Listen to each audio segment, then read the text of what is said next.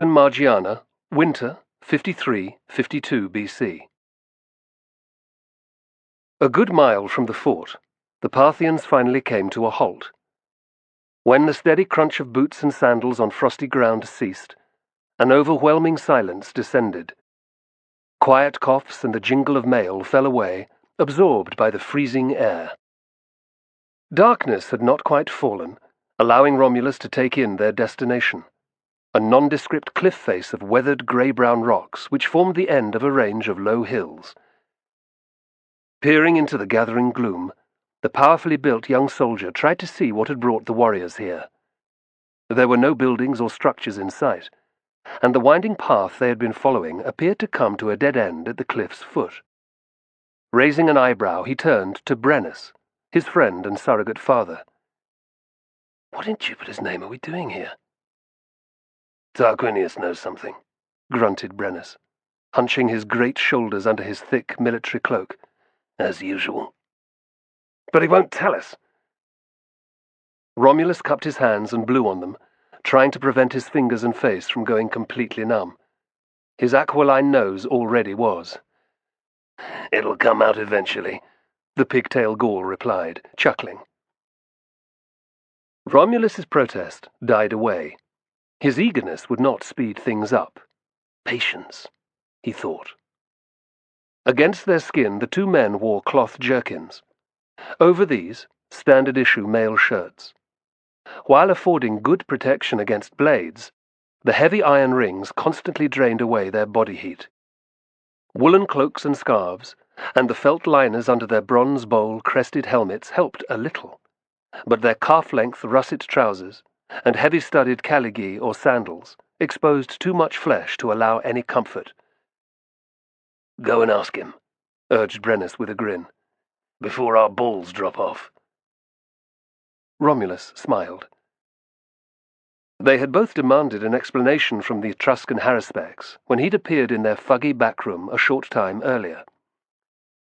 Typically, Tarquinius gave away little, but he had muttered something about a special request from Pacorus, their commander, and the chance of seeing if there was a way out of Margiana. Unwilling to let their friend go off alone, the pair also jumped at the chance of some information. The last few months had provided a welcome break from the constant fighting of the previous 2 years.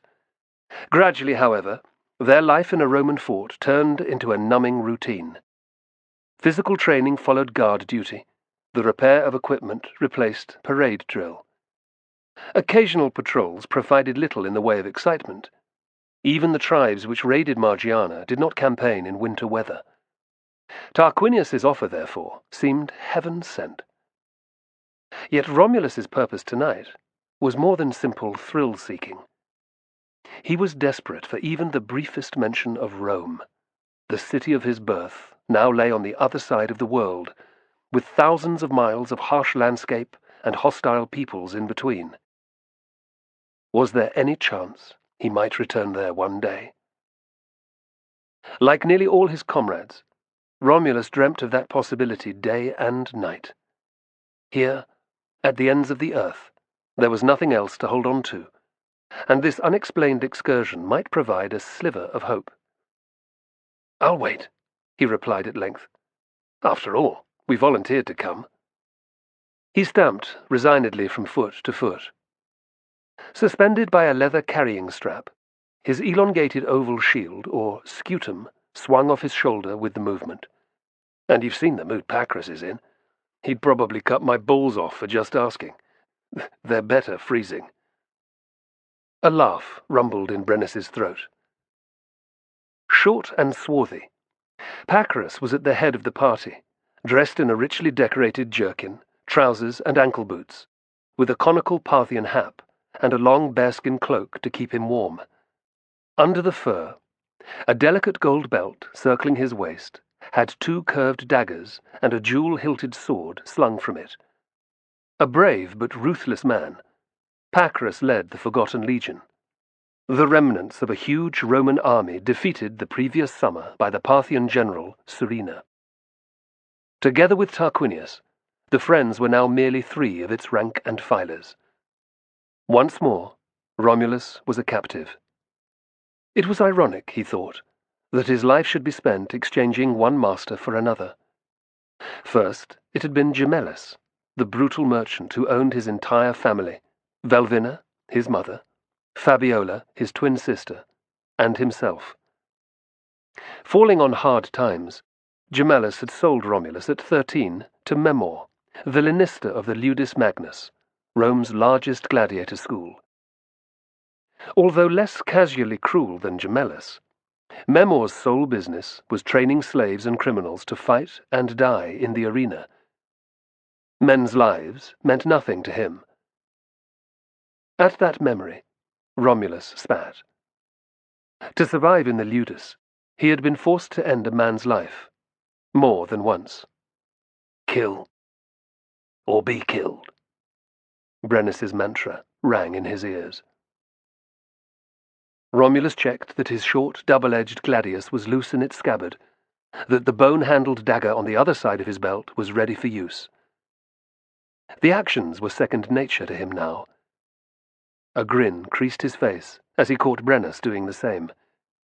Like all Roman soldiers, they also carried 2 iron-headed javelins, or pila. Their companions, a score of Pacorus's best warriors, stood in marked contrast to them. Clad in simpler versions of their seniors' clothing, and with slit-sided woolen cloaks rather than a thick fur one, each man was armed with a long knife and a slim case which hung from his right hip. This was large enough to carry his recurved composite bow and a supply of arrows. Proficient with many weapons, the Parthians were first and foremost a nation of highly skilled archers.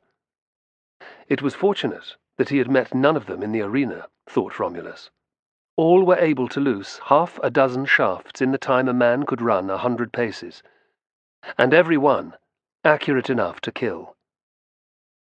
Fortunately, the Ludus was also where he had met Brennus. Romulus threw him a grateful look. Without the Gaul's friendship, he would have soon succumbed to the savage life. Instead, over 2 years had passed with only a single life-threatening injury. Then, late one night, a street brawl had gone horribly wrong, and the friends had had to flee Rome together. Joining the army as mercenaries, the General Crassus had become their new master. Politician, millionaire, and member of Rome's ruling triumvirate, he was desperate for the military recognition possessed by his 2 colleagues, Julius Caesar and Pompey Magnus. Arrogant fool, thought Romulus. If he'd been more like Caesar, we'd all be home by now. Instead of fame and glory, Crassus led 35,000 men to a bloody, ignominious defeat at Carrhae. The survivors, about 1/3 of the army, had been taken prisoner by the Parthians, whose brutality outstripped even that of Memor. Given the stark choices of having molten gold poured down their throats, being crucified, or serving in a border force on Parthia's unsettled eastern frontier, Romulus and his comrades had naturally chosen the last. Romulus sighed, no longer so sure that their choice had been correct. It seemed that they would spend the rest of their lives fighting their captors' historical enemies, savage nomadic tribes from Sogdia, Bactria, and Scythia. He was here to find out if that miserable fate could be avoided. Tarquinius's dark eyes scanned the rock face. Not a sign. Differing in appearance to all the others, Tarquinius had long blonde locks held in place by a cloth band, which revealed a thin face, high cheekbones, and a single gold earring in his right ear. The Etruscan wore a hide breastplate covered with tiny interlinked bronze rings. A centurion's short leather bordered skirt completed his attire. From his back hung a small worn pack. Over his left shoulder, a double-headed battle-axe dangled from a strap. Unlike his companions, the haruspex had scorned a cloak. He wanted his senses to be on full alert. "Well?" demanded Pacorus. "Can you see the entrance?" A slight frown creased Tarquinius's brow, but he did not reply. Long years of training under Olinus, his mentor, had taught him great patience. To others, it often looked like smugness. The commander's eye flickered off to the right. Tarquinius deliberately glanced the other way. Mithras, he thought. Great One, show me your temple. Pacorus could no longer contain himself. It's not even 30 paces away, he taunted. Several of his warriors sniggered. Casually, Tarquinius let his gaze slide over to where the commander had looked a moment before. He stared long and hard at the cliff, but could see nothing. You're a charlatan. I always knew it, snarled Pacorus. It was a complete mistake to let you become a centurion. It was as if the Parthian had forgotten how he, Tarquinius, had provided the Forgotten Legion with its secret weapon, thought the Haruspex bitterly. A ruby gifted to him years ago by Olinus had bought the silk which even now covered more than 5,000 men's scuta, giving them the ability to withstand arrows from the previously all-powerful recurved bows. It had been his idea to have thousands of long spears forged, weapons which could keep any cavalry at bay. It was thanks to him that the massive Sogdian warband devastating towns in Margiana upon their arrival had been annihilated. In addition, his medical expertise had saved the lives of numerous injured soldiers. His promotion to centurion was a tacit acknowledgment of this, and of Tarquinius's esteemed status among the ranks. Yet still he dared not answer back. Pacorus held all of their lives in the palm of his hand.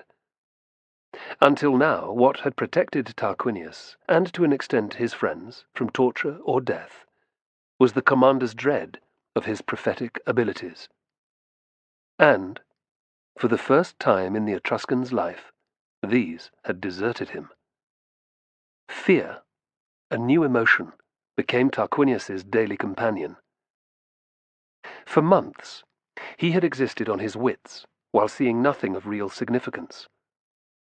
Tarquinius studied every cloud, every gust of wind, and every bird and animal he saw. Nothing. Sacrifices of hens and lambs, normally an excellent method of divining, had repeatedly proved fruitless. Their purple livers, the richest source of information in all of Haruspecy, yielded no clues to him. Tarquinius could not understand it. I have been a Haruspex for nearly 20 years, he thought sourly. Never has there been such a drought of visions. The gods must truly be angry with me. Charon, the Etruscan demon of the underworld, came to mind, emerging from the earth to swallow them all. Blue-skinned and red-haired, he walked in Pacorus's shadow, his mouth full of slavering teeth, ready to tear Tarquinius apart when the commander's patience reached its limit. Which would not take long. One did not need to be a Haruspex to read Pacorus's body language, reflected Tarquinius wearily. He was like a length of wire, stretched so taut it would break any moment. By all that is sacred, Pacorus snapped. Let me show you. Grabbing a torch from a guard, he led the way. The whole party followed. Just 20 steps on, he stopped. Look, he ordered, jabbing forward the flame. Tarquinius's eyes opened wide. Directly in front lay a neat area of evenly cut paving stones. In the center was a large man-made opening in the ground. Heavy slabs of rock had been laid down to form a square hole. Their withered surfaces were covered with inscriptions and etchings. Tarquinius stepped closer to see, recognizing the shapes of a raven, a crouching bull, and an ornate 7-rayed crown. Was that outline a Phrygian cap? It was similar to the blunt-peaked hats worn by Haruspeces since the dawn of time, he thought, with a thrill of excitement. This tiny detail was intriguing, because it was a possible link to the uncertain origins of Tarquinius's people. Before they had colonized central Italy many centuries previously, the Etruscans had journeyed from the east. Traces of their civilization existed in Asia Minor, but legend had it that they came from much further away, as did Mithras. Few things excited Tarquinius, but this did. Years of his life had been spent searching for evidence of the Etruscans' past, with little success. Perhaps now, here in the east, the impenetrable mist of time was beginning to thin. Olenus had been correct. Again. The old man had predicted he might find out more by journeying to Parthia and beyond.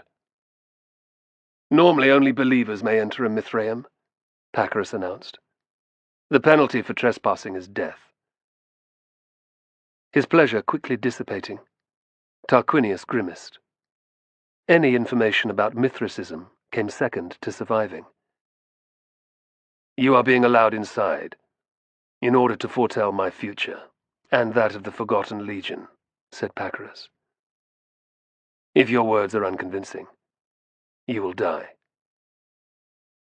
Controlling his emotions, Tarquinius regarded him steadily. There was more. "But before that," muttered Pacorus, his gaze moving to Romulus and Brennus, "your friends will be killed, slowly and painfully, in front of you."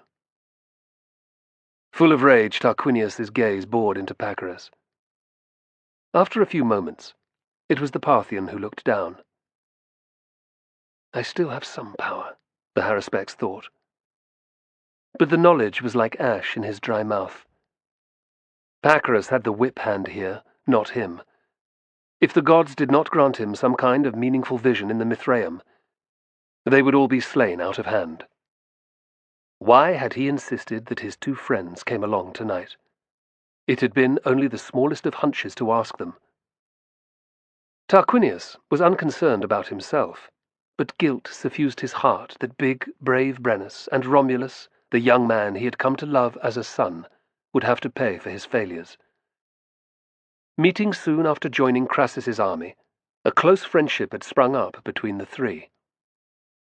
Thanks to the accuracy of his divinations, the others had come to trust Tarquinius utterly.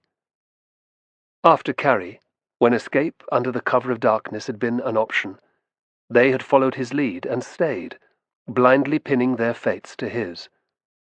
Both still looked to him for guidance. "It cannot end here or now," Tarquinius thought fiercely. "It must not." "So be it," he cried, using his best prophetic tones. "Mithras will give me a sign." Romulus and Brennus's heads whipped round, and Tarquinius saw the hope flare in both their faces, especially in that of Romulus. Taking some solace from this, he waited. Pacorus bared his teeth expectantly. "Follow me," he said, placing his foot on the first step. Without the slightest pause, Tarquinius stepped after him. Just one hulking warrior, Pacorus's personal bodyguard, took up the rear. In his right hand was a ready dagger. The party of guards fanned out, planting their torches in specially placed gaps in the paving stones. An ash-filled ring fireplace was evidence that they, or others, had stood here before. Romulus was still amazed by the manner of Pacorus's and Tarquinius's disappearance. He had noticed the large, shaped slabs, but not fully appreciated that they formed an entrance. Now, with the whole scene relatively well lit, Romulus saw the carved drawings on either side of the hole. Excited, he began to understand. This was a temple to Mithras. And Tarquinius seemed sure that something would be revealed inside. Desperate to know more, he moved to follow the Haruspex, but half a dozen Parthians blocked his way. "Nobody else goes down there," growled one. "The Mithraeum is hallowed ground. Filth such as you are not welcome." "All men are equal in Mithras's eyes," Romulus challenged, remembering what Tarquinius had told him. "I am a soldier." The Parthian looked nonplussed.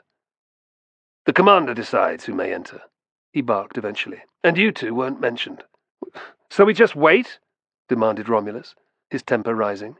"That's right," replied the warrior, taking a step forward. Several of the others copied him. their hands falling to their quivers. "We all stay here until Pacros says so. Clear?" They glared at each other. Although the Parthians and the legionaries had now fought together a number of times, there was little love lost between the captors and captives. As far as the Romans were concerned, there never would be. Romulus felt the same way. These men had helped slaughter his comrades at Carrhae. He felt Brennus's arm on his side. "Leave it," said the Gaul calmly. "Now is not the time." Brennus's intervention was a simple gut reaction. Over the previous 4 years, Romulus had become like a son to him. Since they had been thrown together, the Gaul had found his own tortured existence much easier. Romulus provided him with a reason not to die. And now, thanks to Brennus's repetitive and unrelenting training, the 17-year-old was a skillful fighter. Tarquinius's efforts meant that Romulus was also well educated. He could even read and write. It was only occasionally, when he was severely provoked, that Romulus's temper got the better of him. "I was like that once," Brennus thought.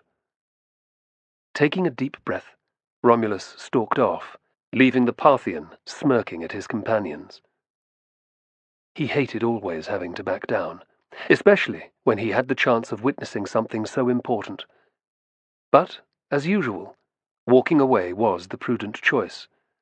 Why did Tarquinius bother dragging us along? Back up. Against whom? Those miserable dogs? Incredulously, Romulus indicated the Parthians. "There are 20 of them, with bows." "Bad odds, it's true," shrugged the Gaul. "He doesn't have anyone else to ask, though." "It's more than that," Romulus shot back. "Tarquinius must have a reason. We need to be here." Brennus turned his blond, shaggy head this way and that, taking in the barren landscape. It was vanishing into the darkness of another bitter night. "I don't know what," he concluded. "This is a god-forsaken spot. Nothing out here but dirt and rocks." Romulus was about to agree when his attention was caught by 2 spots of light reflecting the radiance from the torches. He froze, squinting into the gloom. At the limit of his vision was a jackal, watching them. Motionless, only the creature's bright eyes revealed that it was not a statue. "We're not alone," he hissed delightedly. "There, look." Brennus smiled proudly at the sharp observation.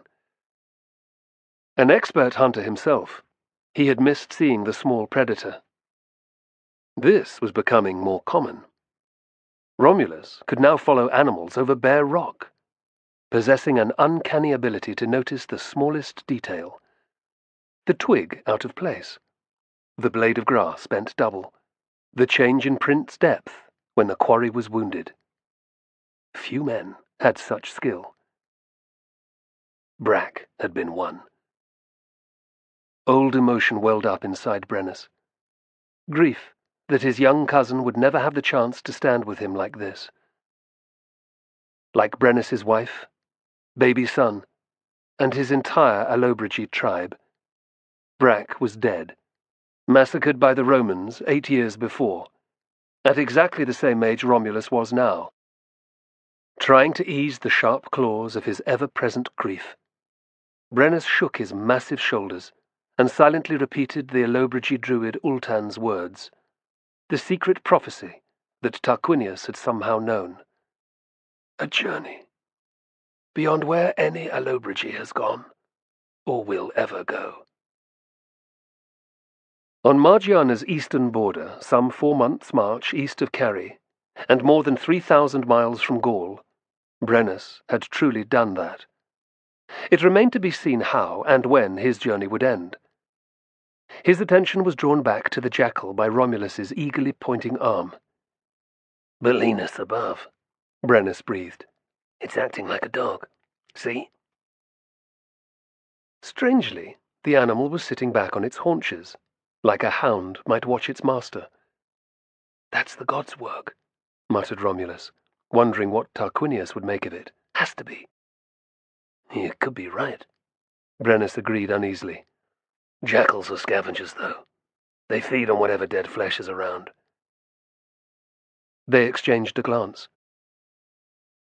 Men will die here tonight. Brennus shivered. I can feel it. Maybe, said Romulus pensively.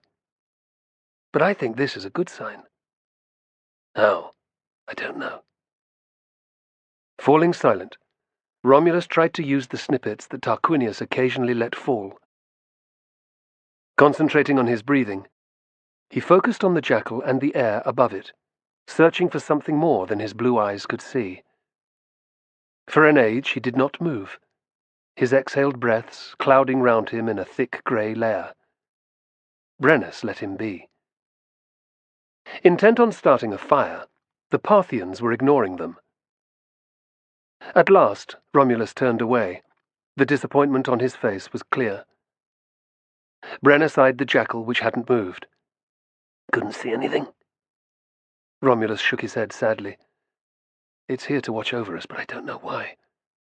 Tarquinius would, though. Don't worry, said the Gaul, clapping him on the shoulder. There are 4 of us against 20 now. Romulus had to smile at that. It was far colder where they were standing, but both felt more kinship with the jackal than with Pacorus's men. Instead of seeking heat by the fire, they huddled down together by a large boulder. In the event, it was that decision which probably saved their lives. Tarquinius felt his pulse quicken as they descended the crudely formed earthen steps, which were easy to see thanks to Pacorus's torch. The narrow staircase had been dug out of the soil, with timber joists to hold up the sides. Neither the commander nor his guard spoke, which suited Tarquinius. He used the time to pray to Tinia, mightiest of the Etruscan gods, and to Mithras, even though he never had before. Mysterious and unknown, Mithraism had fascinated Tarquinius ever since he had heard of it in Rome. The religion had only been carried there a decade previously by legionaries who had campaigned in Asia Minor. Highly secretive in nature, Mithras's followers were sworn to uphold the values of truth, honor, and courage. Rites of great suffering had to be endured to move between the levels of devotion. That was all the Haruspecs knew. Of course, it was not surprising to see evidence of the warrior deity here in Margiana. This area was where the cult was strongest, perhaps even where it had originated. The discovery might have been in better circumstances, though. Tarquinius smiled sardonically. He and his friends were under threat of immediate death. So it was time to be bold. With luck, the god would not be angered by a request made by a non-initiate, entering a Mithraeum in this unorthodox manner. After all, I'm not just a Haruspex, he thought proudly. I am a warrior too. Great Mithras, I come with a humble heart to worship you. I beg for a sign of your favor, something to placate your servant Pacorus. He hesitated for a moment, and then dared all. I also need your guidance to find a path back to Rome. Tarquinius sent his prayer up with all the force he could muster. The answering silence was deafening. He tried not to feel disappointed, but failed. 84 stairs later, they reached the bottom. A wash of stale air wafted up the tunnel. It was a mixture of men's sweat, incense, and burnt wood. Tarquinius's nostrils twitched, and goosebumps formed on his arms. There was palpable power here. If the god was in a favorable mood, perhaps his divining skills did have a chance of being revived. Half turning, Pacorus noticed his reaction and smiled. Mithras is mighty indeed, he said, and I will know if you are lying. Tarquinius met his stare. You will not be displeased, he said quietly. Pacorus restrained himself from saying more. Originally, he had been awed by Tarquinius's ability to anticipate the future, and to pluck the solutions to overwhelming problems from thin air. Although he would not openly admit it, the Forgotten Legion's initial successes in driving out the marauding tribes had almost exclusively been thanks to the Haruspecs. But some months ago, Tarquinius's accurate predictions had dried up, to be replaced with vague, generalized comments. At first, Pacorus had been unconcerned, but this had soon changed. He needed the prophecies because his position as commander of Parthia's eastern border was a double-edged sword. With a huge promotion from his previous rank, it came laden with expectation. Pacorus relied on divine help, just to survive. Attacks by warbands from neighboring lands had been frequent for some time. The reason for this was simple. In anticipation of Crassus's invasion, all local garrisons had been emptied more than 12 months previously. King Orodes, the Parthian ruler, had diverted every available man to the west, leaving the frontier region with few defences. The nomadic tribes had quickly seized the opportunity to rape and pillage every settlement within easy reach of the border. Growing bold on the back of success, soon they were vying to carve up Margiana. Pacorus's mission from Orodes was simple: to smash all opposition and restore the peace fast. This he had done, but his very success jeopardized his position. The king was wary of any officer who became too effective. Even General Serena, the leader who had achieved the stunning victory at Carrhae, had not been safe. Nervous of Serena's newfound popularity, Orodes had ordered his execution not long after the battle. The news kept officers such as Pacorus in constant uncertainty, eager to please, unsure how to proceed, and desperate for aid from sources such as Tarquinius.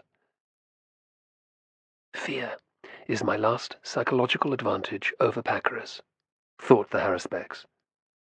Even that had worn thin. Weariness filled him. If the god revealed nothing, he would have to come up with something believable, enough to convince the ruthless Parthian not to kill them all. But after months of stringing Pacorus along, Tarquinius doubted his imagination was capable of any more. They walked in silence along a passageway constructed in the same way as the staircase. At length, it opened out into a long, narrow chamber. Pacorus moved left and right, lighting oil lamps which sat in small alcoves. As light flooded the room, Tarquinius took in the paintings on the walls, the low seats on each side, and the heavy wooden posts supporting the low roof.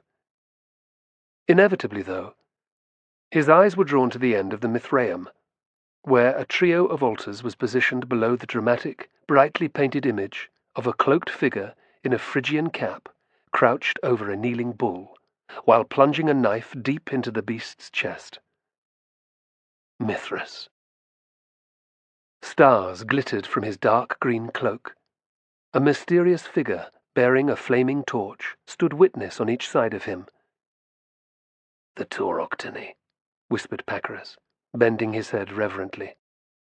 By killing the sacred bull, Mithras gave life to the world. Behind him, Tarquinius sensed the guard bowing.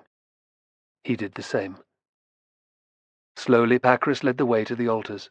Muttering a brief prayer, he bent from the waist. The god is present, he said, stepping aside. Let us hope he reveals something to you. Tarquinius closed his eyes and gathered his strength. Unusually, his palms were sweaty. Never had there been an occasion where he needed help more. He had made momentous predictions before now, many of them, but not under the threat of immediate execution. In here, there was no wind, no cloud, no flocks of birds to observe, not even an animal to sacrifice. I am alone, the Haruspecs thought. Instinctively he knelt. Great Mithras, help me. He looked up at the godly figure depicted above him. There was a knowing expression in its hooded eyes. What can you offer me? It seemed to say. Other than himself, Tarquinius had no answer. I will be your faithful servant. He waited for a long time. Nothing. Well? Demanded Pacorus harshly, his voice echoing in the confined space. Desolation swamped Tarquinius. His mind was a complete blank. Furious, Pacorus uttered a few words to his guard, who stepped in close. This is it, Tarquinius thought angrily. Olinus was wrong in thinking I would journey back from Margiana. Instead, I am to die alone in a Mithraeum. Romulus and Brennus will be slain too. My whole life has been wasted. Then, from nowhere, an image seared his retinas. Nearly 100 armed men, creeping in on a score of Parthian warriors, sitting around a fire. Tarquinius's skin crawled. Talking among themselves. The Parthians were totally unaware. "Danger!" he blurted, jumping up. "There is great danger approaching." The guard paused, his knife still ready for use. "From where?" demanded Pacorus. "Sogdia? Bactria?" "You don't understand," cried the Haruspex. "Here! Now!" Pacorus's eyebrows rose disbelievingly. "We must warn the others," urged Tarquinius. "Return to the fort before it's too late." "It's night-time in midwinter," scoffed Pacorus. 20 of the finest men in Parthia are on watch outside, so are your friends, and 9,000 of my soldiers are only a mile away. What possible danger can there be?" His guard leered. "They are about to be attacked," answered Tarquinius simply. "Soon." "What? This is how you cover up your incompetence?" shouted Pacorus, his colour rising. "You're a damn liar!" Instead of denying the accusation, Tarquinius closed his eyes and brought back the image he had just seen. Somehow he did not allow panic to take hold. "I need more, great Mithras." "Finish it," Pacorus ordered. Tarquinius could sense the knife approaching, but he remained still. This was the ultimate test of his divining ability. There was nothing else he could do, no more he could ask of the god. Cool air brushed Tarquinius's neck as the guard's arm rose high. He thought of his innocent friends above. "Forgive me." Carrying down the tunnel, the unmistakable sound of a man shouting the alarm reached their ears. Shock filled Pacorus's face, but he regained control fast. "Treacherous dog! Told your friends to cry out after a certain time, eh?" Tarquinius shook his head in silent denial. There was a long pause before the air filled with blood-curdling yells. Far more noise than 2 men could make. Pacorus blanched. He hesitated for a moment, then turned and ran from the chamber, his guard close on his heels. Rising, Tarquinius was about to follow, when he felt a surge of power. The god's revelation was not over, but his friends were in mortal danger. Guilt mixed with anger and desire for knowledge. He knelt again. There was time. A little time. A long half-hour passed. The temperature, which had been hovering just below freezing all day, fell much further. Using a stockpile of timber left there for the purpose, the Parthian warriors fed the blazing fire until it was the height of a man. While a few stood guard on a perimeter roughly 30 paces out, the remainder hunched around it, talking between themselves. Few even glanced at Romulus and Brennus, the interlopers. The 2 friends stamped up and down, doing their best to keep warm. It was a futile battle. Still, they felt no inclination to join the Parthians, whose attitude towards them was at best contemptuous. Brennus fell into a deep reverie about his future, while Romulus studied the jackal, hoping to understand its reasons for staying. His efforts were in vain. Finally the animal stood up, shook itself in a leisurely manner, and trotted off to the south. It was lost to sight instantly. Later, Romulus would remember the timing with awe. "Gods above," muttered Brennus, his teeth chattering. I hope Tarquinius is done soon. Otherwise, we're going to have to join those bastards by the fire.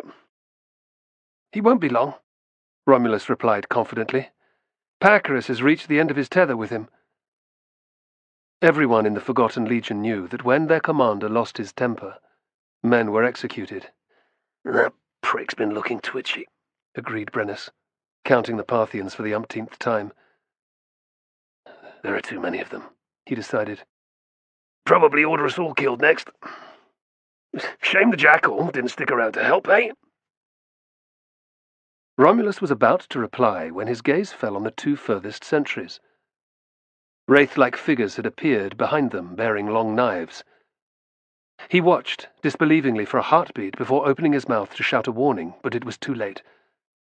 The Parthians toppled backwards and out of sight, silent sprays of red jetting from their cut throats. None of their companions noticed. "To arms!" Romulus roared. "We're under attack from the east!" Alarmed, the other warriors scrambled to their feet, reaching for their weapons and staring out into the pitch darkness. From it, fearsome yells rose into the freezing air. Brennus was beside Romulus in an instant. "Wait," he cautioned. "Don't move yet." "They're spotlit by the fire," said Romulus, understanding. "Fools," muttered Brennus. The first arrows descended as they watched. Fired from beyond the firelight, they fell in a dense, deadly rain. A perfectly laid ambush. It was bizarrely beautiful to watch. More than half the Parthians were killed outright by the volley, and several others were wounded. The remainder frantically grabbed their bows and loosed shaft after blind shaft in response.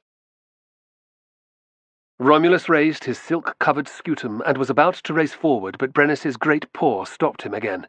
"Tarquinius," he protested, "is safe underground for the moment." Romulus relaxed a fraction. "They'll charge next," the Gaul said, as the terrifying shouts increased in volume. "And when they do, let's give them a little surprise of our own." Brennus's guess was correct. What he had not foreseen was the number of attackers. There was another shower of arrows, and then the enemy came in at a run, dozens of them. With bows like those of the Parthians slung over their shoulders, they waved swords, knives, and vicious-looking short-headed axes. Dressed in felt hats, ornate scale mail, and knee-high boots, the brown-skinned men could only be one nationality: Scythian. Romulus and Brennus had already encountered the fierce nomads in skirmishes on the border. Although their empire's heyday had passed, the Scythians still made unrelenting enemies, and their hooked arrowheads were coated in a deadly poison called Scythicon. Anyone even scratched with it died in agonizing pain. Brennus cursed quietly, and Romulus's stomach clenched. Tarquinius was still in the Mithraeum, and they could not just leave him to his fate. Yet, if they tried to rescue the Haruspecs, certain death would come to all of them. There were at least 50 Scythians visible now, and more were appearing. Bitterness filled Romulus at the randomness of life. The idea of returning to Rome now seemed laughable. "They can't have missed the noise," Brennus whispered. "Pacorus is no coward. He'll come charging out at any moment, and there's only one way to save their lives." "Go in quick and silent," said Romulus. Pleased, Brennus nodded. "Hit any Scythians by the temple's entrance. Grab Tarquinius and the others, then make a run for it." Clinging to his words, Romulus led the way. They ran hard and fast, their cold muscles aching with the effort. Thankfully, adrenaline soon kicked in, giving them extra speed. Javelins in hand, both cocked their right arms back, preparing to throw when the time was right. Engrossed with the surviving Parthians, the Scythians were not even looking outwards. They had encircled their foes and were closing in. "With a century behind us," thought Romulus wistfully, "we'd smash them into pieces." Now, though, they had to trust that Tarquinius emerged at the right time, and they could escape into the night. It was a slim hope. Like two avenging ghosts, they closed in on the Mithraeum's unguarded entrance. Still, they were not seen. Cries of fear filled the air as the last Parthians realized that their fate was sealed. A few steps from the hole, Romulus was beginning to think that they might just do it. Then a lightly built Scythian straightened up from a prone Parthian, wiping his sword on the corpse's clothing. His mouth opened and closed as he saw them. Snapping out an order, the Scythian rushed forward. 9 men followed, some quickly sheathing their weapons and unslinging their bows. "You look for Tarquinius!" yelled Romulus, as they skidded to a stop by the opening. "I'll hold them!" Trusting his friend implicitly, Brennus dropped his peeler by Romulus's feet. Ripping a torch from the ground, he clattered down the steps. "Won't be long," he yelled. "I'll be dead if you are!" Grimly, Romulus closed one eye and took aim. With the ease of long practice, he threw his first pilum in a low, curving arc. It hit the lead Scythian 20 paces away, skewering right through his scale mail and running deep into his chest. He dropped like a poleaxed mule. His comrades scarcely paused. Romulus's second javelin punched into a stocky Scythian's belly, taking him out of the equation. His third missed, but the fourth pierced the throat of a warrior with a long black beard. Giving him a little more respect now, 3 Scythians slowed down and strung shafts to their bows. The 4 others redoubled their speed. 7 of the Horsons, Romulus thought, his heart pounding with a combination of madness and fear. Poison arrows, too. Bad news. What should I do? Suddenly, Cotter, his trainer in the Ludus, came to mind. "If all else fails, take the battle to an unsuspecting enemy. The element of surprise is invaluable." He could think of nothing else, and there was still no sign of Brennus or Tarquinius. Yelling at the top of his voice, Romulus charged forward. The Scythians smiled at his recklessness. Here was another fool to kill. Reaching the first, Romulus used the 1-2 method of punching with his metal shield boss and following with a thrust of his gladius. It worked well. Spinning away from his falling enemy, he heard an arrow strike his scutum, then another. Thankfully the silk did its job, and neither penetrated. A third whistled past his ear. Knowing he had a moment before more were loosed, Romulus peered over the iron rim. 2 Scythians were almost on him. The last was a few steps behind, while the trio with bows were fitting their second shafts. Romulus's mouth felt bone dry. Then a familiar battle cry filled his ears. The Scythians faltered. Romulus risked a glance over his shoulder. Springing from the entrance like a great bear, Brennus had launched himself 6 steps forward.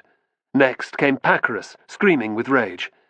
He was followed closely by the hulking guard, waving his knife over his head. There was no sign of Tarquinius. Romulus had no time to dwell on this. He spun back and barely managed to parry a powerful blow from a Scythian. He stabbed forward in response, but missed. Then the man's comrade nearly took off his sword arm with a huge downward cut. It missed by a whisker. Sparks went flying upward as the iron blade struck the flagstones, and Romulus moved fast. The second Scythian had overextended himself with the daring blow, and in the process exposed his neck. Leaning forward, Romulus shoved his gladius into the unprotected spot between the man's felt hat and his mail. Slicing through skin and muscle, it entered the chest cavity, severing most of the major blood vessels. The Scythian was a corpse before Romulus even tried to withdraw his blade. Shocked, his comrade still had the presence of mind to lower his right shoulder and drive forward into Romulus's left side. The air left his lungs with a rush, and Romulus fell awkwardly to the frozen ground. Somehow, he held on to his gladius. Desperately he pulled on it, feeling the blade grating off his enemy's clavicle as it came out. Far too slowly. It was hopeless. His lips peeled back with satisfaction. The Scythian jumped to stand over Romulus. His right arm went up, preparing to deliver the death stroke. Bizarrely, Romulus could think only of Tarquinius. Where was he? Had he seen anything? The Scythian made a high, keening sound of pain. Surprised, Romulus looked up. There was a familiar-looking knife protruding from his enemy's left eye socket. He could have shouted for joy. It belonged to Brennus. Incredibly, the Gaul had saved his life. With a hefty kick, Romulus sent the Scythian tumbling backwards. Craning his neck, he looked for the others. Brennus and Pacorus were within arm's reach, fighting side by side. Unfortunately, the guard was already down, 2 arrows protruding from his belly. but they now had a tiny chance. Carefully retrieving his scutum, Romulus sat up, protecting himself from enemy shafts. One immediately slammed into it, but he was able to take in the situation. The trio of archers were still on their feet, and at least a score of Scythians were running to join the fray. With arrows raining down around him, Romulus managed to retreat unhurt to Brennus's side. "Give me your shield!" Pacorus ordered him at once. Romulus stared at his commander. "My life or his?" he considered. "Death now or later?" "Yes, sir," he said slowly, without moving. "Of course." "Now!" Pacorus screamed. As one, the archers drew back and loosed again. 3 arrows shot forward, seeking human flesh. They took Pacorus in the chest, arm, and left leg. He went down, bellowing in pain. "Curse you!" he cried. "I'm a dead man." More and more shafts hissed into the air. "Where's Tarquinius?" shouted Romulus. "Still in the Mithraeum. Looked like he was praying," Brennus grimaced. "Want to make a run for it?" Romulus shook his head fiercely. "No way!" "Me neither." As one, they turned to face the Scythians. Chapter 2. Scaevola. Near Pompeii, winter 53-52 BC. "Mistress?" Fabiola opened her eyes with a start. Standing behind her was a kind-faced, middle-aged woman in a simple smock and plain leather sandals. She smiled. Docilosa was Fabiola's one true friend and ally, someone she could trust with her life. "I've asked you not to call me that." Docilosa's lips twitched. A former domestic slave, she had received her manumission at the same time as her new mistress, but the habits of a lifetime took a while to discard. "Yes." "Fabiola," she said carefully. "What is it?" asked Fabiola, climbing to her feet. Stunningly beautiful, slim and black-haired, she was dressed in a simple but expensive silk and linen robe. Ornate gold and silver jewelry winked from around her neck and arms. "Docilosa?" There was a pause. "Word has come from the north," said Docilosa. "From Brutus." Joy struck, followed by dread. This was what Fabiola had been asking for. News of her lover. Twice a day, in an alcove off her villa's main courtyard, she prayed at this altar without fail. Now that Jupiter had answered her requests, would it be good news? Fabiola studied Docilosa's face for a clue. Decimus Brutus was sequestered in Ravenna with Caesar, his general, who was plotting their return to Rome. Conveniently situated between the capital and the frontier with Transalpine Gaul, Ravenna was Caesar's favorite winter abode. There, surrounded by his armies, he could monitor the political situation. Above the river Rubicon, this was allowed. But for a general to cross without relinquishing his military command, thereby entering Italy proper under arms, was an act of high treason. So every winter, Caesar watched and waited. Unhappy, the Senate could do little about it, while Pompey, the only man with the military muscle to oppose Caesar, sat on the fence.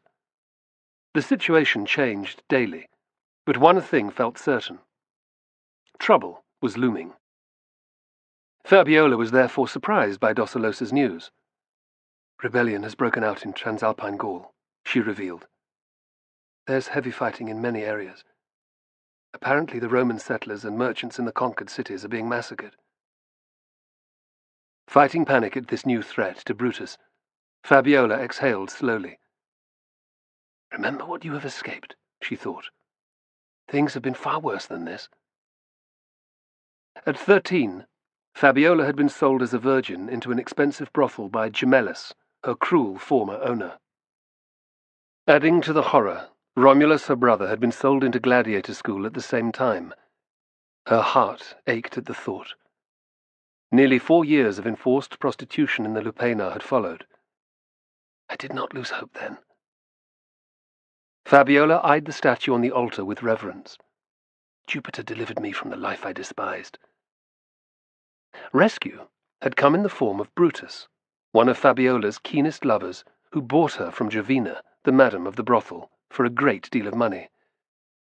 The impossible is always possible, Fabiola reflected, feeling calmer. Brutus would be safe. I thought Caesar had conquered all of Gaul, she asked. So they say, muttered Docilosa. Yet it has seen nothing but unrest, retorted Fabiola. Aided by Brutus, Rome's most daring general had been stamping out trouble since his bloody campaign had ostensibly ended. What is it now? The chieftain, Vercingetorix, has demanded and received a levy from the tribes, Docilosa replied. Tens of thousands of men are flocking to his banner. Fabiola frowned. This was not news she wanted to hear. With the majority of his forces stationed in winter quarters just inside Transalpine Gaul, Caesar could be in real trouble. The Gaulish people were fierce warriors who had vigorously resisted the Roman conquest, losing only because of Caesar's extraordinary abilities as a tactician and the legion's superior discipline. If the tribes were truly uniting, an uprising had catastrophic potential. The news gets worse, Docilosa continued. Heavy snow has already fallen in the mountains on the border. Fabiola's lips tightened. Brutus's most recent message had talked about coming to visit soon. That would not now happen. If Caesar couldn't reach his troops in time to quell the rebellion before spring, the trouble would spread far and wide. Vercingetorix had picked his moment carefully, thought Fabiola angrily. If this revolt succeeded, all her well-laid plans would come to nothing. Doubtless thousands would lose their lives in the forthcoming fighting, but she had to ignore that heavy cost. Whatever her desires, those men would still die. A quick victory for Caesar would mean less bloodshed. Fabiola desperately wanted this because then Brutus, his devoted follower, would gain more glory. But it was not just that. Fabiola was ruthlessly focused. If Caesar succeeded, her star would rise too. She felt a twinge of guilt that her first thought had not been for Brutus's safety. A keen career soldier, he was also extremely courageous. He might be injured or even killed in the forthcoming fighting.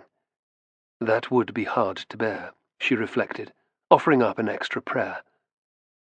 Although she had never let herself love anyone, Fabiola was genuinely fond of Brutus. He had always been gentle and kind, even when taking her virginity. She smiled. Choosing to lavish her charms on him had been a good decision. Previously, there had been many such clients, all powerful nobles, whose patronage could have guaranteed her progress into the upper echelons of Roman society. Keeping her gaze on that prize, Fabiola had somehow managed to disassociate herself from the degradation of her job. Just as they used Fabiola's body, men were to be taken for whatever she could gain: gold, information, or, best of all, influence. From the start, Brutus had been different from most clients, which made sex with him easier. What had finally tipped the balance in his favor was his close relationship with Caesar, a politician who had aroused Fabiola's interest as she eavesdropped on conversations between nobles relaxing in the brothel's baths. The pillow talk that she cajoled from her satiated customers had also been full of promising pointers towards Caesar. Perhaps it was Jupiter who had guided her to become Brutus's mistress, thought Fabiola. While at a feast with Brutus, she had seen a statue of Caesar which reminded her strongly of Romulus. Suspicion had burned in Fabiola's mind since. Docilosa's next words brought her back to reality. The Optimates threw a feast when the news of Vercingetorix's rebellion reached Rome. Pompey Magnus was guest of honor. Gods above, muttered Fabiola. Anything else? Caesar had enemies everywhere, and particularly in the capital. The triumvirate which ruled the Republic had been reduced by one with the death of Crassus, and since then Pompey had seemed unsure what to do about Caesar's unsurpassed military successes, which suited Caesar admirably.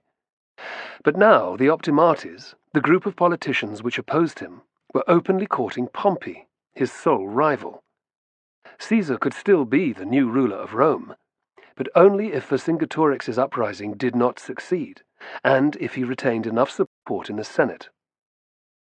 Suddenly Fabiola felt very vulnerable. In the Lupanar, she had been a big fish in a small pond. Outside, in the real world, she was a nobody. If Caesar failed, so did Brutus. And without his backing, what chance had she of succeeding in life?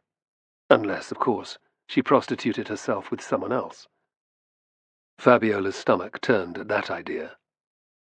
Those years in the Lupanar had been enough to last a lifetime. This called for dramatic measures. "I must visit the temple on the Capitoline Hill," Fabiola declared, "to make an offering and pray that Caesar crushes the rebellion quickly." Docilosa hid her surprise. "The voyage to Rome will take at least a week, more if the seas are rough." Fabiola's face was serene. "In that case, we shall travel by road." Now the older woman was shocked. "We'll end up raped and murdered. The countryside is full of bandits." "No more so than the streets of Rome," Fabiola replied tartly. "Besides, we can take the 3 bodyguards that Brutus left. There'll be enough protection." Not as good as Benignus or Vettius, she thought, fondly remembering the Lupanar's huge doorman. Despite their devotion to Fabiola, they had been too valuable for Jovina to sell as well. Returning to the capital might allow her to investigate that possibility again. The tough pair would be very useful. "What will Brutus say when he finds out?" "He'll understand," answered Fabiola brightly. "I'm doing it for him." Docilosa sighed. She would not win this argument. And with few diversions other than the baths or covered market in Pompeii, life had become very mundane in the almost empty villa. Rome would provide some excitement. It always did. "When do you wish to leave?" "Tomorrow. Send word to the port so that the captain can ready Ajax.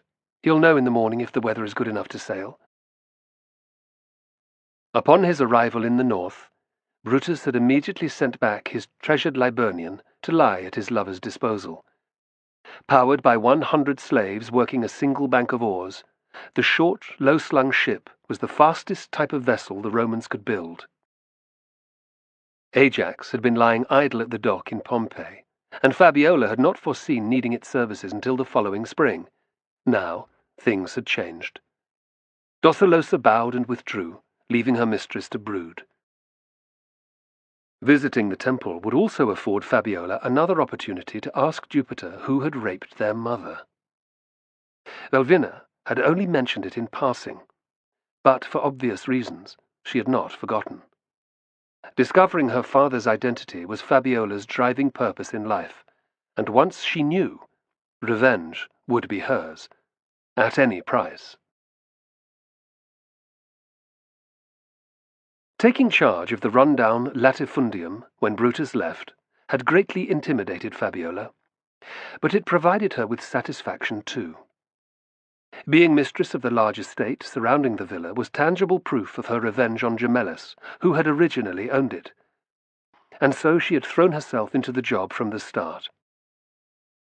An initial tour of the house proved that, as in his residence in Rome, Gemellus's tastes were crude and garish.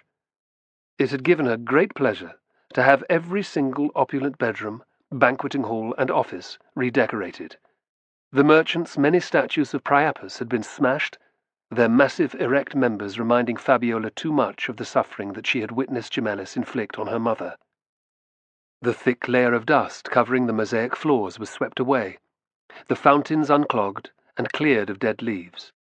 Even the neglected plants in the courtyards had been replaced. Best of all, the walls of the heated bathing area had been repainted with bright images of the gods, mythological sea creatures, and fish. One of Fabiola's most powerful memories of her first day in the Lupanar was seeing such pictures in its baths. She had determined to have the same luxuriant surroundings herself one day. Now it was a reality. Yet it was hard not to feel guilty, she thought later that day. While she lacked for nothing, Romulus was probably dead.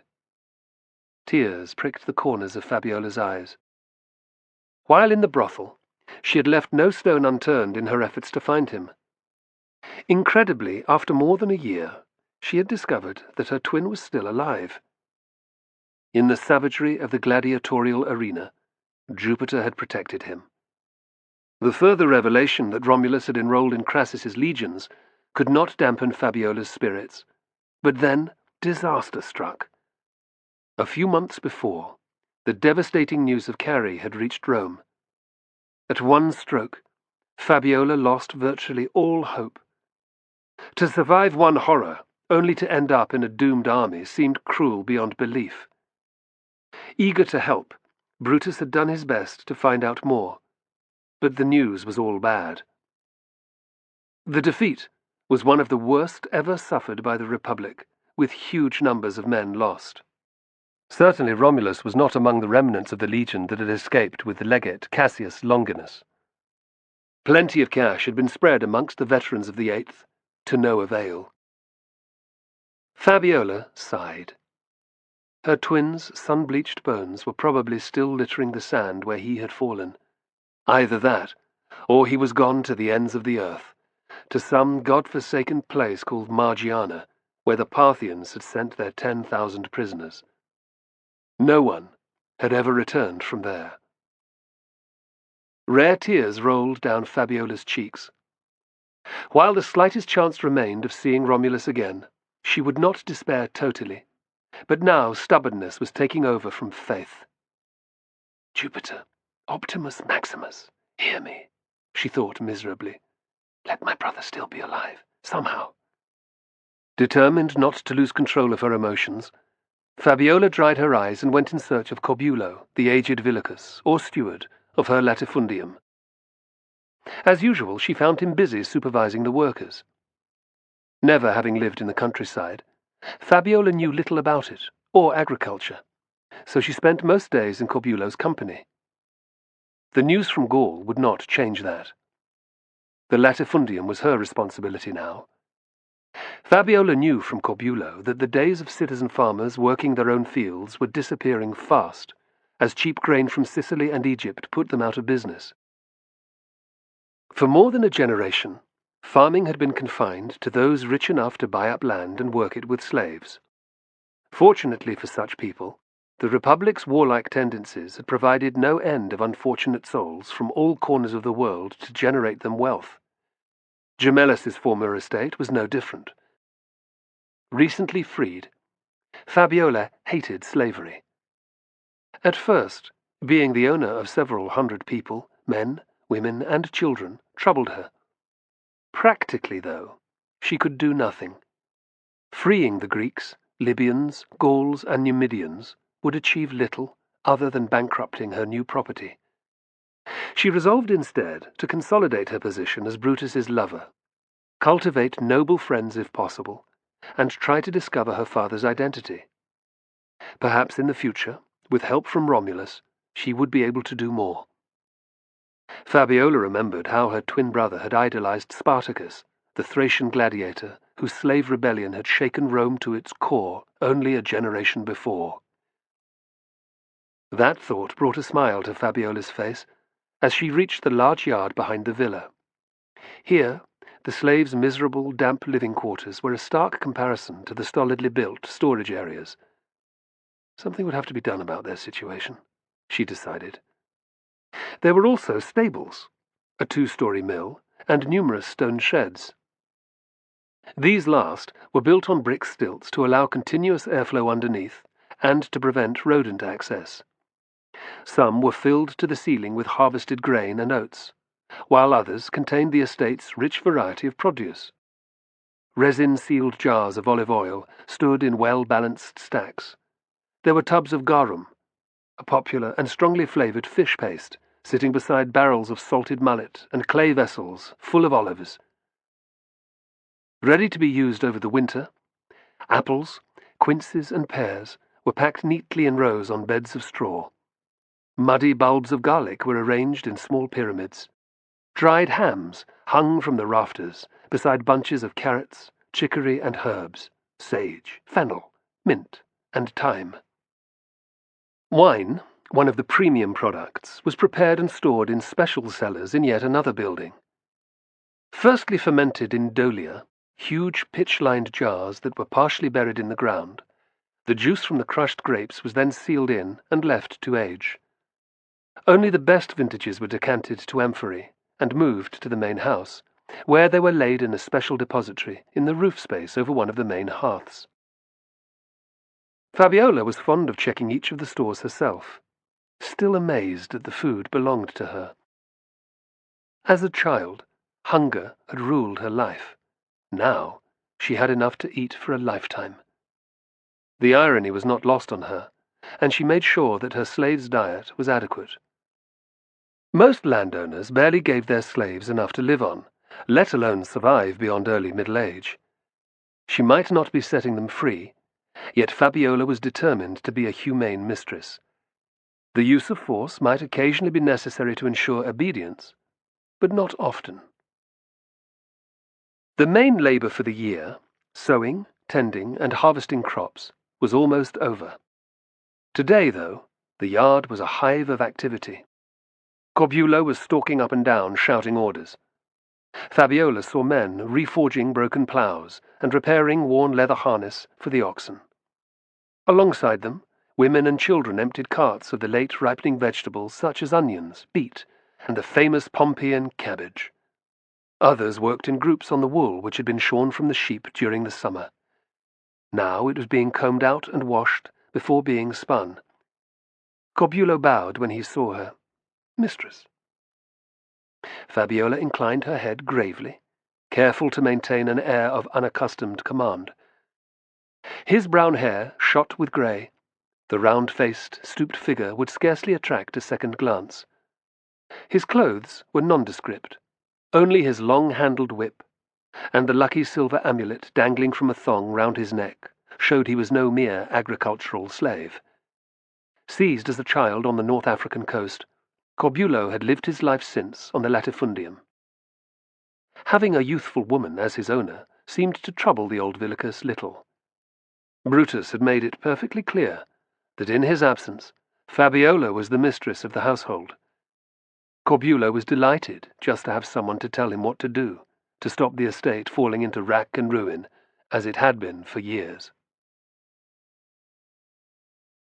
"What are you doing?" "Supervising this lot, mistress," said Corbulo, indicating the nearby slaves. "Always plenty of routine jobs to keep them busy." Fabiola was intrigued by daily life on the latifundium. She could not imagine her former master feeling the same way.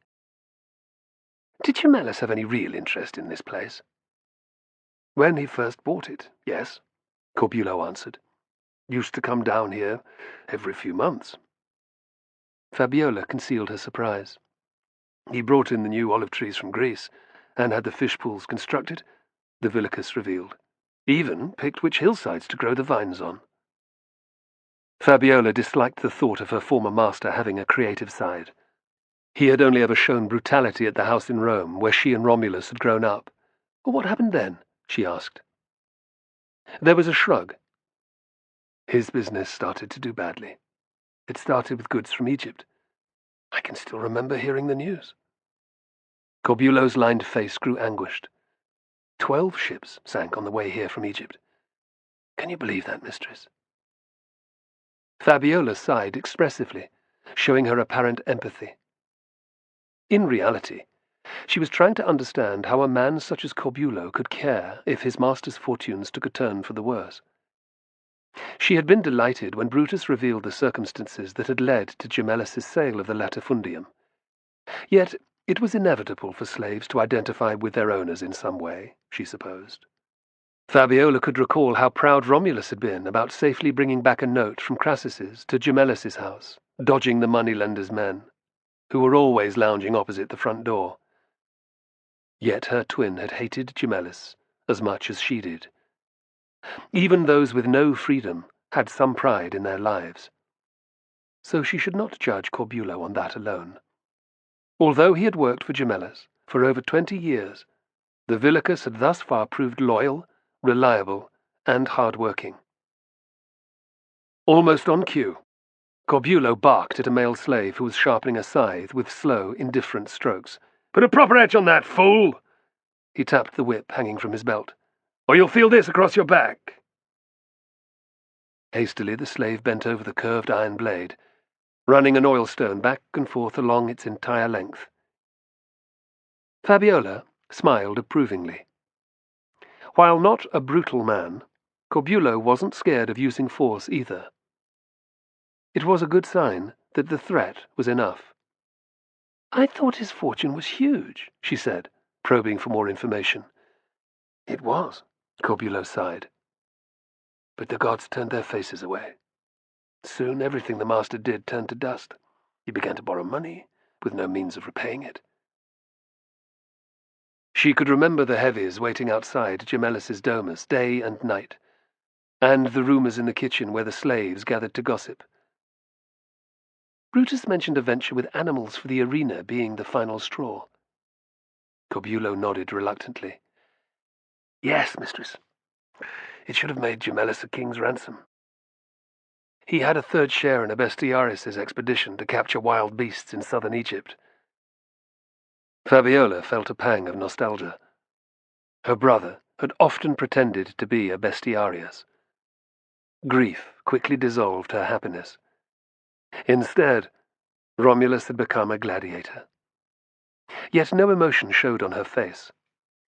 The Lupanar had endowed her with the ability to conceal her feelings from everyone, even Brutus.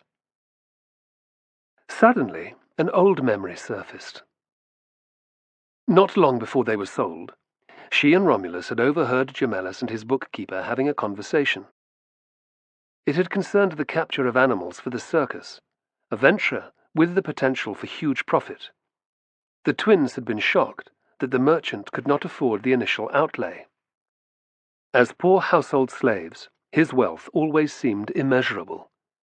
"That should have cleared his debts," she said calmly. "Except the vessels sank," Corbulo announced. "Again. All of them. Every last one," replied the Villicus grimly. "A freak storm." Fabiola gasped. "Bad luck indeed." "It was more than that. The soothsayers said Neptune himself was angry." Corbulo swore violently. Then his face coloured as he remembered whom he was speaking to. "Sorry, mistress," he muttered. Fabiola abruptly decided to show her authority in front of the slaves. It was something she had seen Brutus do on a regular basis, ensuring that he was feared as well as respected. "Remember who I am!" she snapped. Corbulo bowed his head and waited to be punished. Perhaps his new young mistress was no different to Gemellis. In fact, Fabiola had heard far worse in the Lupanar, but Corbulo had no knowledge of that. She was still learning to give orders, so his response gave her confidence. "Continue," Fabiola said in a more gentle tone. The Villicus bobbed his head in gratitude. Gemellis was never one for prophecies. But there was one he mentioned just before those ships were lost. Her lip curled. "Haruspices tell nothing but lies." Hoping for a sign of release from their awful existence, many girls in the brothel spent large amounts of their meagre savings on readings from soothsayers. Fabiola had seen precious few predictions borne out.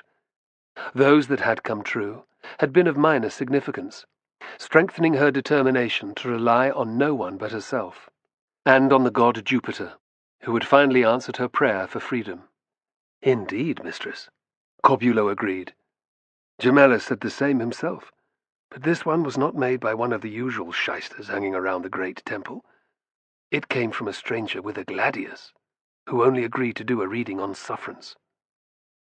There was a deliberate pause, and virtually all of it came true.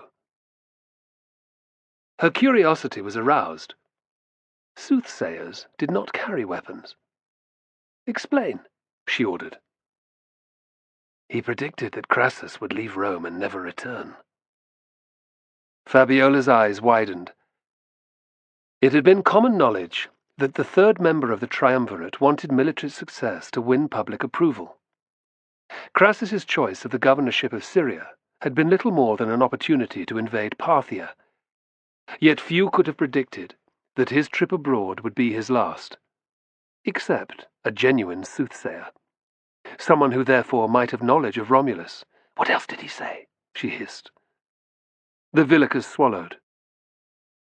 That a storm at sea would sink the ships, drowning the animals. Is that all? Corbulo's eyes flickered from side to side. There was one other thing, he admitted nervously. Gemellus only mentioned it once, the last time I saw him. Fabiola pounced like a hawk on its prey. What was it? The Haruspex told him that one day a man would knock on his door. She tensed. Romulus? He seemed haunted by the thought. Corbulo finished. Not a gladiator? No, mistress. Her spirits plunged. A soldier. And rose again from the depths. Confused by her interest, Corbulo glanced at her for approval. The Villicus got a perfunctory smile instead. Fabiola would give away nothing. Not a gladiator, she thought, triumphantly. A soldier. Which is what her brother had become after fleeing Rome. Gemellus knew how much Romulus hated him. The prospect of seeing him again one day would have been terrifying. Now the journey to the Temple of Jupiter had two important purposes. If she could find this mysterious soothsayer, she might be able to discover if Romulus was alive. It was a wild hope, but Fabiola had learned never to give up. Dogged faith and the desire for revenge was what had kept her alive. A deep baying sound suddenly rose from beyond the courtyard walls. It was a noise that Fabiola had heard occasionally since arriving in Pompeii, but always at a distance. As it grew louder, she could see fear growing in her slaves' faces. "What's that?" "Dogs.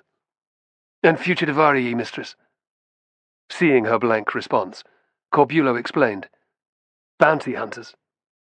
They'll be after a runaway." Fabiola's pulse increased, but she did not panic. I am free, she thought firmly. Nobody is pursuing me. Searching for the sound's source, they walked a little way out into the large open fields which surrounded the villa. Stone walls, bare trees, and low hedges separated each from its neighbour. This was flat, fertile land, most of it fallow at this time of year. 2 weeks earlier, the soil had been tilled, leaving it to breathe before it was planted with seeds in the spring. Only the winter wheat remained, small green shoots poking a handspan from the earth.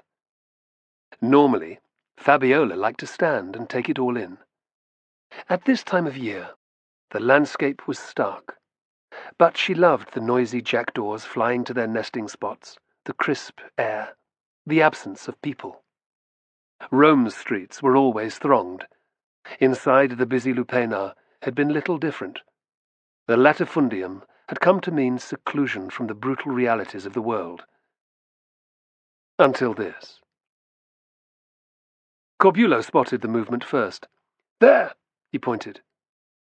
Between the gaps in a hedge, some 200 paces away, Fabiola spotted a running figure. Corbulo had been correct.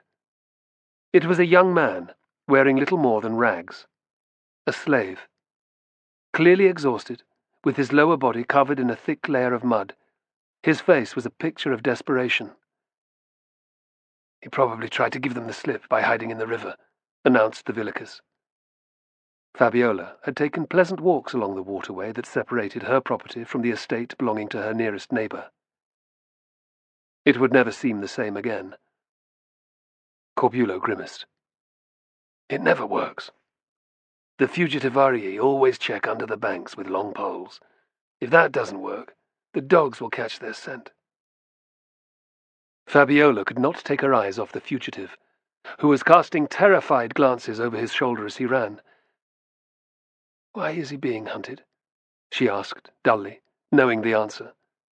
"Because he ran away," Corbulo replied, "and a slave is his master's property." Fabiola was intimately acquainted with this cruel reality. It was the same reason that allowed Gemellus to repeatedly rape her mother.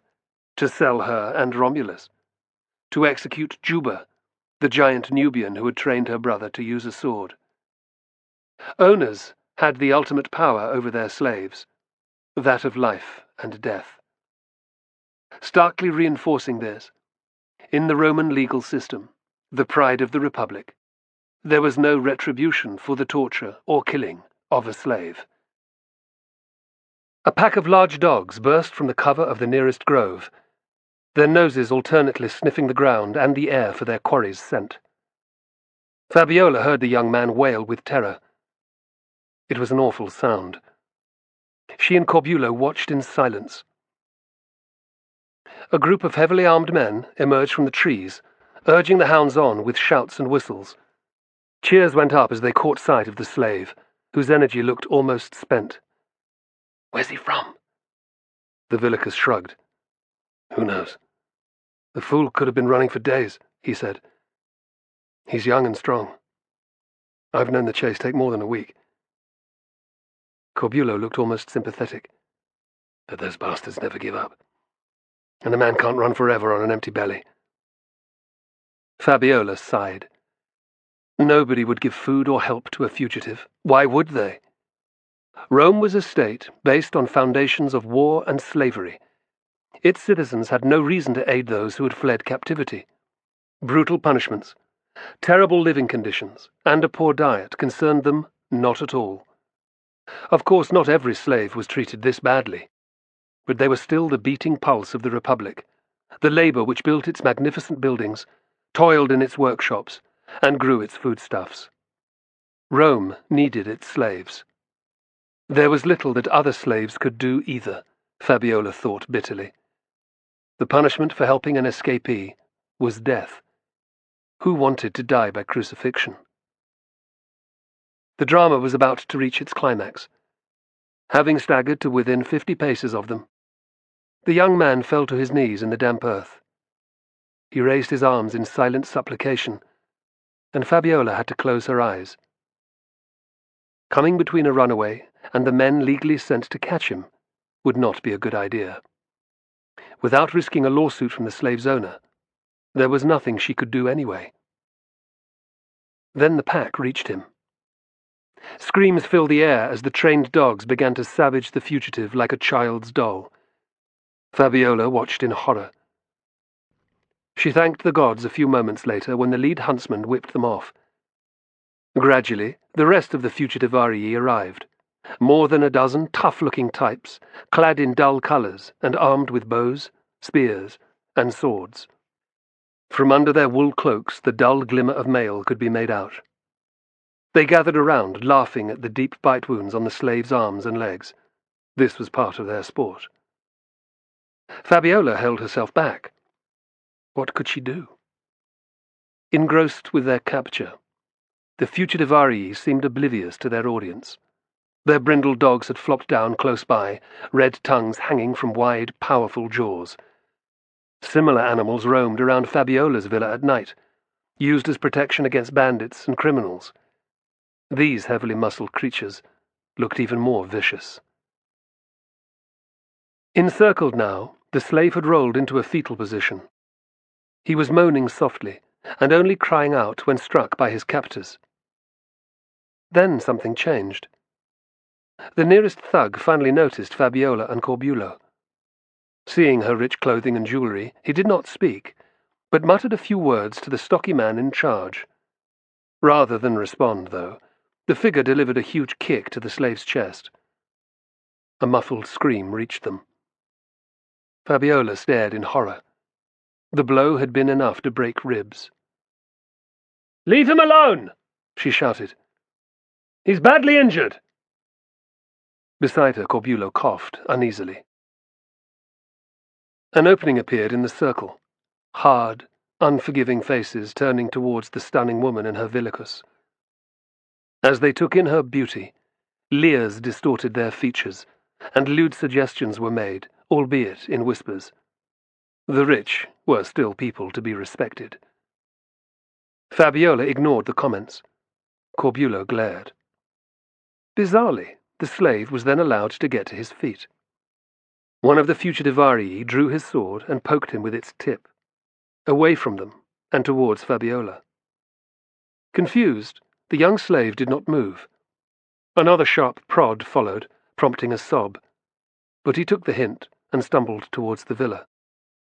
Laughs of derision met his efforts, and a number of the thugs threw clods of earth at him. His pace increased. "What are they doing?" asked Fabiola in dread. "They're playing with him, and us." "Time to go inside, mistress," Corbulo muttered, his face a pale shade of grey, before things get out of hand. Fabiola's feet were rooted to the spot. The slave came closer. As well as the dog bites that covered his body, his torso and arms were a red ruin. Through an old flitted tunic, oozing wounds were visible, crisscrossing his skin front and back in an ugly latticework. The marks of a whip, they were evidence of a brutal master. Was this why he had fled? The fugitive was young, Fabiola guessed, no more than 15. A boy. Sweat and tears had streaked the dirt on his face, which was pinched and hungry, and full of terror. "Mistress!" Corbulo's voice was insistent. "It's not safe." Fabiola could not take her eyes off the runaway, who did not dare to look at her. In a trance, he shuffled past them towards the courtyard. Like a mouse injured by a cat, he would not go far. At last, the fugitivarii began to move, and Fabiola's stomach twisted. She glanced around, but none of her bodyguards were in sight. Until now, there had rarely been a need for their presence, and they spent much of their time around the fire in the kitchen, telling dirty jokes. Even the slaves who were in the yard had not appeared. Corbulo's fear had grown so great that he actually took hold of her sleeve. An urgent desire to help gripped Fabiola, and she turned to face the approaching men. Although fearful too, she was not about to scurry back inside her property to avoid these lowlifes. Silently, malevolently, they drew closer. "Who's in charge here?" Fabiola cried, holding her hands together to stop them trembling. "Well, that'd be me, lady. Scaevola, Chief Fugitivarius," drawled the leader with an insolent half-bow. A squat, powerful figure, with short brown hair and deep-set eyes, he wore a legionary's chainmail shirt that covered him from neck to mid-thigh. A gladius in an ornate sheath and a dagger hung from his belt. Thick silver wristbands adorned his wrists, announcing his status. Hunting escaped slaves was clearly profitable work. "Can I be of assistance?" The offer came across as it was meant, rude, full of innuendo. It was met with sniggers of delight from the others. Acutely aware of how powerless she was, Fabiola drew herself up to her full height. "Explain what you are doing on my land." "Your land?" His eyes narrowed. "Where's Gemellus, then? You his latest piece of ass?" This time his men laughed out loud. Fabiola gave him an icy stare. "That fat degenerate no longer owns this estate. I am the mistress now, and you will answer me." Scaevola looked surprised. "I hadn't heard," he admitted. "We've been in the north for months. Pickings are good up there. Plenty of tribal scum fleeing Gaul. Well, what a pity you returned." "We just follow the work," replied the fugitivarius. "Been chasing this specimen for 3 days. Isn't that right, boys? But no one escapes old Scaevola and his crew."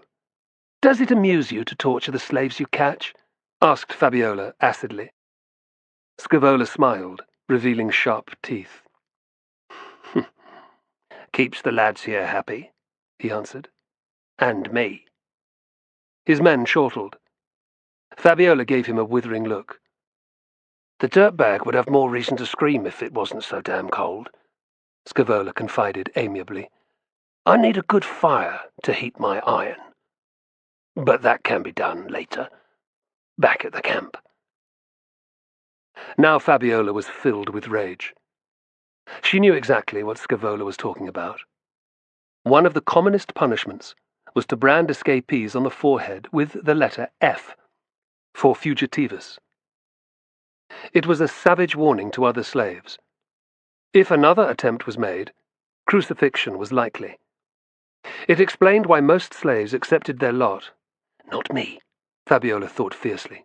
Not Romulus. Begone! She pointed back the way they had come. Now! Who's going to make me, lady?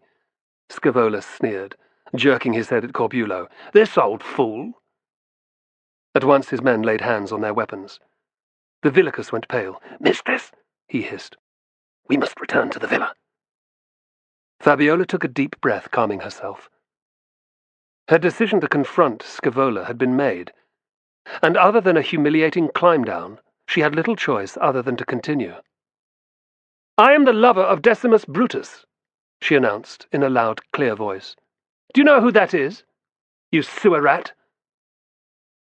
Scaevola's face became a cold, calculating mask. One of Julius Caesar's most important men, she continued proudly, rubbing it in. A senior army officer. Fabiola glared at the fugitive Arii, daring any to meet her stony gaze. None would, except Scaevola. If anything happens to me, he would go to Hades to find the scum responsible. For a moment, Fabiola's words seemed to have worked. She turned to go. The whore of one of Caesar's lapdogs, eh? Scaevola drawled. Fabiola's cheeks burned, but she had no chance to respond. There are people in Rome who pay good money to see Caesar's supporters. Scaevola smiled, making his words more chilling. Removed from the equation. His men's interest picked up instantly. Fabiola's heart lurched. There had been rumors in Pompeii recently about the brutal murders of a number of Caesar's less wealthy allies, men who previously had had no need for many bodyguards. She had just 3. Expecting Brutus soon? Fabiola had no answer. The first fingers of panic clutched her belly. Not to worry. Scaevola leered at her. You'll do. Boys? As one, the fugitive Arii moved forward. Horrified, Fabiola looked at Corbulo. To his credit, the Villicus was not backing away. Gripping his whip in his right fist, he moved to stand protectively in front of her. Scaevola began to laugh, a deep, unpleasant sound. Kill the stupid old bastard, he ordered. But I want the bitch alive and unharmed. She's mine. Jupiter, greatest and best, thought Fabiola desperately. Once more, I need your help. Instead, the sound of swords being drawn from their sheaths filled the air. Squaring his shoulders, Corbulo moved a step forward. Fabiola's heart filled with pride at his brave, useless action. Then she looked at the thugs and her gorge rose. They were both about to die. No doubt she would be raped first, and she did not even have a weapon to defend herself with. Just a few steps from Corbulo, the fugitive Arii stopped, and Scaevola's face went purple with rage. Confused, Fabiola and Corbulo looked at each other. They sensed movement behind them. Turning her head, Fabiola saw practically every male slave she owned coming towards them at a run, gripping scythes, hammers, axes, and even planks of wood. There were at least 40 of them. Alarmed by the escapee entering the yard, they had spontaneously come to defend their mistress, and yet not one knew how to fight like the fugitive Arii. A lump formed in Fabiola's throat at the risk these unfortunates would take for her. Reaching her, the slaves fanned out in a long line. The thugs looked unhappy. Armed or not, they were vastly outnumbered, and after Spartacus's rebellion 20 years before, everyone knew that slaves could fight. Fabiola turned to face Scaevola. "Get off my latifundium," she ordered. "Now!" "I'm not leaving without the fugitive," Scaevola growled. "Fetch him!" His head bowed. Corbulo obediently moved a step towards the yard. "Stop!" The Villicus jerked upright at Fabiola's shouted command. "You're not having the poor creature," she said, allowing her fury to take complete hold. "He stays here." Corbulo's face was a picture of shock. Scavola's eyebrows shot up. "What did you say?" he demanded. "You heard," snapped Fabiola. "The son of a whore belongs to a merchant called Sextus Rossius, not you." The Fugitivarius roared. "This is totally illegal."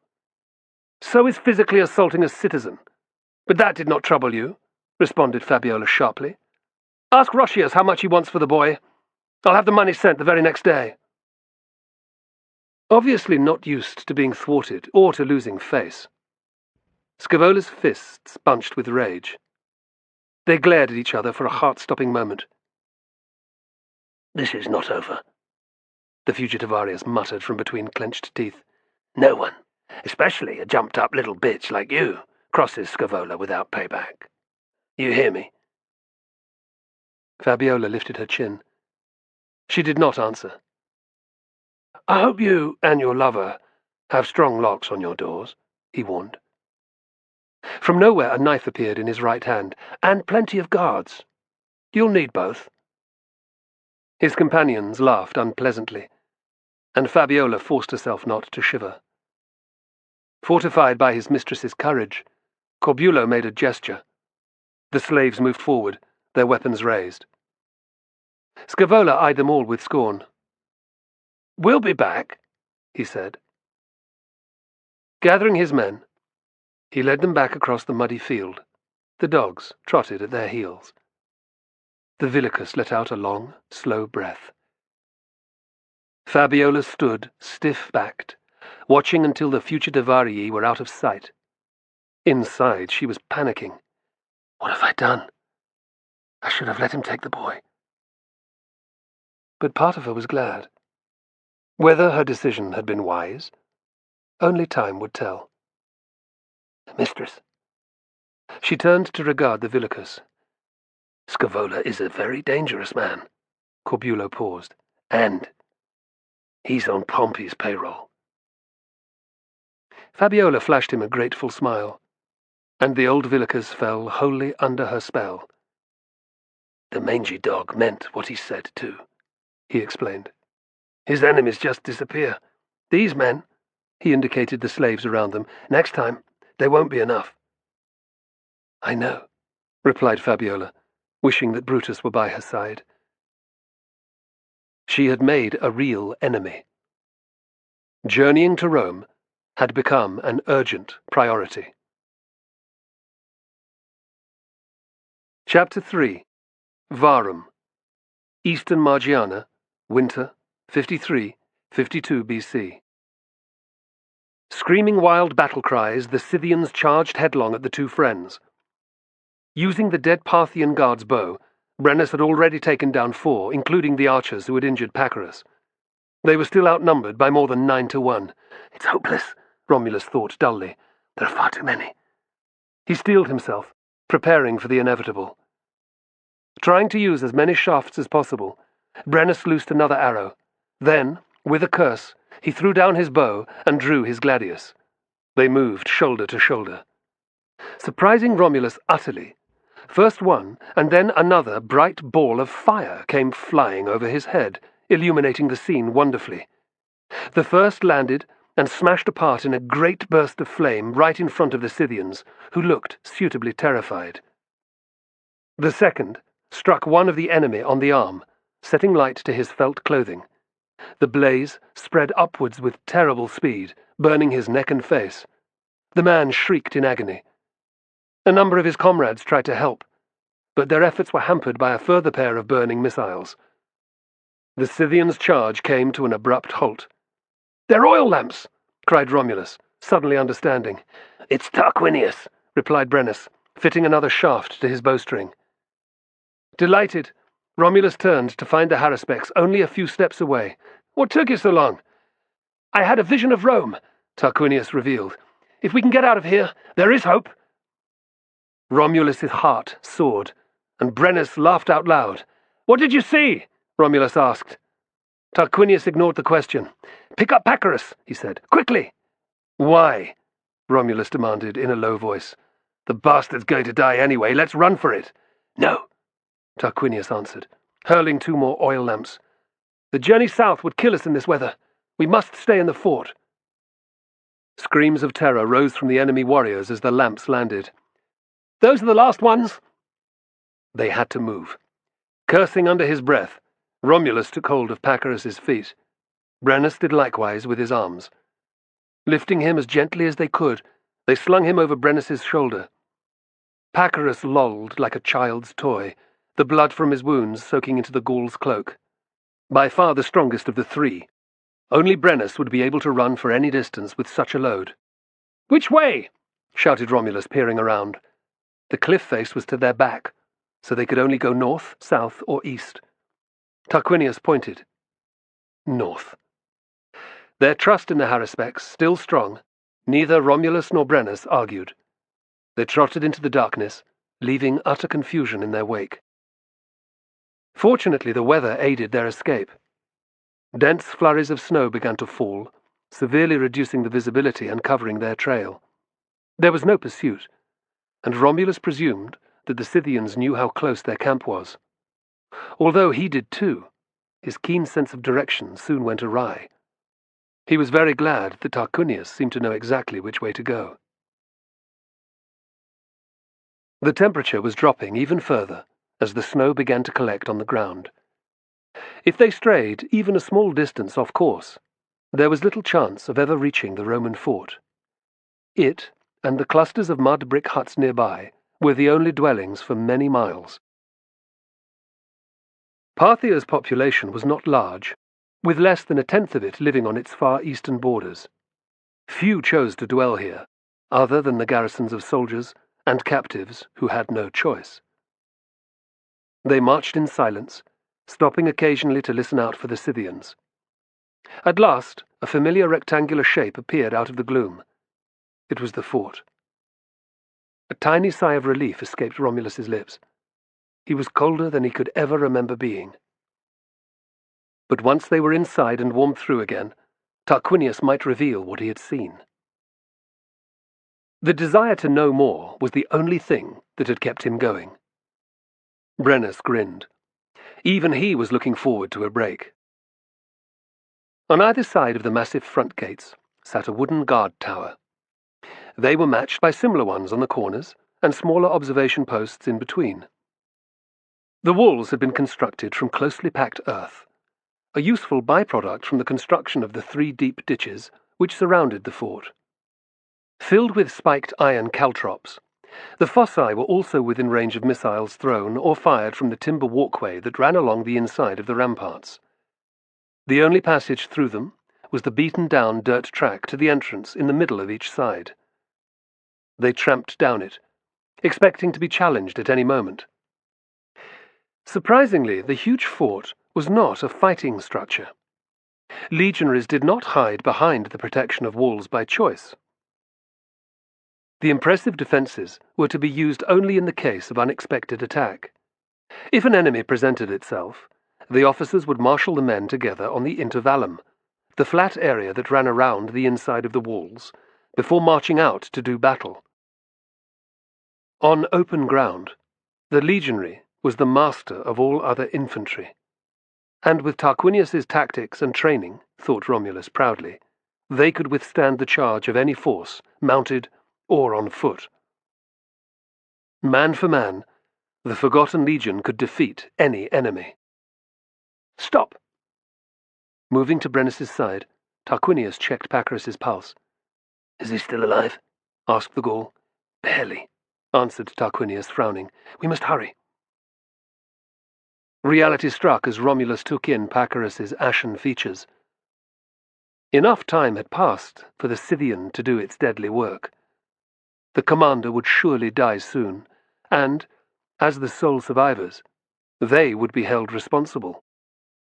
No senior Parthian officer worth his salt would fail to punish the men who had allowed this to happen. They had escaped the Scythians to face certain execution. Yet Tarquinius had wanted to save Pacorus, and Mithras had revealed a road back to Rome. As a drowning man clings to a log, Romulus held on to those thoughts. They were now less than 30 paces from the gate, and within range of the sentry's pila. Still, no challenge had been issued to check their progress, which was most irregular. No one was allowed to approach the fort without identifying themselves. "The lazy dogs will be huddling around the fire," Romulus muttered. Sentinels were only supposed to stay in the warm guardroom at the base of each tower for short periods, just enough to thaw out numb fingers and toes. In practice, they did it as long as the junior officer in charge allowed. "It's time to wake them up, then." Raising his axe, Tarquinius stepped forward and repeatedly hammered the butt on the gate's thick timbers. It made a deep, thumping noise. They waited in silence. The Etruscan had raised his weapon to demand entrance again when suddenly the distinctive sound of hobnailed sandals clattering off wood reached them from above. As expected, the sentry had not been at his post in the tower. A few moments later, a pale face appeared over the ramparts.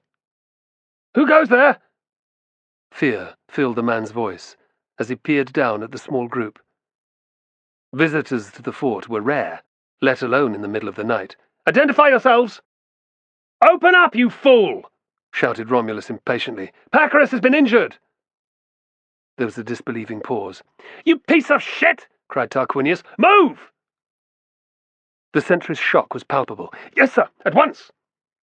He turned and fled down the staircase to the rooms below, roaring at his comrades. Moments later, the heavy locking bar was being lifted. One of the doors creaked open, revealing several legionaries and an anxious Optio. The delay in responding would surely result in some kind of punishment. But Tarquinius pushed past without a word. Romulus and Brennus followed. Confusion filled the sentries' faces as they took in the prone shape on the Gaul's shoulder. "Shut the gate!" Tarquinius bellowed. "Where are Pacorus's warriors, sir?" asked the Optio. "Dead," snapped Tarquinius. "We were ambushed by Scythians at the Mithraeum." Shocked gasps met this comment. Tarquinius was in no mood to reveal more. "Advise the duty centurion, and then get back to your posts. Keep your eyes peeled." The Optio and his men hastened to obey. Tarquinius was also a centurion, and could have punished them as severely as Pacorus. They would have to find out what had happened later. Tarquinius hurried down the fort's main street, the Via Praetoria. Romulus and Brennus followed. On both sides lay parallel rows of long, low wooden barracks, each housing a century of 80 soldiers. Their interiors were identical. Large rooms for the centurion, smaller ones for the junior officers, and more cramped quarters for the men. 10 contubernia, each of 8 soldiers, shared just enough space to fit bunk beds, their equipment, and food. Like gladiators, legionaries lived, slept, trained, and fought with each other. "Romulus!" Hearing the low shout, he half-turned. In the shadows between 2 of the barrack buildings, Romulus picked out the features of Felix, one of his original unit. "What are you doing up?" he demanded. "I couldn't sleep," Felix replied with a grin. He was already dressed and armed. "I was worried about you. What's going on?" "Nothing. Go back to bed," replied Romulus curtly. The less anyone else had to do with this, the better. Instead, Felix darted to Brennus's side, gasping when he saw the arrows jutting from Pacorus's flesh. "Gods above," he breathed. "What happened?" Romulus filled him in while they marched. Felix nodded, grimacing as he heard the details. Though smaller than Romulus, and weaker than Brennus, the little Gaul was a fine soldier. Truly stubborn, too. When their mercenary cohort had been cut off during the battle at Carrhae, Felix had stayed by their side. Completely surrounded by Parthian archers, just a score of men chose to remain with the 3 friends and Bassius, their centurion. Felix was one of them. "He's his own master," thought Romulus, glad to have him along. No one else halted the small party. It was still dark, and most men were asleep. Besides, only a more senior officer would dare question Tarquinius, and none of those were to be seen. At this time of night, they were also in bed. Soon they reached the Principia, the headquarters. This was at the intersection of the Via Praetoria with the Via Principia, the road that ran from the east wall to the west, dividing the camp into 4 equal parts. Here also were Pacorus's luxurious house and more modest ones for the senior centurions, the Parthian officers who each commanded a cohort. There was a valetudinarium, a hospital, as well as workshops for carpenters, cobblers, potters, and a multitude of other professions.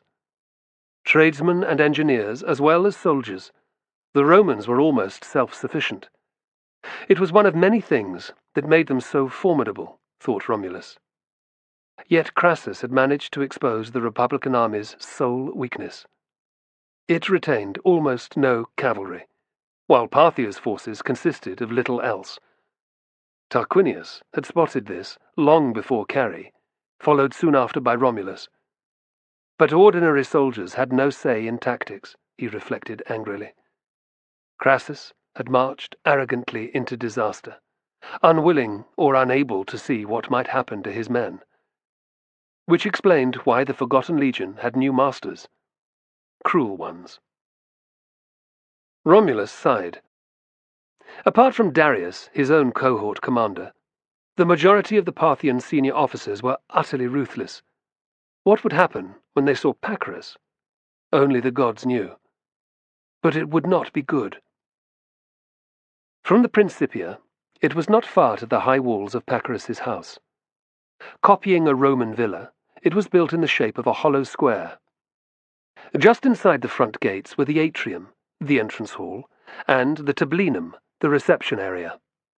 These led onto the central courtyard, which was bordered by a covered walkway giving access to a banqueting hall, bedrooms, bathrooms, and offices. Having seen Seleucia, Romulus knew that his captors were not a nation of architects and engineers like the Romans.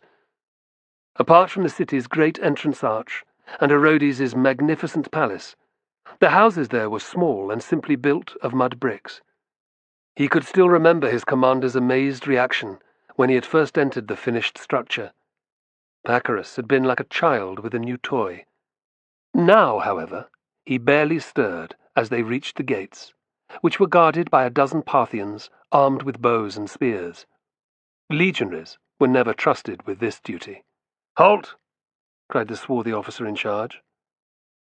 He peered suspiciously at the body hanging over Brennus's shoulder. "Who have you got there?" Tarquinius's gaze did not waver. "Pacorus," he said quietly. "Is he unwell?" The haruspex nodded, badly wounded. The Parthian darted forward, gasping as he took in Pacorus's grey features. "What evil is this?" he cried, barking an order. At once his men fanned out, surrounding the party with levelled spears. Romulus and his friends were careful not to react. Relations with their captors were strained at the best of times, let alone when they were carrying a critically injured Pacorus. Drawing a dagger, the officer stepped close to Tarquinius. He laid the blade flat against his neck. "Tell me what happened," he hissed, his teeth bared. "Fast!" There was no immediate reply, and the Parthian's eyes bulged with anger. He moved the razor-sharp metal slightly, and cut Tarquinius's skin, drawing a thin line of blood. His men gasped at his courage. Most Parthians were terrified of the haruspex. "Keeping silent underlines my power," thought Tarquinius, "and this is not my time to die." Felix stiffened, but Romulus jerked his head to stop any reaction. Their friend knew what he was doing. To his relief, the little Gaul relaxed. "We were ambushed by Scythians, sir," said Romulus loudly. "Check his wounds for yourself." No one spoke as the officer paced back to Brennus. Close up, no one could miss the distinctive Scythian arrows, but he was not yet satisfied. "Where are the rest of your men?" he demanded. "All dead, sir." His eyes widened. "Why are none of you hurt?" Romulus kept his composure. "They fired volleys of arrows from nowhere, sir. We had shields. We were lucky." The Parthian's gaze darted to Brennus and Felix, but the Gauls were nodding in unison. The officer stared last at Tarquinius, whose dark eyes revealed little. He turned back to Romulus. "The commander and Tarquinius survived because they were in the Mithraeum," Romulus went on. "Brennus and I fought our way to the entrance to try and rescue them." The officer waited in stony silence. "Pacorus was hit as we were about to escape," said Romulus, guiltily remembering his delay in handing over his scutum. If Pacorus lived, he would remember that. But that particular bridge would have to be crossed, if it appeared. At least he wasn't the one with 3 poison arrows in his flesh. "Brennus carried him back anyway." "Why?" the Parthian sneered. "Scythian kills everyone. What do you care if the commander dies?" Unsure what to say, Romulus tensed. "He is our leader," protested Tarquinius. "Without him, the Forgotten Legion is nothing." Disbelief flared in the other's eyes. "Expect me to swallow that?" he growled. There was little reason for any of the Romans to care about the health of their captors, especially Pacorus. Every man present knew it. "I can help Pacorus." "Delay me any longer," Tarquinius announced, "and you risk being the cause of his death." Outwitted, the officer stepped back. Having witnessed the extent of his superior's injuries, he did not want to be accused later of slowing Pacorus's treatment. However odd the situation might seem, there was only one man in the fort capable of saving their commander: Tarquinius. "Let them pass!" the Parthian ordered. His men raised their weapons, and one quickly opened the heavy gate, allowing Tarquinius and the others inside. The atrium was simply built, with a baked brick floor, rather than the ornate mosaic it would have had in Rome. Unsurprisingly, nobody was to be seen. An austere man for all his cruelty, Pacorus needed few servants.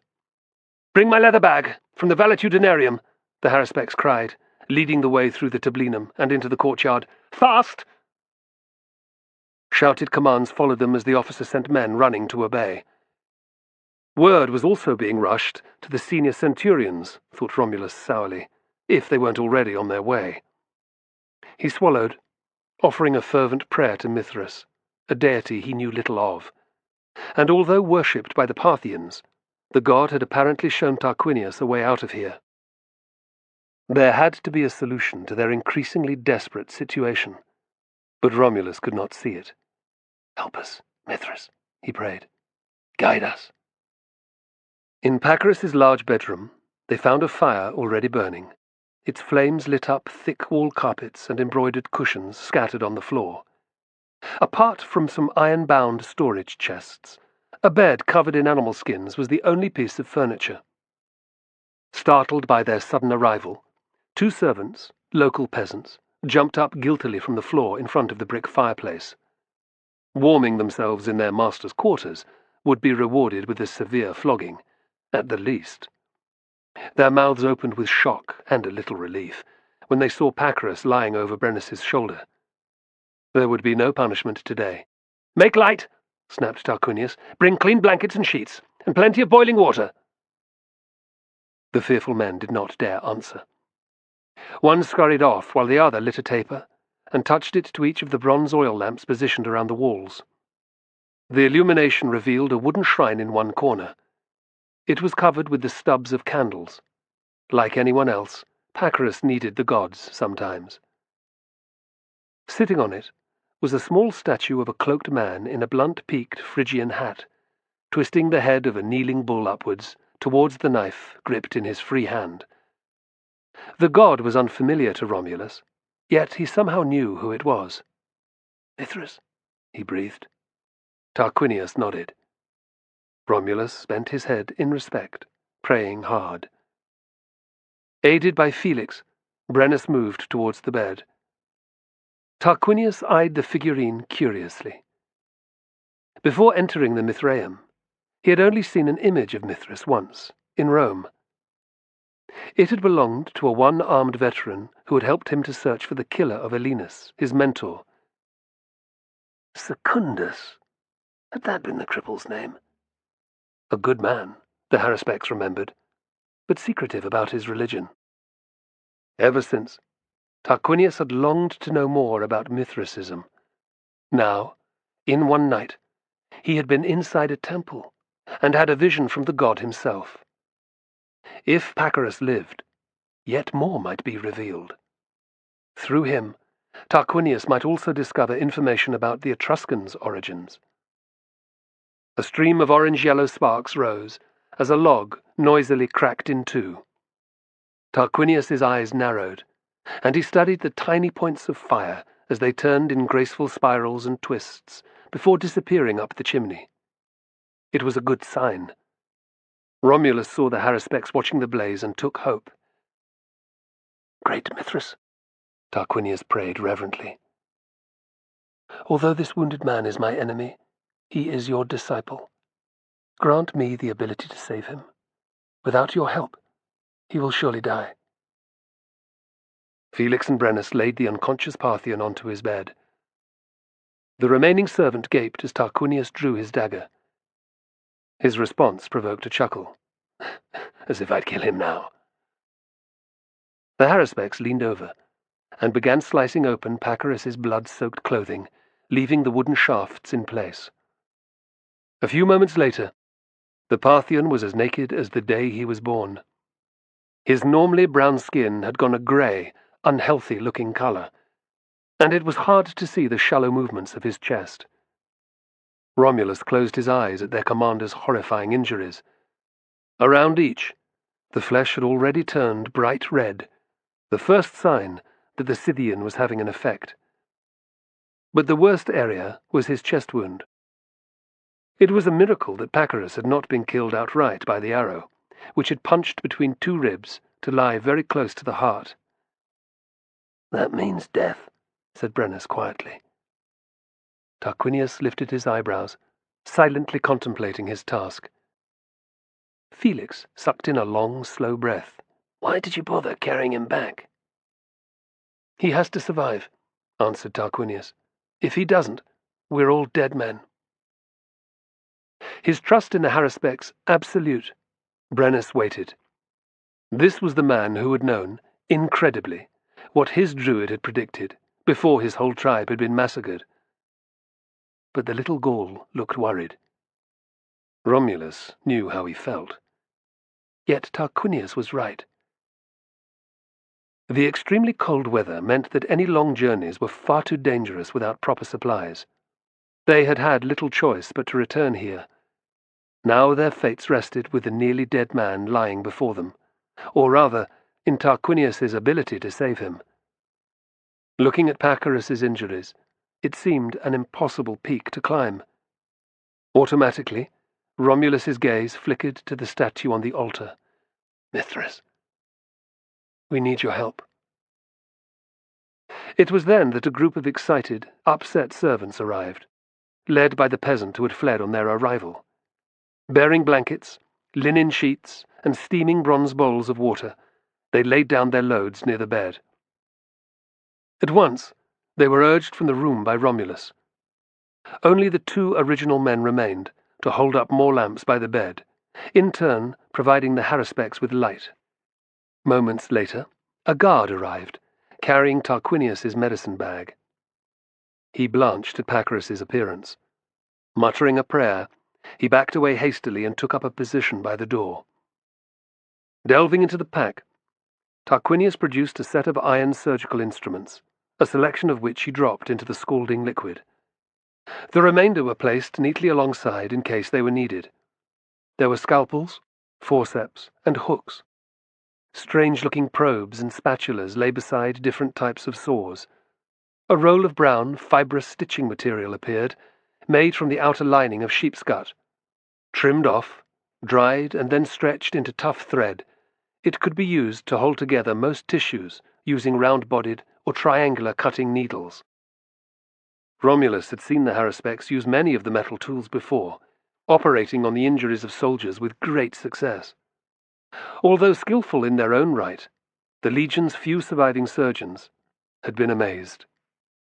Beneath Tarquinius's healing hands, men who would normally have died had not. Torn arteries were tied off, preventing death through blood loss. Tendons were carefully repaired, restoring function to useless limbs and toes. After the scalp had been lifted, Even a man's skull could be sawn open to allow the removal of a blood clot on the brain's surface.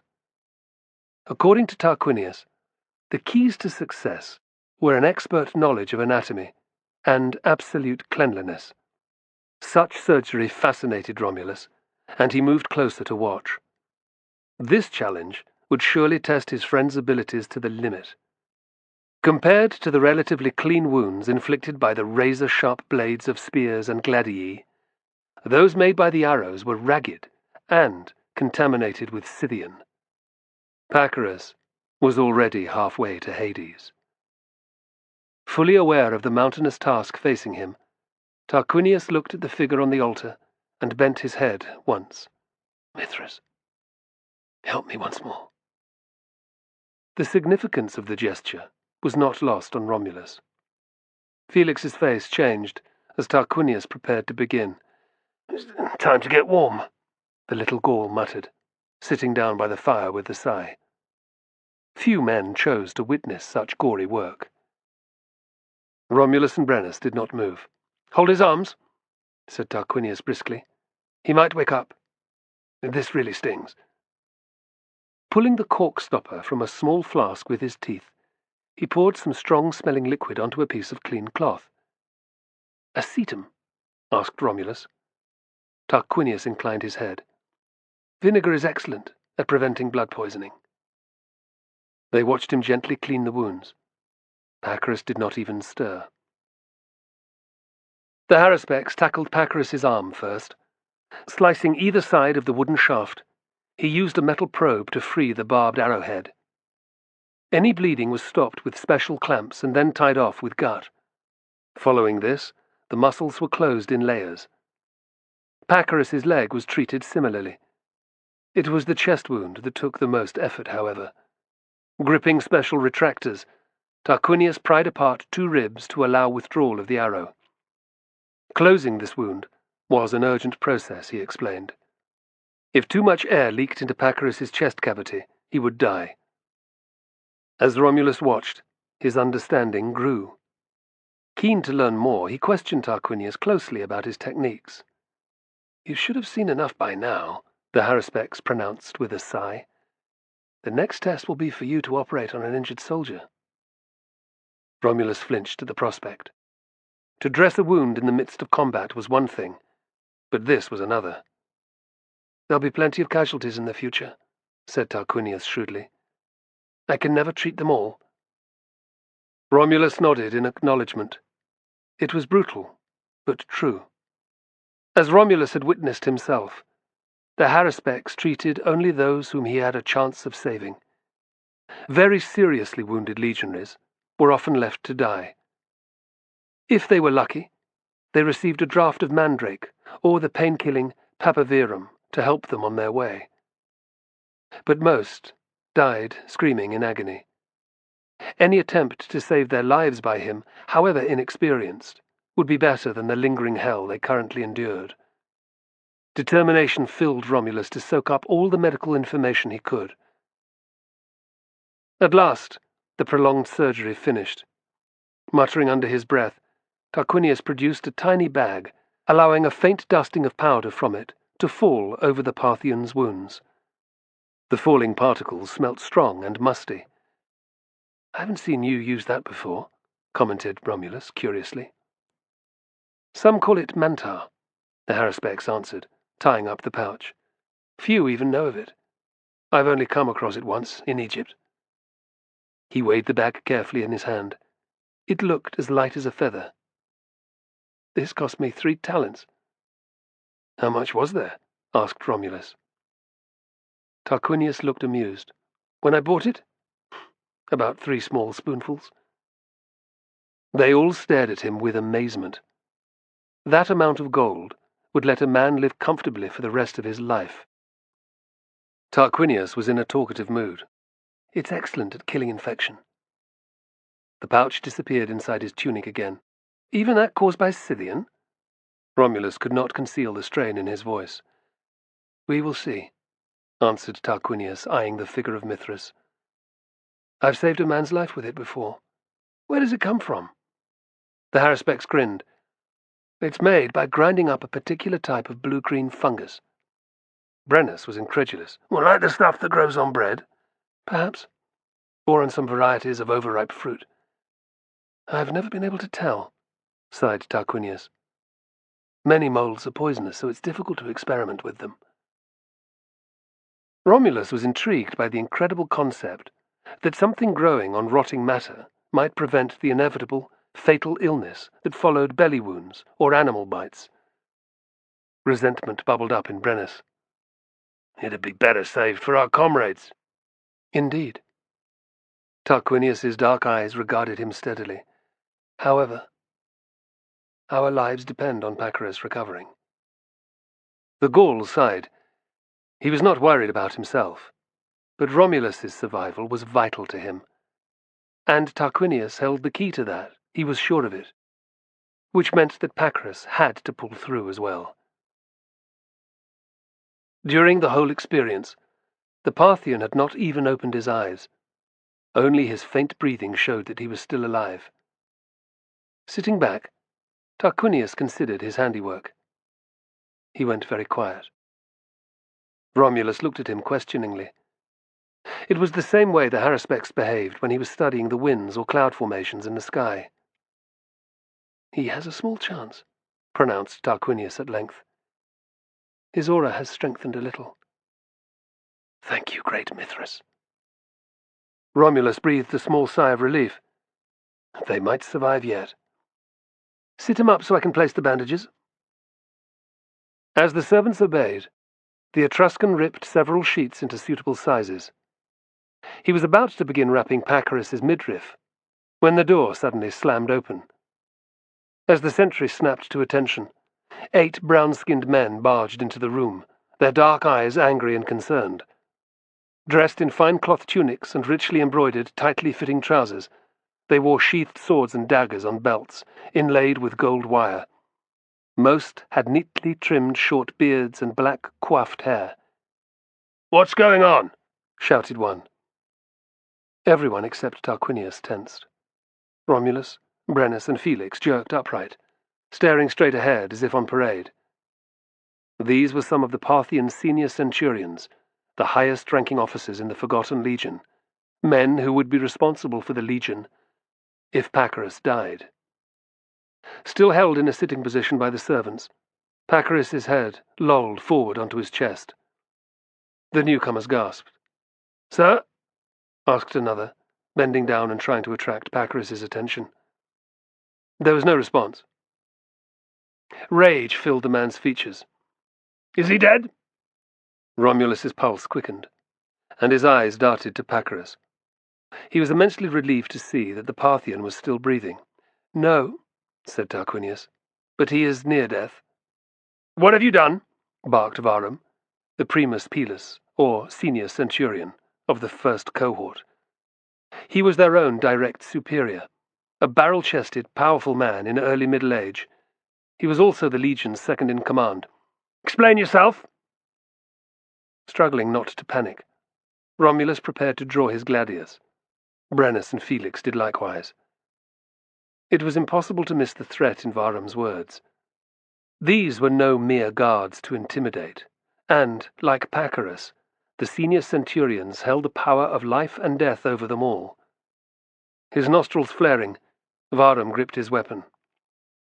Tarquinius lifted his hands calmly, palms facing Varum. "I can clarify everything," he said.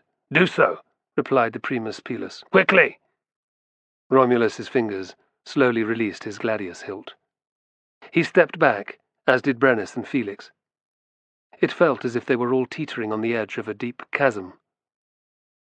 In stony silence, the Parthians convened around the bed. Varum scanned the others' faces suspiciously as he listened to the Haruspex's account of what had happened. Of course, no mention was made of returning to Rome. When Tarquinius finished, no one spoke for some moments. It was hard to tell if the Parthians believed his story. Romulus felt very uneasy, but the die had been cast. All they could do was wait and pray. "Very well," said Varum at last. "Things could have happened as you say. A slow breath escaped Romulus's lips. "Just one more thing, Harrispex." Varum's hand fell lightly to his sword. "Did you know this would happen?" The world stopped, and Romulus's heart lurched in his chest. Again everyone's eyes were fixed on Tarquinius. Varum waited. Incredibly, the Harrispex laughed. "I cannot see everything," he said. "Answer the damn question," growled Varum. "There was great danger, yes." Tarquinius shrugged. "There always is in Margiana." The tough Primus Pilus was not satisfied. "Speak clearly, you son of a whore!" he shouted, drawing his sword. "I thought that something might happen," admitted the Harrispex, "but I had no idea what." Romulus remembered the watching jackal, and how he and Brennus had stayed away from the fire to study it. A decision which had saved their lives. Was that not proof of a god's favour? He looked at Mithras crouching over the bull, and trembled with awe. "That's all?" demanded Varum. "Yes, sir." Romulus watched the Primus Pilus's face carefully. Like that of Tarquinius, it was hard to judge. He did not know why, but suspicion filled him. "Very well." Varum relaxed, letting his blade drop to his side. "How long will it be before Pacorus recovers?" "He may never do so," replied the Harrispex levelly. "Scythian is the most powerful poison known to man." The senior centurions looked anxious, and a vein pulsed in Varum's neck. Pacorus moaned, breaking the silence. "Examine him again!" barked one of the younger officers. Tarquinius bent over the bed, checking Pacorus's pulse and the colour of his gums. "If he lives, it will take months," he pronounced at last. "How many?" asked Ishkan, a middle-aged man with jet-black hair. "2, maybe 3. "You will not leave this building until he is well," the Primus Pilus ordered, "for any reason." There was a growl of agreement from the others. "My sentry, sir?" Tarquinius inquired. "Fuck them!" screamed Ishkan. "Your Optio can take charge," the Primus Pilus said curtly. Tarquinius bowed his head in acknowledgement. Brennus and Felix relaxed. A reprieve had been granted, but Romulus was not happy. Later he would realize, bitterly, that the feeling had been intuition. "We'll leave you to it." Varum turned to go, and then swiftly spun on his heel. Snarling silently, he rushed at Felix with his sword raised. The little Gaul had no time to reach for his own weapon, nor did his friends. Varum ran his blade deep into Felix's chest. The lethally sharp iron slipped between the little Gaul's ribs to pierce muscle, lungs, and heart, emerging red-tipped from his back. Felix's eyes widened with horror, and his mouth opened. No sound came out. The senior centurions' faces were the picture of shock. Tarquinius also looked stunned. He had forgotten the heavy price that gods often required. They gave nothing away free. Normally he would have sacrificed an animal when seeking important information. Tonight, Mithras had revealed much without any obvious payment. Anguish filled the Harrispex. How could he have been so stupid? Elated at seeing a vision, and at the mere possibility of returning to Rome, he had failed to consider what might follow. Was Felix's life worth that much? And then Tarquinius's vision filled with the image of Romulus, standing on the deck of a ship, sailing into Ostia, Rome's port. After the drought of the previous few months, it felt like a rainstorm. Felix had not died in vain, he thought. Romulus knew none of this. Grief flooded through him. Felix was completely innocent. He had not even been at the Mithraeum. In reflex, Romulus drew his weapon and took a step towards the Primus Pilus. Brennus was right behind, his face fixed in a rictus of rage. They were 2 against 8. But at that exact moment, neither cared. Varum extended a hand and pushed Felix backwards, letting him fall lifeless to the floor. A gush of blood accompanied the blade's withdrawal from his thoracic cavity. It formed around the little Gaul's body in a great red pool. Weeping fat, angry tears, Romulus swept forward, ready to kill. It was 6 steps to Varum, 2 heartbeats. Tarquinius observed in silence. Romulus would decide his own fate. So would Brennus. It was not for him to intervene. Romulus's journey back to Rome was not his only possible path. Perhaps, like many gods, Mithras was fickle. Maybe they would all die here tonight. Varum did not even lift his bloodied sword to defend himself. Disturbed by the squat Primus Pilus's calm, Romulus managed to pull himself back.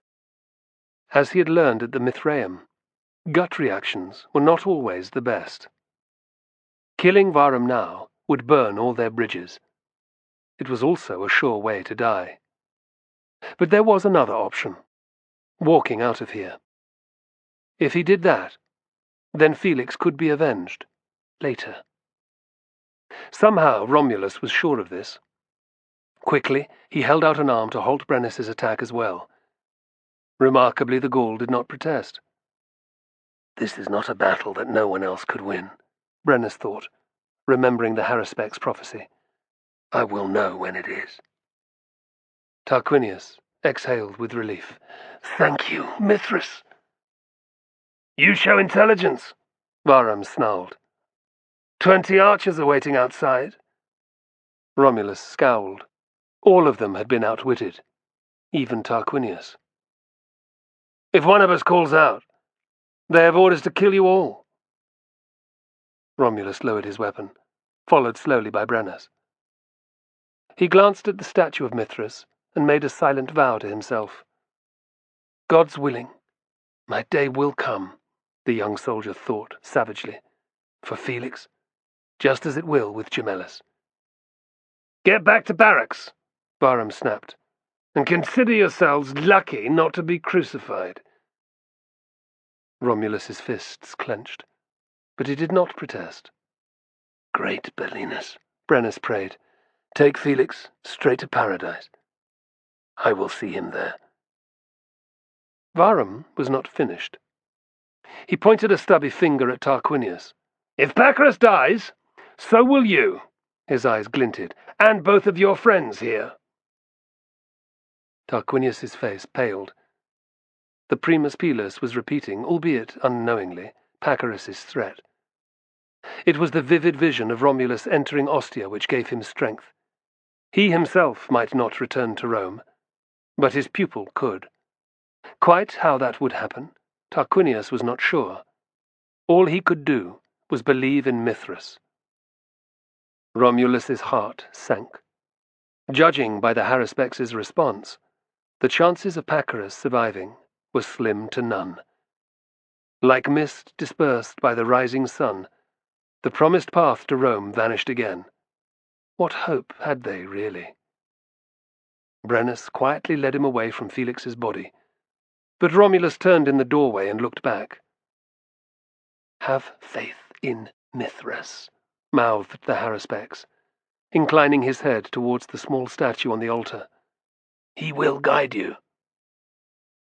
Mithras, thought Romulus numbly.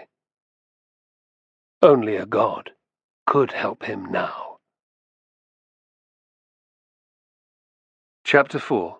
Fabiola and Secundus. Rome, winter 53-52 BC.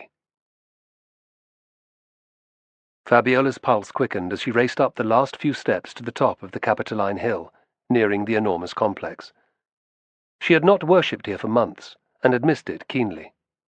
Sheer excitement had made her run ahead of Docilosa and the bodyguards, but this was now replaced by anxiety at what she might find. It might be nothing at all.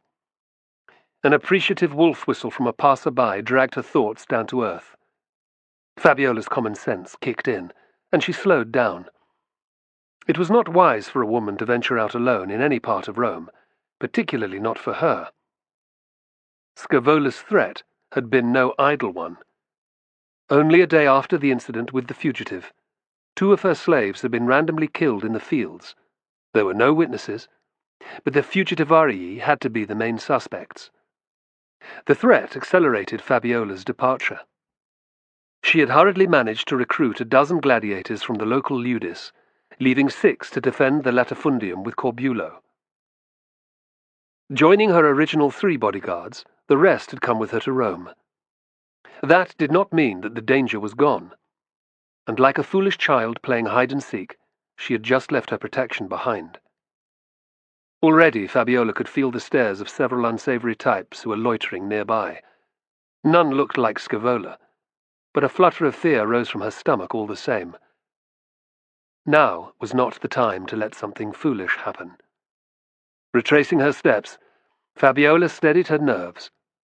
Perhaps, too, it had been foolish to pin her hopes on finding the mysterious soothsayer. Yet the revelation about Gemellis's last divination had to be more than coincidence. On the voyage north, her mind had raced constantly with the possibilities of the stranger at Gemellis's door being Romulus. Soon Fabiola had been joined by her followers. Her face perspiring from the climb, Docilosa was also red with indignation at her mistress's rash behavior. Nothing she said ever made any difference to Fabiola's actions, so she scolded the guards mercilessly for falling behind. The 9 muscle-bound men looked sheepish and shuffled their feet in the dirt. Even the new recruits had learned not to argue with her. Amused, Fabiola hurried towards her destination, confident that Docilosa was watching her back. Dominating the open area before her was an immense marble statue of a naked Jupiter, his bearded face painted the traditional victor's red. On triumphal days, a wooden scaffold had to be erected to daub his entire body with the blood of a freshly slaughtered bull. Today, apart from its crimson visage, the beautifully carved figure was a muted, more natural white colour. Its position on the very edge of the top of the Capitoline Hill had been very deliberately chosen. The main part of the city lay sprawled below, directly beneath Jupiter's imperious gaze. In open spaces like the Forum Romanum and the Forum Boreum, citizens could look up and be reassured by his presence. Jupiter, Optimus Maximus, the all-seeing state god of the Republic.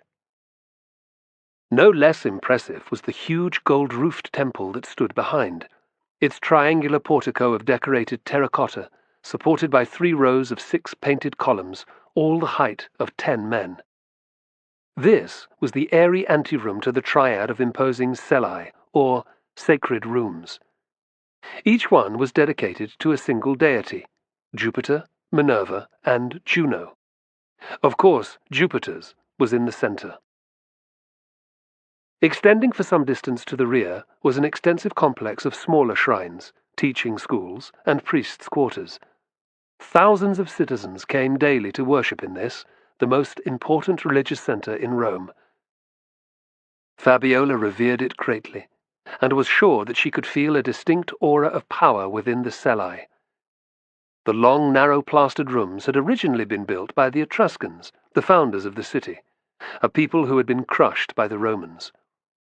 Her nose twitched. The air was thick with the smells of incense and myrrh, and manure from the sacrificial animals on sale. The cries of hawkers and traders mixed with the incantations of haruspices performing divinations. Tethered lambs bleated plaintively. Resigned hens, packed into wicker cages, stared beadily into the distance. Scantily clad prostitutes cast practised, seductive eyes at any man who glanced their way. Acrobats jumped and tumbled, while snake charmers played flutes, tempting their charges out of clay vessels sitting in front of them. From small stalls, food vendors were offering bread, wine, and hot sausages. Slaves, wearing nothing but loincloths, slouched beside their litters, sweat from the steep climb still coating their bodies. There would be time for a brief rest while their owners prayed. Children shrieked with laughter, getting under men's feet as they chased each other through the throng. Although more peaceful than the narrow streets below, an uneasy air hung over the area. It was the same throughout Rome. Upon their arrival, Fabiola had been struck by the palpable menace. There were few people about, fewer stalls with their goods spilling out onto the road. More shops securely boarded up. Even the beggars were not as plentiful. But the most obvious sign of trouble had been the large gangs of dangerous-looking men on many corners. They had to be the reason that no one was abroad. Instead of the usual clubs and knives, nearly all were wearing swords. Fabiola had also seen spears, bows, and shields. Many men were even wearing leather armor or chainmail. A good number had bandaged arms or legs, evidence of recent fighting. The city had always been full of criminals and thieves, but Fabiola had never seen them congregate in such numbers, in daylight, armed like soldiers. Compared to a rural town like Pompeii, the capital always felt a touch more dangerous. Today, it was markedly different. This felt as if a war was about to break out. Her newly enlarged collection of 9 bodyguards began to seem woefully inadequate, and Fabiola had lifted the hood of her cloak, determined not to attract attention. As they hurried past, she noticed that the various quarters seemed to be under the control of 2 distinct groups. She suspected they were those of Claudius and Milo, a renegade politician and a former tribune. Fortunately, relations between the sides seemed poor, with colourful insults filling the air across the streets that demarcated the borders of their territory. A few fast-moving passers-by were of little immediate interest to either faction. Clearly the situation had deteriorated badly since her departure just 4 months before, when Brutus had been worried enough to take her away from Rome. It had begun with a political vacuum that formed after the scandals that had seen elections postponed and numerous politicians indicted for corruption. Claudius Pulcher, the disreputable noble turned plebeian, had been quick to take advantage. Gathering his street gangs together, he started to take control of the city. Unimpressed, his old rival, Milo, had responded in kind, recruiting gladiators to give himself the military advantage. Skirmishes were soon taking place, intimidating the nobles and terrifying the city's ordinary residents. Fearful rumors had even reached as far as Pompeii. They centered on one word: anarchy. Fabiola had paid little attention to the gossip. Safe on the latifundium, it had seemed unreal. Here in Rome, it was impossible to deny the truth. Brutus had been completely correct. With Crassus dead, and Caesar far away in Gaul, there were few prominent figures to take a stand against the growing social unrest. Cato, the politician and outstanding orator, might have been one, but he had no troops to back him up. Cicero, another powerful senator, had long been rendered powerless by intimidation. When he had spoken out against the gang's brutality, Claudius had been quick to put Cicero in his place, erecting notices across the Palatine that listed his crimes against the Republic. The citizens loved such public shaming, and Claudius's status grew even higher. Politicians would not be able to bring this situation under control. Rome needed an iron fist, someone not scared of using martial force. It needed Caesar or Pompey. But Caesar was stuck in Gaul. Meanwhile, Pompey was cleverly biding his time, letting the situation spiral out of control until asked to help by the Senate. The Republic's most famous general craved constant popularity, and saving the city from the bloodthirsty gangs would give him unprecedented kudos. So the rumors on the street went. To remain safe, Fabiola realized that she would need more protection than the hulks lumbering in her wake. 2 men instantly came to mind. Benignus and Vettius, the Lupanar's doorman, would be an ideal nucleus for her force. They were tough, skilled street fighters, and, thanks to her previous hard work, fiercely loyal to her already. Gravina, the brothel's owner, had refused to sell the pair before, but she would find a way to win the old crone over. Perhaps something would be revealed at the temple. Disappointingly, the soothsayers clustered outside the shrine seemed to be the usual group of liars and charlatans. Fabiola could pick them out from 100 paces away.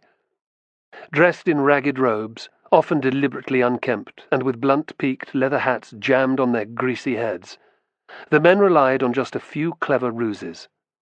Long silences, meaningful stares into the entrails of the animals they sacrificed, and shrewd judgment of their clients' wishes worked like a dream. Over the years she had watched countless people being taken in, promised everything they asked for, and relieved of their meager savings in moments. Desperate for a sign of divine approval, few seemed to realize what had happened. In the current economic climate, jobs were rare, food expensive, and opportunities to better oneself few and far between. While Caesar grew immensely wealthy from the proceeds of his campaigns, and Pompey could never spend all that he had plundered, the existence of the average citizen was sufficiently miserable to ensure ripe pickings for the soothsayers. Fabiola did not trust such men. She had learned to rely only on herself, and on Jupiter, the father of Rome. To find out that there was a genuine haruspex, someone who could predict the future, had been news indeed. Hoping against hope that she might find the armed stranger whom Corbulo had mentioned, Fabiola moved through the group, asking questions, smiling and dropping coins into palms. Her search was fruitless. None of those she asked had any knowledge of the man she sought. Keen for business from an obviously wealthy lady, most denied ever having seen him.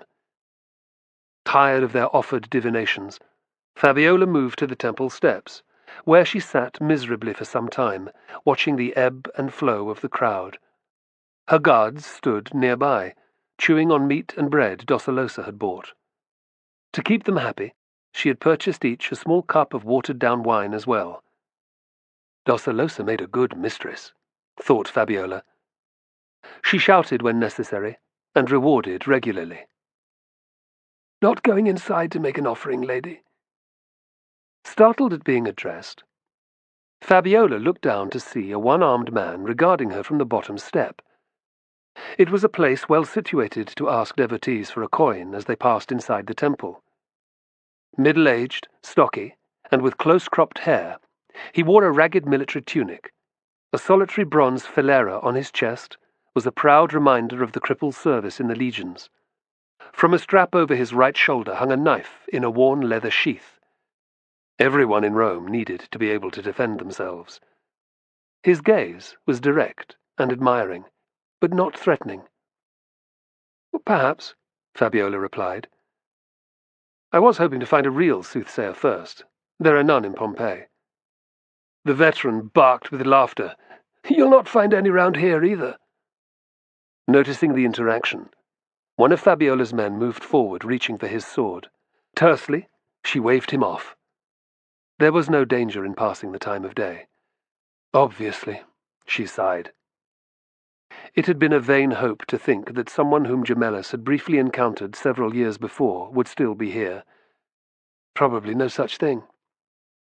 "Best to rely on no one, lady," advised the cripple with a wink. "Even the gods are fickle. They've certainly deserted the Republic in recent days." "You speak the truth, friend," moaned a fat man in a grubby tunic, sweating as he climbed the steps. "We honest citizens are being robbed on a daily basis. Something has to be done." Hearing his words, other passers-by muttered in angry agreement. Well-dressed or in rags, they all seemed of the same mind. Fabiola took note. The situation in Rome was as serious as it seemed.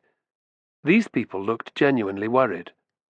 Troubled, she turned back to the veteran. "As for me, I didn't miss one of Mars's feast days for 10 years. Still lost this." He waggled his stump at her. Fabiola clicked her tongue. How did it happen? "Fighting Mithridates in Armenia," came the proud reply. Abruptly his face turned sad. "And now I beg for enough to eat each day." Immediately she reached for her purse. "Save your money, lady," the man muttered. "It must be hard enough earned." Fabiola frowned. The comment had been made as if he knew her history. "Explain yourself," she snapped. His face went puce with embarrassment, and there was silence for a moment as Fabiola glared at him. "Not many customers tip, do they?" he ventured, eventually. Fabiola went cold. It was inevitable that she would be recognized by some in Rome, but she had not expected it this soon. And low-ranking veterans were uncommon clients in the brothel. They could not usually afford the high prices. So how did he know her? "What do you mean?" she demanded harshly. The cripple looked down. "I used to sit opposite the Lupanar before the area got too dangerous. Watched you come out many times with that huge doorman. Benignus, is that his name?" "I see." She could not deny it. "It was impossible to miss your beauty, lady." "I'm a free woman now," Fabiola said in a low voice. "A citizen." "The gods favor you, then," he said approvingly. "Few escape Jovina's claws. You know her?" He grinned. "Of course. She got to recognize me, too. Yet the old bitch never dropped a single ass into my lap." It was Fabiola's turn to color. "Neither did I." "That's all right, lady. People don't notice me nowadays." The corners of his mouth turned down. "Lost my sword arm for nothing." Sympathy filled her at his plight. The legions stood for everything that she despised, protecting a state which was founded on slavery and warfare. Although this man had served many years in their ranks, he had also paid a heavy price. Fabiola found it impossible to hate him. She felt the opposite. With luck, Romulus might have had similar comrades. "It wasn't for nothing," she said firmly. "Take this." Gold glittered in her outstretched hand, and his eyes opened wide with shock. The offered aureus was worth more than a legionary earned in a month. "Lady, he muttered. Fabiola placed the coin in the veteran's palm and closed her fingers over it. There was no resistance. She found it sad how extreme poverty could even grind down the pride of a brave soldier. "Thank you," he whispered, no longer able to meet her gaze. Satisfied, Fabiola had turned to go when intuition made her pause. "What's your name?" she asked softly. "Secundus, lady," he replied. "Gaius Secundus." "You probably know my name," she said, probing. Secundus grinned in response. "Fabiola." She inclined her head graciously, and another man came into her thrall. "May we meet again?" Secundus watched reverently as Fabiola climbed the steps towards the cellae. She was the most beautiful woman he had ever seen, and she had given him enough money to live well for weeks. The gods were smiling today. "Perhaps Jupiter will answer my prayers," she offered over one shoulder. "I hope so, lady," Secundus called out. "Or Mithras," he added in a whisper. The poorly lit cellar was jammed with people wishing to ask a favor of the preeminent deity in Rome. After each new arrival had made an offering, shaven-headed acolytes directed them where to kneel. Priests filled the air with low chanting. Small oil lamps dangled from brackets, their guttering flames creating a forbidding atmosphere. High on the back wall hung an image of Jupiter, a great circular piece of sculpted, painted stone with a diameter twice the length of a man. The god had a beaked nose and full, sardonic lips. His unsmiling face stared impassively at the worshippers, heavy-lidded eyes half closed. Below the carving ran a long, flat altar covered with gifts. Hens and lambs lay side by side, blood still dripping from the fresh cuts in their necks. Tiny, crudely made statues of Jupiter huddled together in twos and threes. There were copper coins, silver denarii, signet rings, necklaces, and loaves of bread. Little replica clay vessels contrasted with the occasional piece of ornate glass. Rich or poor, plebeian or patrician, all gave something. All had a request of the god. Fabiola moved quietly to the altar. Finding a place to stack a small pile of aurii, she knelt down nearby. But it was hard to concentrate on her prayers. Distracted by the loud muttering from the eager citizens around her, she closed her eyes and tried to imagine her lover. Gradually the noise diminished as her concentration improved. Brutus was of average build, but his clean-shaven, tanned face was pleasant, and his smile natural. Fabiola had not seen him for months, and was constantly surprised by how much she missed him, especially recently. Holding his picture bright in her mind, she begged Jupiter for a sign, anything that could help Brutus and Caesar to overcome the Gaulish rebellion, and protect them both from Scavola's menaces. Her hopes were in vain. Fabiola saw and heard nothing but the other people in the tightly packed room.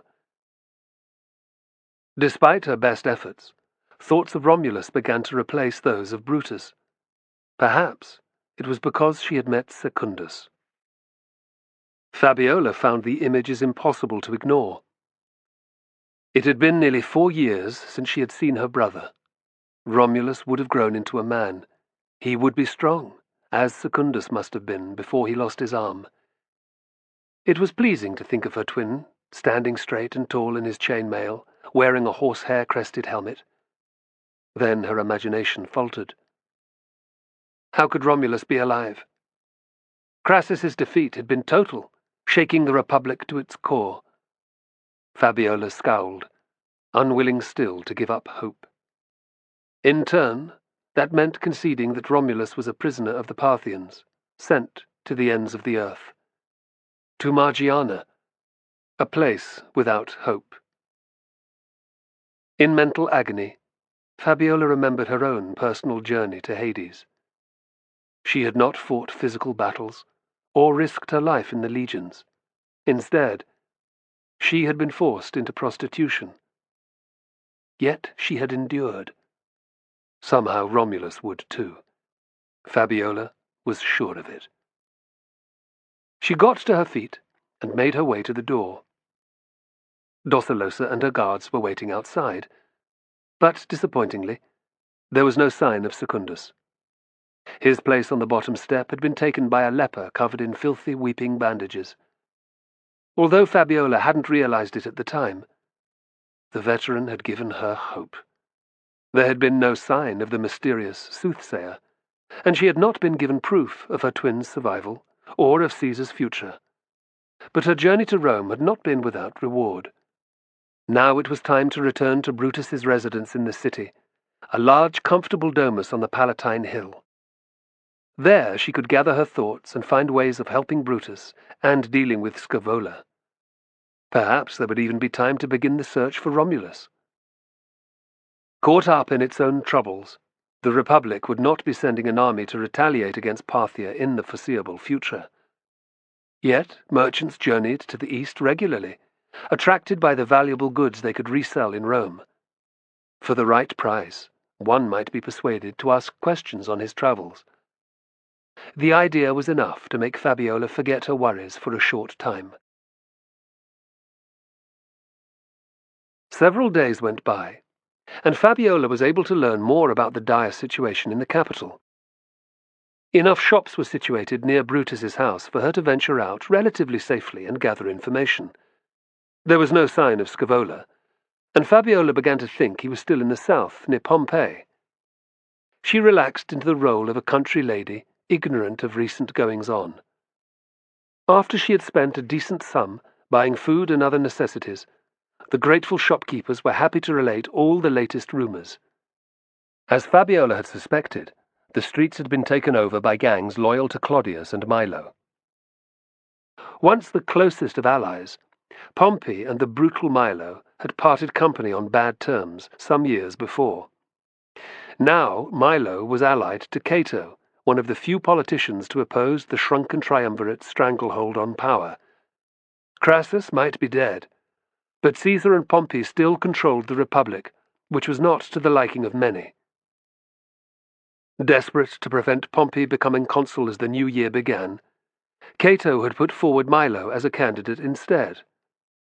This was too much for Claudius, and minor disturbances now occurred on a daily basis. Occasionally, larger pitched battles had claimed the lives of dozens of thugs. Caught in the middle, a number of unlucky residents had also died. The Senate was paralyzed, unsure what to do. Most people, one trader told Fabiola, just wanted order restored.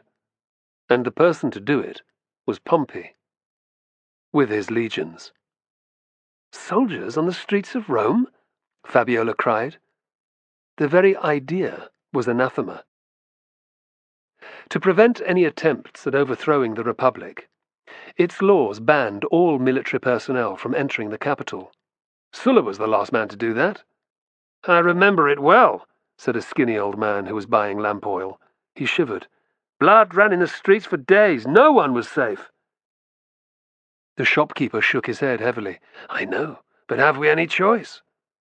He gestured at his empty shelves. "If there is nothing to buy, people will starve. What then?"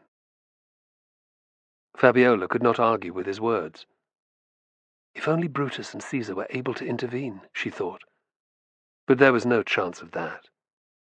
News had come that meant neither men would be back for many months.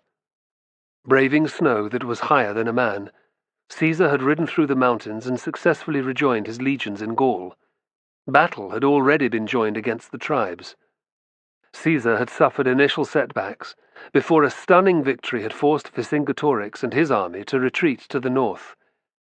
Yet the intelligent Gaulish chieftain was unbeaten. Thousands of warriors were still flocking to his banner, so Caesar had no option but to stay put. The situation in Gaul was critical, and Fabiola's worries about Brutus grew by the day. Loud shouts from the street drew her attention back to the present. Fabiola made to leave the shop, but her bodyguards blocked the doorway. Although Docilosa was in bed with an upset stomach, they had been browbeaten enough times. "Let me check it out, mistress," said Tullius, the most senior. A short Sicilian with crooked teeth and a bad limp. He was deadly with a gladius. She frowned, but obeyed. Danger lurked everywhere now. "Claudius Pulcher is dead!" Sandals slapped loudly off the ground as the running person drew nearer. "Murdered! On the Via Appia!" Placing the thumb between the forefinger and index finger of his right hand, the shopkeeper made the sign against evil. The old man muttered a prayer. Cries of dismay rose from the passers-by who had dared to be out. Windows clattered open as the residents of the flats above street level heard the news. Their voices added to the swelling noise. "I want to see what's going on," demanded Fabiola. Drawing his dagger, Tullius peered outside. One look was enough. With a grunt of satisfaction, he darted forward, deliberately knocking over the messenger. Quickly, the Sicilian dragged him into the shop, one arm wrapped around his throat, the other holding his knife tightly under the youth's ribcage. Fabiola took in the youngster at a glance. Short, underfed, dressed in rags, he was typical of Rome's poorest dwellers. No doubt he had been hoping to get a reward from someone for bringing back such dramatic news. The captive's gaze darted wildly from side to side as he took in the shocked shopkeeper, the old man, Fabiola, and her other guards. "Who are you?" he gasped. "Not seen you around here before." "Shut it, arsehole!" Tullius poked him with his dagger. "Tell the lady what you were screaming about just now." The youth was happy to obey. Claudius and a group of his men were attacked by Milo's gladiators near an inn just south of the city, he said excitedly. "Must have been outnumbered 2-1. "When?" "No more than an hour ago." "Did you witness this?" Fabiola demanded. He nodded. "It was an ambush, lady. The gladiators threw javelins first, and then swarmed in from all sides." "Gladiators?" Fabiola interrupted, her mind as ever darting to Romulus. "Yes, lady. Memo's men." She managed not to react. "Memo?" she asked casually. He seemed surprised. "You know, the Linister of the Ludus Magnus." Fabiola shrugged as if it was unimportant, but inside she was reeling. For a short period before Brutus had freed her from the Lupanar, Memo had been one of her clients. She had hated every moment of his visits, but the cruel, dispassionate Linister had been a possible source of information about Romulus. By repeatedly driving him wild with lust, she had managed to discover that her brother had indeed been sold into Memo's school, and then escaped with a champion fighter, a Gaul. But that was history. She had to keep focused. More important events were unfolding, and Memor seemed to be taking a prominent hand in the ongoing unrest. Why? Anger surged within Fabiola. Was he there? I didn't see him, lady. Or Milo? He was there at the start, encouraging his men, said the youth. Then he left. Milo's a clever bastard, pronounced the shopkeeper. He'll have gone somewhere very public, with lots of witnesses to prove it. The same goes for Memor, thought Fabiola. What happened next? Claudius got hit in the shoulder by a pilum and fell down. Some of his men carried him inside the tavern for shelter. The rest tried to hold off the attackers, but there were too many. The door was kicked in, and Claudius got dragged outside, screaming and crying for mercy. Fabiola shuddered at the dramatic and gory image. And you're certain he's dead? He didn't have a chance, lady. They were like a pack of wild dogs. The youngster swallowed. There was blood everywhere. Claudius's men are carrying his body back to the city, continued the prisoner. His wife doesn't even know yet. When she finds out, the gates of Hades will open, said the shopkeeper grimly. Fulvia won't take this lying down. Fabiola's interest was piqued. You know her? Not exactly, but she's a typical noblewoman, he replied. Likes to get her opinion across, if you know what I mean. Fabiola raised an eyebrow. The old man tittered. Realizing what he had said, the proprietor flushed, not meaning to insult noble ladies, of course. Fabiola graced him with a smile to show that she had taken no offence. Release the boy, she ordered Tullius. Reluctantly, the Sicilian obeyed. Unsure what would happen to him, the youth shuffled his feet. Fabiola tossed him a denarius, and his eyes lit up at the unexpected reward. Thank you, lady. He bobbed his head and ran off, eager to spread the news. We'd best return to the domus, mistress, said Tullius, looking concerned. This means trouble. Fabiola did not protest. The open-fronted shop was no place to linger at a time like this. Saying goodbye to the shopkeeper, they hurried on to the street.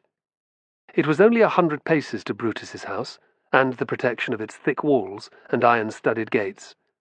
In the event, that short distance was too far. Round the nearest corner swarmed a horde of thugs, armed with clubs, swords, and spears. Being herded in their midst were many frightened-looking men, women, and children, ordinary citizens.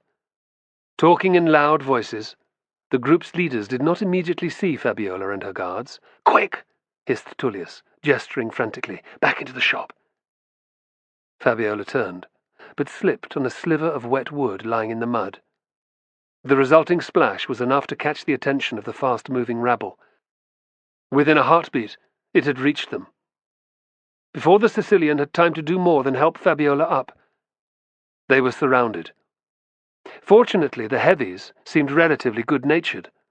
Shouts of laughter rang out at her misfortune, and rough, unshaven faces pressed in close, leering. "Come with us!" cried a bearded man who appeared to be one of the mob's leaders. His tone offered no option of refusal. Tullius looked helplessly at his mistress. If he or his men touched their weapons, they would be killed out of hand. Fabiola knew it too. Her heart pounding, she smoothed down her dress. "Where?" The answer was instant. "To the Forum!" She peered at the people who were being forced to accompany the gang members. Their faces were twisted with fear. Law and order was completely breaking down, and there was no one to stand up for normal people like them. "Why?" Fabiola asked stoutly. "To witness what those bastards did to Claudius!" shouted the bearded thug. "His body will be displayed for all to see!" A furious roar met his words, and Fabiola's heart sank. News of the murder had already reached the city. The young man had not been the first to return. "Respect must be paid to the dead!" The gang leader raised his sword in the air. "Before we rid the city of that bastard Milo, and everyone who follows him!" This time, the mob's response was an inarticulate roar. Primeval. Terrifying. Fabiola could almost feel the Republic's foundations shake beneath the rabble's anger. Her own heart was thumping with fear, but it was pointless trying to resist. The crowd moved off at speed, taking Fabiola and her men with it. Chapter 5. Discovery. Margiana, winter 53-52 BC. An entire cohort was sent out to the Mithraeum at dawn, but found only corpses. The surviving Scythians had disappeared on horseback, and their original purpose was presumed to be an attempt to assassinate Pacorus. Long-range patrols were mounted throughout the area, but found no evidence of enemy forces. Gradually, the tension in the fort eased, although Varum, now acting commander, insisted that the sentries were doubled day and night. Nothing more was seen of the Scythians. Weeks passed without any news of Tarquinius. There was no word of Pacorus either. Complete secrecy reigned over the commander's house, and only Parthians were allowed within. The senior centurions were deeply angry at what had happened, and spoke only to those they trusted. In other words, to none of the Roman prisoners. Of course, Romulus and Brennus had told their roommates about the attack. The news spread like wildfire. Rumors filled the camp on a daily basis. Only one thing was clear. Because there had been no reprisals, Pacorus was still alive. Tarquinius's care was having at least some effect, but nobody knew more. To ensure that they did not flee, Romulus and Brennus were closely watched at all times. No other overt threat was made, but their situation remained desperate. Varum's threat was no idle one, and most Parthians made sure to remind the pair of it at every opportunity. They were constantly taunted with the manner of Felix's death as well. This sting to their pride was particularly hard to ignore. After all, their friend's murder had not been avenged, and it might never be. With a clenched jaw, Brennus dealt with the menaces silently. Romulus kept them at bay by praying daily to Mithras. He thought of home, too, and of what exactly Tarquinius might have seen. Knowing it involved returning to Rome helped immensely. All kinds of fantasies went through his head, from discovering his mother and Fabiola to torturing Gemellus. Taking on Varum in a duel and killing him slowly was another favourite. Romulus also had time to relive the brawl that had caused him to flee the capital. During it, he had apparently killed a nobleman with a crack to the head from his sword hilt. At the time, panicked and desperate to avoid crucifixion, Romulus had not given it much consideration. Now, the veteran of innumerable battles, he knew that unless he was no judge of his own strength, the blow had probably not been enough to kill. When he asked Brennus, the big Gaul confirmed that he had only punched the angry noble a couple of times. It was a troubling realization, because it meant that he, Romulus, was innocent, which meant that he had had no reason to flee in the first place. So who had killed Rufus Caelius? It was impossible to know the truth of it, yet Romulus became consumed by thoughts of what might have been if the nobleman had not been slain. Although he talked it over repeatedly with Brennus, the Gaul was less concerned about what had happened. His destiny all along had been to take a great journey, and Brennus was convinced that was why he was in Margiana. Romulus did not have that comfort. All he had was Tarquinius's advice to trust in Mithras, about whom he knew very little. Unsurprisingly, none of the Parthians would talk to him about their god. Watched constantly, he had no chance of trying to visit the Mithraeum either. Then Romulus managed to procure a small statue from a wizened old man who came into the fort on a regular basis to sell knickknacks. All the ancient told him was that Mithras wore a Phrygian cap, and that the life of the bull he was sacrificing gave birth to humankind, the animals and birds of the earth, and its crops and foods. Romulus pressed him hard for more information, and discovered that there were 7 stages of devotion. After this, the seller totally clammed up. "You look brave and honest," were his last words. "If you are, Mithras will reveal more." At this, the window of hope in Romulus's heart opened a fraction. He placed the carved figure on the special shrine which had been erected by the barracks entrance. Although it was dedicated to Aesculapius, the god of medicine, Romans were happy to worship more than one deity at the same time. Romulus spent every spare moment he had on his knees before the image of Mithras, praying for some good news about Tarquinius, and that he might discover how to return to Rome. Nothing was forthcoming, but he did not lose faith. Since childhood, life had dealt him one hard knock after another. Witnessing Gemellus rape his mother nightly, being sold into the savagery of the Ludus, the duel against Lentulus, a far more experienced fighter, a deadly mass combat in the arena, escaping Rome after the brawl, army life, and the horrors of Carrhae, captivity in Parthia, and then the long march to Margiana. But each time death threatened, the gods had lifted him from harm's way. Consequently, Romulus was prepared to devote all his attention to Mithras. What else could he do? During his time at the shrine, Romulus was touched by the devotion shown by his comrades. In normal circumstances, the Romans would have been pleased if Pacorus died, but now prayers for his recovery were offered up by the dozen. Almost all the men in the century stopped by the altar each day. Word of the threat to Tarquinius's life spread fast, and there were visits from countless other soldiers as well. Soon the simple stone top was dotted with sestertii, denarii, and even lucky amulets, offerings that men would not part with lightly. Everything that had been minted or made in Italy was now priceless. It proved to Romulus and Brennus how important Tarquinius was to the forgotten legion's sense of well-being. One cold afternoon, Romulus was performing his devotions as usual. Deep in prayer, and with his eyes closed, he became aware of loud muttering behind him.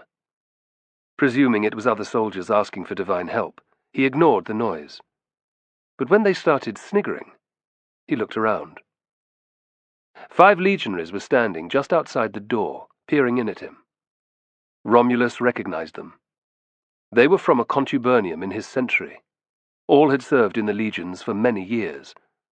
Tellingly, he had seen none make any offerings at the altar. "Praying for the soothsayer?" asked Caius, a tall, thin man with few teeth and bad breath. "Our centurion." Romulus did not like Caius's tone. "Yes," he snapped. "Why aren't you?" "Been gone a while, hasn't he?" sneered Optatus, leaning against the doorpost. A strongly built figure, almost as large as Brennus, he had a permanently unfriendly manner. Romulus felt a trickle of unease. All 5 had been out on the training ground. They were in chain-mail and were fully armed, whereas he was clad in just his tunic, with only a dagger for protection. "I suppose so," he said slowly, gazing from one to the other. "Treacherous bastard," said Novius, the smallest of the 5. Despite his stature, he was an expert swordsman. Romulus had seen him in action before. "Be conniving with Pacorus, won't he?" "Coming up with more ways to have us slaughtered," added Caius, "like he did at Carrhae." Romulus could scarcely believe his ears, but the others' heads were nodding angrily. "What did you say?" he spat. "You heard." Caius's lips lifted, revealing red, inflamed gums. "Crassus didn't lose the battle. He was a good general." "So how did it happen?" Romulus retorted hotly. "That treacherous Nabatean didn't help. But it was more likely your Etruscan friend, meddling with evil spirits." Novius rubbed at the phallus amulet hanging from his neck. "He's always bringing bad luck on us." His companions muttered in agreement. Absolutely astonished that men could think like this, Romulus realized it was best not to respond. The discontented legionaries were looking for a scapegoat. With his long blonde hair, single gold earring, and odd manner, Tarquinius was an obvious target. Arguing would make things worse. Turning his back on them, he leaned forward, bowing to the small stone figure of Aesculapius on the altar. There was a sharp intake of breath from Optatus. "Where did you get that?" Romulus looked down, and his heart banged in his chest. The sleeve of his tunic had ridden up his right arm, revealing the thick scar where his slave brand had been. After slicing the damning mark off, Brennus had cobbled the wound together with crude stitches. There had been a few questions about it when they had joined the army, but Romulus had managed to laugh them off, saying he had received the cut in a skirmish with outlaws. None in the Gaulish mercenary cohort had cared where he came from anyway. Already upset by the accusations against Tarquinius, he was disconcerted by the question. "I can't remember," he faltered. "What?" Optatus laughed incredulously. "Happened in your sleep, did it?" Although his comrades sniggered, their expressions changed. Now they looked like a pack of hounds that have cornered a wild boar. Romulus cursed to himself. Who would ever forget how or when he was injured in a fight? Novius stuck his left leg forward and jabbed a finger at the shiny marks on either side of his muscular calf. Their length and breadth meant that they had probably been made by a spear. "I've no idea who did this," he crowed. "I didn't even feel the blade go in." Loud laughter met his remark. All had scars from their time in the army. "It was a long time ago," said Romulus defensively, knowing his answer sounded weak. Caius's response was immediate. "You're only a damn boy. You've not campaigned in a dozen wars or been in the legions half your life, like us," snarled Optatus, "and we remember every sword cut like it was yesterday." Romulus flushed, unable to mention his 2 years as a secutor. The agony of Lentulus' knife plunging into his right thigh was as vivid now as the moment it happened. But he could not mention it. Gladiators were nearly all slaves, criminals, or prisoners of war. They were the lowest of the low. "They say that for the right price, there are men who'll cut off a brand and stitch you up," said Caius spitefully. "Get rid of the evidence." Novius frowned. Optatus swelled with outrage. "Been to one of those, have you?" "Of course not," blustered Romulus. "Slaves aren't allowed in the army." "On pain of death," added Novius with a leer. Caius stepped over the threshold. "Where is it you're from again?" "Transalpine Gaul." Romulus didn't like the way this was going. He got to his feet, wondering where Brennus was. "What's it to you?" "Served there for 3 years," said Novius, his eyes mere slits. "Didn't we, lads?" Optatus grinned at the memory. Romulus felt nauseous. It was Brennus who came from that part of Gaul. He himself was a city dweller through and through. The lie had just been a way to get them into the army. At the time, Bassius, their old centurion, was happy enough to get 2 men who could obviously fight. He had not asked too many questions. To Bassius, bravery was all that had mattered. Then, as mercenaries in Crassus's army, they had not mixed with Roman legionaries until after their capture. And on the long march east, few had asked questions of other prisoners. Survival had been more important. Until now. "So did half the army," Romulus said truculently. "Did you catch the pox there too?" Novius did not respond to the jibe. "Where exactly did you live?" The malevolent little legionary had everyone's attention. "In a village, high up in the mountains," replied Romulus vaguely. "It was quite remote." But there was no end to his interrogation. Now Novius and Optatus moved inside, while the last 2 blocked the doorway. There was nowhere to go, other than further into the barracks, where it was even more confined. The young soldier swallowed, resisting the urge to draw his dagger. In this tight space, he had little chance against 3 men with swords. His only hope was to brazen it out. "What was the nearest town?" Frantically, Romulus racked his brains, trying to recall if Brennus had ever mentioned such a place. Nowhere came to mind. A prayer to Mithras, followed by another to Jupiter, made no difference. His mouth opened and closed. Novius's sword slid from the scabbard as he stepped closer. "Can't remember that either," he said softly. "We come from near Lugdunum." growled Brennus from the entrance to the door. Romulus had never been so relieved. Alabrogi territory, eh? Sneered Novius. Yes. Brennus stepped into the room, forcing Caius to move backwards. It was. Optatus grinned. I remember that campaign well. Your villages burned easily. Some of the women we raped were passably good-looking, added Novius, forcing 2 fingers in and out of a ring made of his right forefinger and thumb. The others laughed cruelly, and Romulus burned with anger and shame for his friend. The Gaul's face went purple with rage, but he did not react. Novius was not to be put off. Why is your accent different to his, then? He jerked a dismissive thumb at Brennus. Brennus did not give Romulus time to answer.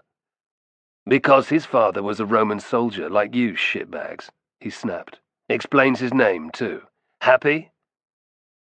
Ammius, Primitivus, and Optatus glowered, but did not reply. They were bullies rather than ringleaders. And the mark? Persisted Novius. It's from a gladius, answered the Gaul with a show of reluctance. The lad could barely lift a sword, but he tried to fight back when you fuckers were attacking our settlement. Naturally, he didn't want to tell you. It was Novius's turn to look confused. Quickly he did the maths, calculating if Romulus's age as a boy tallied with the Allobriges rebellion 9 years before. It did. We fled south, worked here and there, Brennus went on. Ended up in Crassus's army. With all our tribe gone, it didn't matter where in Hades we went. It was commonplace for the warriors of defeated tribes to seek employ in the service of Rome. Iberians, Gauls, Greeks and Libyans were among the host of nationalities in its armies. Even Carthaginians joined up these days. The little legionary was visibly disappointed. Romulus used the silence to shuffle closer to Brennus. Side by side, they were an imposing pair. The huge Gaul with bulging muscles, and his young protégé, slightly smaller, but just as solidly built. Although Romulus had no more than a dagger, they would account for themselves very well if it came to a fight. The pair glared at the 5 veterans. Novius lowered his sword. Only citizens are supposed to serve in the legions, he said resentfully. Not tribal vermin like you two. That's right, agreed Caius. The fact that they had served in a mercenary cohort under Crassus was not mentioned, that Romulus was apparently half Italian, or the fact that the Forgotten Legion was not a Roman army unit, but a Parthian one. That's a different matter, Brennus replied smoothly.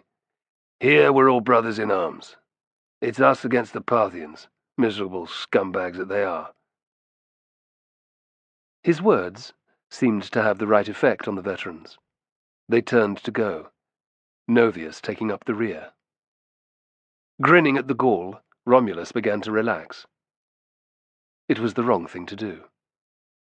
The little legionary turned at the door. Brennus gave him an evil look, but Novius stood his ground.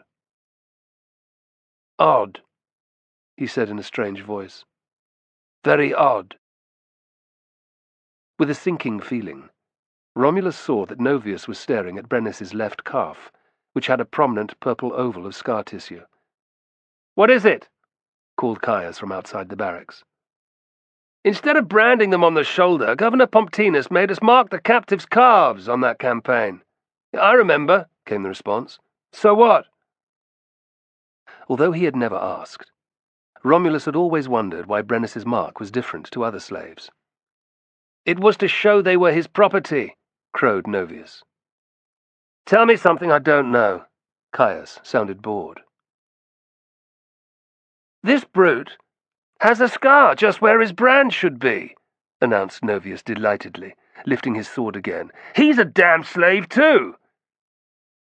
Before he could do more, Brennus lunged forward and shoved the little legionary in the chest. Novius flew out of the door, landing flat on his back. His 4 friends scattered, their faces alarmed. Piss off, you son of a whore, the Gaul said from between clenched teeth, or I'll kill you. Scum! Novius wheezed, his face twisted with anger. You're both escaped slaves. Romulus and Brennus did not reply. "Felix probably was too," the little legionary added as the others reached for their swords. "There's only one punishment for that," snarled Caius. "Crucifixion," finished Optatus. Primitivus and Ammius, their companions, raised their gladii in unison at that prospect. 5 faces filled with hatred ringed the doorway.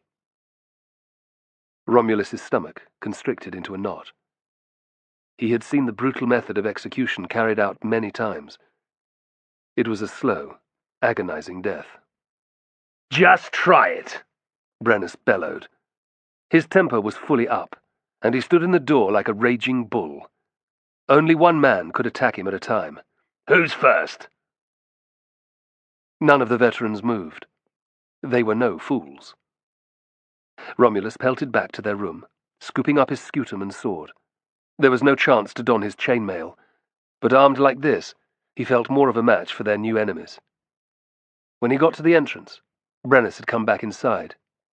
"Bastards," he growled. "They're gone. For now." "They'll tell everyone," said Romulus, struggling not to panic. The Parthian officers didn't care about their history, but it would not be popular among the others in their century, or, for that matter, the whole legion. "I know." "What can we do?" "Not much." The Gaul sighed heavily. "Stay alert. Watch each other's backs." This felt all too familiar. Neither spoke for a moment as they considered their options. There were none. Escape was out of the question. It was deepest winter. Where would they go anyway? And Tarquinius, the one man who might be able to help, was still incarcerated with Pacorus. They were alone. Glumly, Romulus studied the burnished iron of his gladius. He was going to be sleeping with it from now on. It took Novius little more than an hour to tell every man in their century what had happened. He didn't stop there. The little legionary seemed possessed as he moved between the low-roofed barrack buildings, spreading his gossip. Caius, Optatus, and the others were just as busy. Informing over 9,000 men took time, but gossip travelled fast, and by nightfall Romulus felt sure that their secret was well and truly public news. The hardest thing to take was the reaction of his comrades in the barracks. 80 of them ate and slept cheek by jowl, sharing their equipment, food, and lice. Although the unit had been formed after Carrie, there was a real sense of camaraderie. Felix had been part of it. Far from Rome, they only had each other. That no longer applied to Romulus and Brennus, or Tarquinius. Men tarred them all with the same brush, and the altar to Aesculapius and Mithras was dismantled the same day, its offerings taken back. Who would pray for a man with slaves as friends? Yet when the legionaries had nothing to pray for, they had nothing to hope for either. So they needed something to fill the void. Unfortunately, that turned out to be distrust of the two friends. Suddenly, Romulus and Brennus were responsible for all the men's misfortune. Crucifixion was not that likely. To earn that punishment, Romulus or Brennus would have to fall foul of a Parthian officer.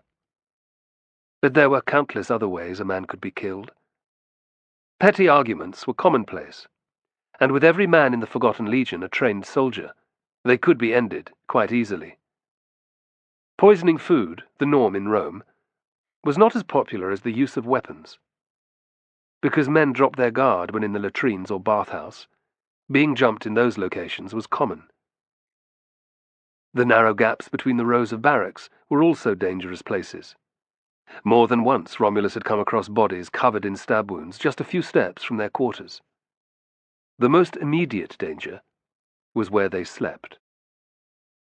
8 men had to share a small, cramped space, and when 1/4 of those were being ostracized, it made life very difficult. On hearing the news, a pair of legionaries had instantly moved to another contubernium that was too short. Their disgusted faces upset Romulus hugely. That left Gordianus, a balding veteran and 3 soldiers on one side of the room, the friends on the other. Gordianus, the obvious leader now, had not said much in response to Novius's revelation. This kept his companions quiet, for which Romulus was grateful. He could take silent resentment. While it was doubtful that any of their own contubernium would try to kill them, they could not be trusted. Like a viper sliding through the grass, Novius was forever appearing unexpectedly, muttering in men's ears, and poisoning their minds. The little legionary had taken to hanging around in the barracks corridor, idly picking his nails with his dagger. When he wasn't there, Caius or Optatus were. While none made any overt signs of violence, it was most disconcerting.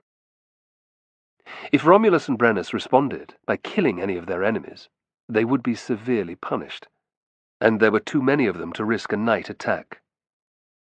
Cutting 5 men's throats quietly was an impossible task. So Romulus and Brennus cooked together every day, and stood outside the latrines with a ready sword while the other went inside. They went on sentry duty simultaneously, and only one slept at a time. It was exhausting and demoralizing. "This is worse than the Ludus," muttered Brennus on the second night. "Remember?" Romulus nodded bitterly. "There we could at least bolt the door of my cell, and Figulus and Gallus had few friends," Romulus added. "Not thousands." The Gaul gave a short, sarcastic laugh. So it went on. Romulus's prayers to Mithras grew even more frantic, but their situation did not change. The days stretched into a week, and the pair grew haggard and irritable. There was one occasion when Novius and his friends attempted to jump them in the alleyway outside the barracks, but Romulus's quick knife throw stopped the attack in its tracks. Caius's left thigh was now heavily bandaged, and the veteran's relentless hounding slackened somewhat. But the respite would merely be temporary. They would not be able to keep up their guard forever. Both were therefore relieved when, one frosty morning, Varum ordered 2 sentries, theirs and another, out on patrol. For a few days there had been no news from one of the Legion's outposts that were positioned east of the main camp. The 7 fortlets, each with a garrison of a half-sentry and a handful of Parthian warriors with horses, had been built in strategic positions overlooking various approach routes into Margiana from the north and east. High mountains protected the south and southeast. There was usually little news from the small forts, but twice a week riders were sent back regardless. Whatever their faults, Pacorus and Varum kept themselves well informed of everything going on in the area. The need for this had been bloodily reinforced by the attack at the Mithraeum. Romulus and Brennus's feelings were not echoed by their comrades as they prepared for the patrol. Loud curses filled the warm, close air as yokes were dug out of the tiny storerooms behind the sleeping space for each contubernium. Their destination was only 20 miles away, but Roman soldiers always travelled prepared. Besides, Varum had ordered rations for 4 days. The yokes, long, forked pieces of wood, carried everything from a cooking pot and spare equipment to sleeping blankets. Along with his armor and heavy scutum, they brought the weight carried by each man to over 60 pounds. "This is bloody pointless," Gordianus grumbled, lifting another legionary's mail shirt over his head so he could put it on. "A fool's errand." "We'll meet the messenger halfway there," said the man he was helping, "and watch the prick piss himself with laughter as he watches us walk back." There were vociferous mutters of agreement. Who wanted to leave the safety and warmth of the fort for no reason? It was probably all down to a couple of lame horses. "I don't know," said a familiar voice. "A lot of things can happen on patrol." Romulus looked up to find Novius standing in the doorway. Behind him were their other main tormentors, Caius and Optatus. Automatically the young soldier's hand reached for his gladius. Brennus did likewise. "Relax." Novius's smile was evil. "There'll be plenty of time for that later." Romulus had had enough. Lifting his sword, he stood up and moved towards the little legionary. "I'll gut you now," he swore. Novius laughed and was gone, followed by his comrades. "Gods above," said Romulus wearily. "I can't take this much longer." Brennus's red-rimmed eyes told him the same story. At first, little was said by anyone the next morning. It was cold and miserable, and marching while carrying full kit was not easy. While the men were well able for the task, it was necessary to get into a good rhythm. Inevitably, Gordianus began to sing. Smiles broke out as the tune was recognized, a familiar ditty involving a sex-starved legionary and every whore in a large brothel. There were endless verses, and a bawdy chorus to roar at the end of each. The soldiers were happy to join in. It passed the time, which often dragged on such patrols. Normally, Romulus enjoyed singing the refrain, with its countless sexual positions and innuendos. Today, though, he was gloomily imagining what might happen during the patrol. If they encountered any trouble, Novius could use the opportunity to strike. In the midst of a pitched battle, it was all too easy to stab a man in the back without anyone noticing. Brennus's nudge darkened his mood even further. They had reached a crossroads, 5 miles from the fort. The Gaul was pointing at a crucifix that stood on a small mound to one side. Pacorus had ordered it positioned, so that all who passed would see it. Like those outside the front gates, the cross had just 2 purposes: to slowly kill condemned men, and to give graphic warning of the punishments at Parthia's disposal. The crucifixes were rarely empty. Falling asleep on duty, disobeying an order, or angering Pacorus, all were common reasons for legionaries to die on the simple wooden structures. Even Parthian warriors who incurred his wrath were sometimes executed in this manner. Gordianus's voice died away, his song unfinished. Romulus closed his eyes, trying not to imagine himself and Brennus ending their lives in such a way. With Pacorus's life hanging in the balance, it was still a distinct possibility, if Novius and his lot didn't do the job first. Despite the early hour, there were carrion birds clustered all around the crucifix, on the ground, on the horizontal crossbar, even on the lifeless shoulders of their prey. Bare-headed vultures pecked irritably at each other, while ravens darted in opportunistically to take what they could. Overhead, the huge wingspans of eagles could be seen, gliding serenely in anticipation of a good meal. By now, everyone's gaze was on the frozen corpse that sagged forward, its head hanging. Thick ropes were tied around the dead man's arms, and long iron nails pierced his feet. Everyone knew him. It was a young legionary from Ishkan's cohort who had been caught stealing bread from the ovens 2 days before. Dragged onto the intervallum before the whole legion, he had first been beaten with flails until his tunic was shredded and his back a red, bleeding ruin. Then, naked except for a loincloth, the wretch was forced to carry his cross from the fort to the lonely crossroads. 10 men from every cohort had accompanied him as witnesses. By the time they had reached the desolate spot, his torn, bare feet were blue with cold. This was not enough to dull the pain of the sharp nails being driven through them. Romulus vividly remembered the man's thin, cracked screams. Around him, the other legionaries' faces were full of dull resentment, except those of Novius and his friends, who were laughing behind cupped hands. Darius, their stout senior centurion, sensed the bad feeling and urged his men to march faster. They needed little encouragement. As the soldiers came alongside, the nearest vultures lifted their bloated bodies into the air with lazy wing beats. Others further away just waddled out of reach. In the depths of winter, food was hard to come by, and the birds were reluctant to leave this ready feast. There would be no let-up until a skeleton hung from the cross. Romulus could not tear his gaze away from the frozen body. The only part to remain inviolate was its groin, covered by the loincloth. Empty eye sockets stared into nothingness, Peck marks covered its cheeks, chest, and arms. Its mouth was open in a last, silent rictus of pain and terror. Half torn-off strips of flesh hung uneaten from its thighs, where the largest muscles were. Even its feet had been chewed, probably by a resourceful jackal standing on its hind legs. Had the man been alive when the vultures first landed? Felt the sensation of breaking bone as powerful jaws closed on his frozen toes.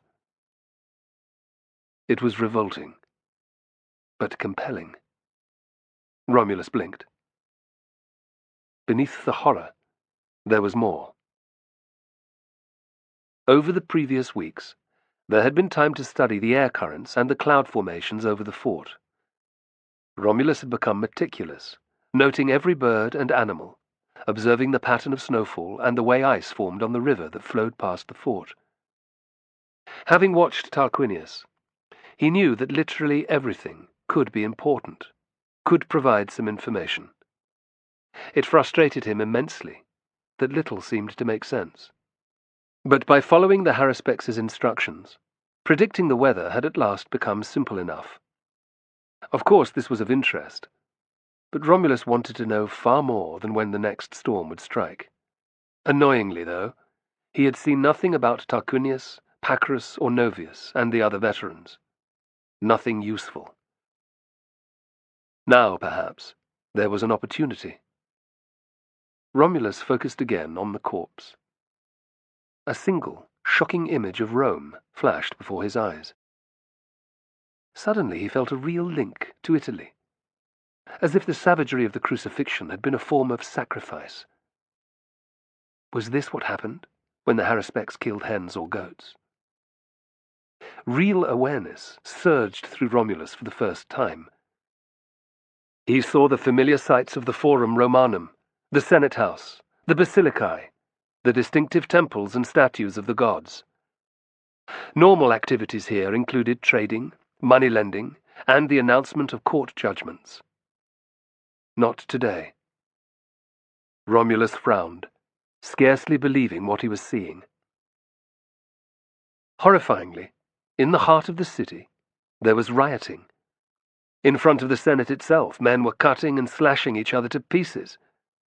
Among them, innocent civilians were being killed in their dozens.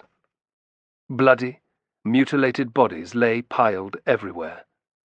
Bizarrely, some of the combatants even looked like gladiators. Stunned, Romulus could not take it in. How could the capital of the greatest state in the world descend into such chaos? Was his mind playing tricks? Was he going mad? His need to go home had never been stronger, or seemed more unlikely. A great arm clapped him on the back, bringing Romulus back to his senses. "We can't help that poor fool now," said Brennus, sadly regarding the frozen corpse. "Forget about him." Romulus's mouth opened with surprise. Then he realized. The Gaul had no idea what he had seen. He was about to tell Brennus when something made him look over his shoulder. Novius was waiting for his chance and immediately half-raised both arms, mimicking the crucified man. Miserably, Romulus turned away, the little legionary's mocking laughter ringing in his ears. The world was going crazy. Chapter 6. Chaos Descends. Rome. Winter 53-52 BC. Fabiola struggled not to lose her footing as the crowd pressed forward. Only Tullius's firm grip on her arm kept her upright. The other bodyguards had also been swallowed up by the rapidly moving mass of people. Occasionally Fabiola caught sight of their confused faces, but for the most part she concentrated on what the gang members were saying. It seemed the ambush at the inn had taken them all by surprise. Traitors in their midst were suspected, and dire threats being made against any who might have been involved. The thugs would not rest until Claudius's death had been thoroughly avenged. Fabiola could sense more than a desire for retribution in the angry words filling the air. The men brandishing weapons around her were all plebeians, poor, uneducated, malnourished. They lived in overcrowded, rat-infested flats and were destined to live short, miserable lives with almost no chance of betterment. In many ways, their lives were little different to those of slaves. Yet they were Roman citizens. Mob rule offered them something more. Power. Respect from those who normally looked down on them. Money from the people they robbed. They risked death, certainly, but it was worth it to gain these things that would otherwise never be theirs. It was therefore no surprise that both Claudius and Milo had enormous followings. But Fabiola could see that the rabble's methods were short-sighted. If anarchy reigned, there would be no congiaria, the free distribution of grain and money that kept the poorest families alive. They would simply starve. The crowd's pulsing anger did not appeal either. Fabiola only had to look at the blameless and terrified captives to know that such uncontrolled violence affected the blameless as well as the guilty. Whatever the monstrosities perpetuated by the Republic, it was still an institution which provided a framework for a more peaceful society than that which had gone before. Innocent people were not killed out of hand by the state for the contents of their purses. Yet that would become the norm once more, if mobs like this assumed control. It did not take long to reach the Forum Romanum. Bordered by numerous temples and shrines, it was home to the Senate building and the Basilicae, massive covered markets that were normally jammed with tradesmen, lawyers, scribes, and soothsayers. It was the busiest place in the city, a location dear to the heart of every citizen. Public meetings were commonly held here, as were trials and some elections. Events which happened in the Forum tended to be remembered, which was precisely why it had been chosen for Claudius's wake. Today, the Basilicae were quiet and virtually empty. The usual wall of sound comprised of merchants' voices, lawyers arguing, and food vendors competing with each other was absent. In its place were the hollow shouts of the bravest shopkeepers, those who had actually dared to open up their stalls. For weeks there had been few honest folk about. Most traders, lawmakers, and salesmen stayed safely at home. Even the wily haruspices were not to be seen. With constant violence the only business on offer, there had been little reason to risk their lives. The nobles and well-to-do were also absent, secure in their thick-walled houses. They would not be safe there for long, thought Fabiola, eyeing the angry, chattering men around her. Although the rich were not present, the open space of the Forum was crowded with plebeians, drawn despite the threat of conflict today. Word of Claudius's death had spread through the crowded suburbs faster than the plague. Terrified of the future offered by the rival gangs, Rome's citizens still wanted to watch it unfold. Seismic events like this were rare. Not since Sulla, the butcher, marched on the capital more than 30 years before had there been such a threat to democracy. For all its faults, the Republic generally ran quite smoothly, but now it felt like a rudderless ship caught in rough seas. The best vantage points, the steps to the Basilicae, and all the shrines were jammed. Children sat on their fathers' shoulders, craning their necks to see. Even the statues were covered in spectators. In contrast, the central area was clear. Bloodshed was inevitable, and anyone caught in the middle would risk being killed. Claiming the moral high ground, Milo stood in front of the Senate, dressed in an immaculate white toga. A handsome, clean-shaven figure, he was surrounded by scores of his men, many of whom were gladiators. The dramatic implication was impossible to miss. Here stood the defender of Rome, waiting to repel those who sought to tear it down. Attempting to give divine approval to his cause, a group of priests had been prominently deployed on the Senate steps. Chanting, burning incense, and raising their hands to the heavens, the white-robed men would give credibility to any cause. The ploy was working, and many in the crowd began to shout Milo's name. His gladiators responded by beating their weapons off their shields, creating an almighty din. Brutus had taught Fabiola the different classes of fighter at the arena. Eager to know more about the life into which Romulus had been cast, she had memorized every detail. Now she picked out Myrmilones in their characteristic bronze fish-crested helmets, their right shoulders covered in mail. Beside Samnites with plumed helmets and elongated oval shields was a group of secutores. Fabric and leather manichae protected their right shoulders, while a single greave covered each man's left leg. Even the retiarii, fishermen armed only with a trident and net, were present. The massed ranks of trained killers made a fearsome sight. Facing them from the other side of the forum was a larger, more disorganized crowd of Claudius's followers.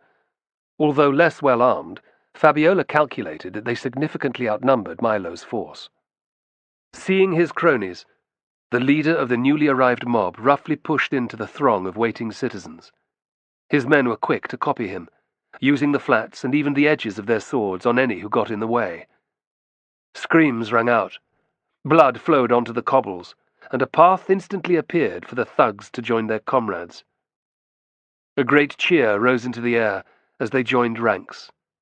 Now their number was at least 3 times that of their enemies. A strange calm fell. Both sides had assembled for battle, but the reason had not yet arrived. Claudius's body. During the journey, Fabiola's guards had managed to wriggle and squeeze their way to her side. It was a small consolation, but she felt acutely vulnerable without a weapon. Whispering in Tullius's ear, Fabiola took the dagger he passed to her and slit it up one sleeve of her dress. Only the gods knew what would happen before nightfall. Rome might fall, but she wanted to survive. If the need arose, she was perfectly prepared to fight as well. Fabiola offered up a swift prayer to Jupiter. "Protect us all," she thought. "Let no harm come to me or mine." It was not long before the sound of women's screams reached them. Carrying from some distance away, the cries rose and fell in clear ululations of grief. Sighs of anticipation swept through the crowd, and heads craned to see the source of the piercing howls. Claudius's corpse was approaching. The strain grew too much for one of Milo's men, who threw his javelin. It flew up in a shallow arc towards the plebeians, but fell short and skittered harmlessly across the cobblestones. Jeers and insults filled the air in response. The atmosphere grew even more tense, but amazingly, none of Claudius's thugs responded. Their throbbing anger was being held in check until they had seen his body with their own eyes. Like everyone else, their eyes were fixed on the spot where the Via Appia entered the forum.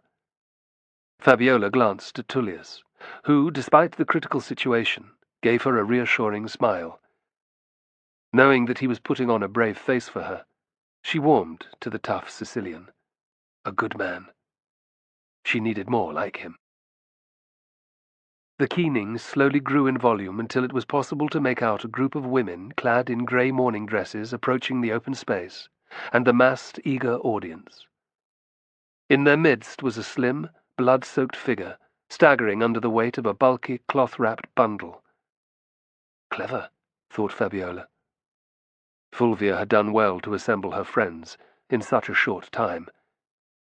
There were few better ways to whip up public hysteria than with such a chorus of wailing, and it was a masterstroke for Claudius's widow to enter the forum carrying his corpse. Gradually the screams became intelligible. "Look what they have done to my Claudius!" "Murdered!" responded the women dramatically.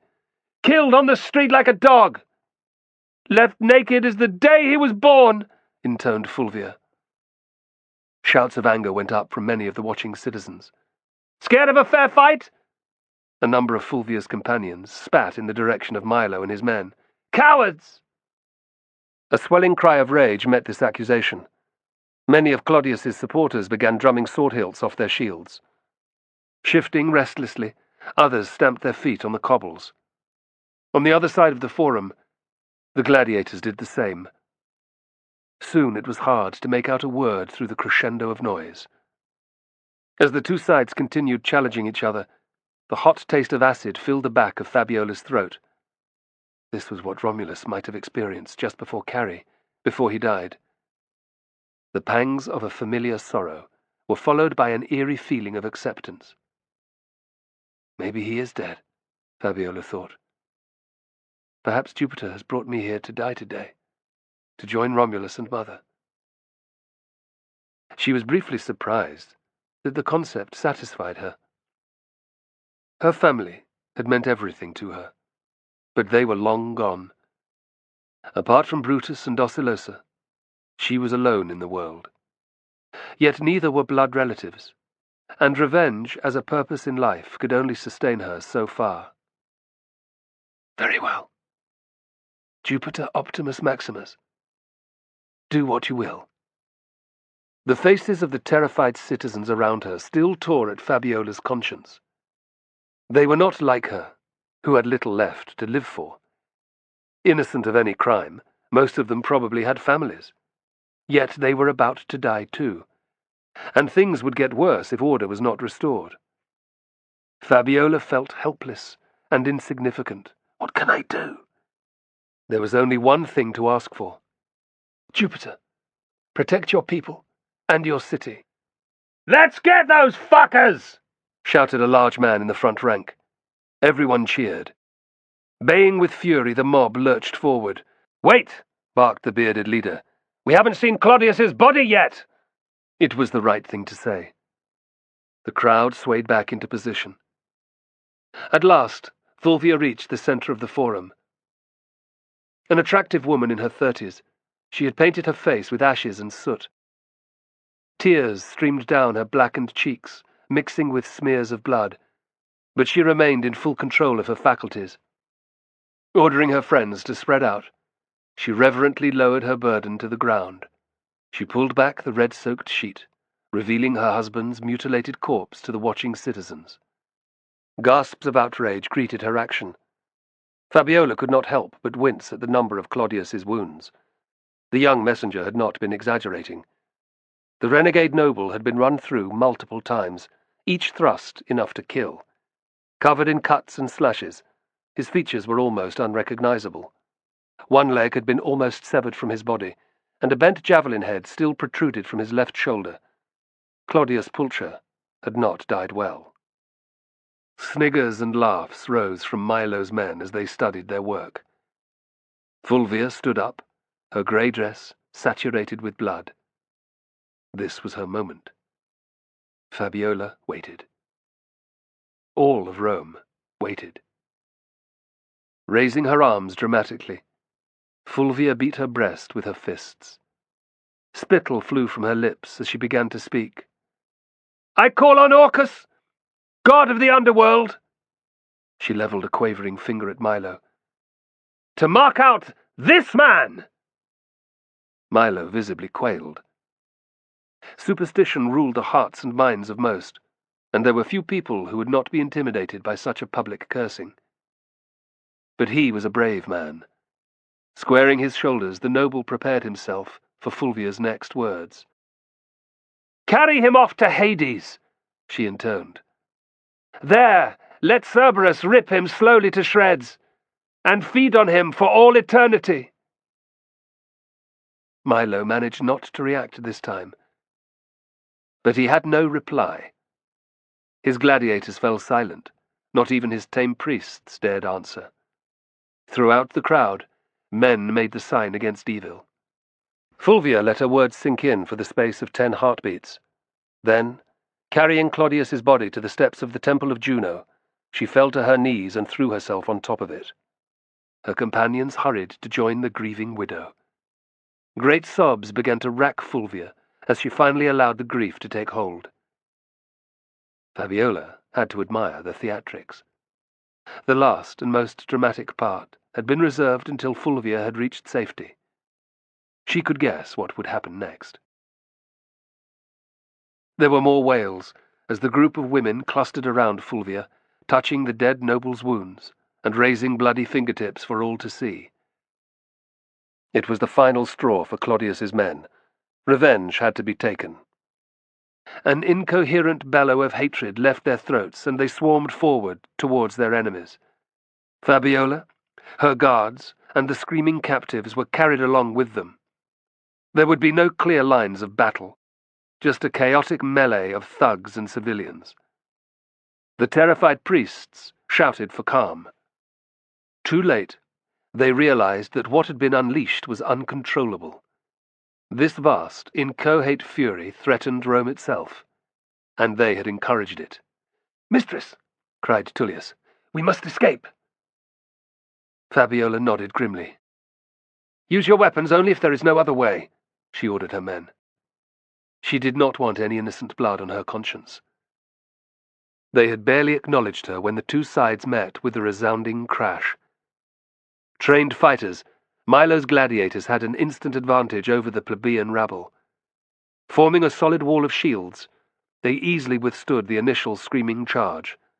Gladii stabbed forward viciously, tridents and spears shoved into unprotected faces and necks, javelins hummed through the air, blood spilled onto the cobbles. Fabiola watched in fascinated horror. This was far worse than anything she had seen in the arena. In the first few moments, dozens fell to the ground, injured or killed. Inevitably, though, weight of numbers began to tell. Enraged, filled with grief, Claudius's thugs threw themselves at their enemies like men possessed.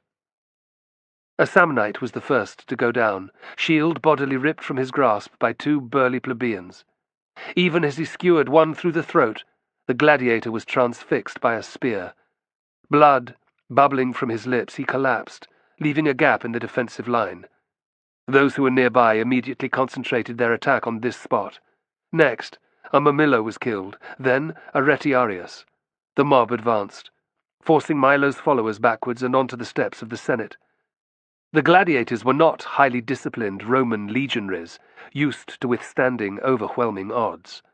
More holes appeared, and were instantly expanded, further separating their ranks. The fighters' heads began to turn, seeking a way out. They had been promised good wages for street brawls, not death in a full-scale battle. The fight was far from over, but Fabiola sensed that the tide had turned. Fortunately, they were still some distance from the bloodshed. The thugs who had marched them to the forum had disappeared into the melee. It was time to escape, if they could. She jerked her head at Tullius, who was more than happy to obey. He barked an order at the others.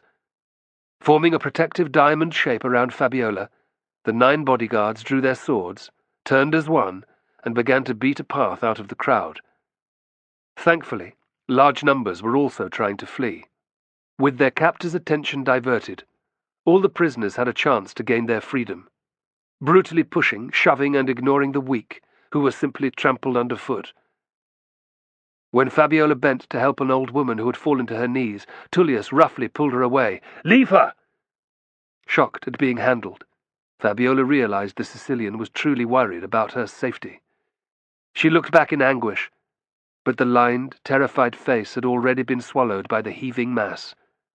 Another innocent victim. But there was no time to grieve or to dwell on the gods' purpose today. Intent on their own survival, as well as that of their mistress, Fabiola's guards battered on. "Make for that!" Tullius shouted, pointing at the temple of Castor, the nearest building. Ducking their heads down, the bodyguards soon gained momentum.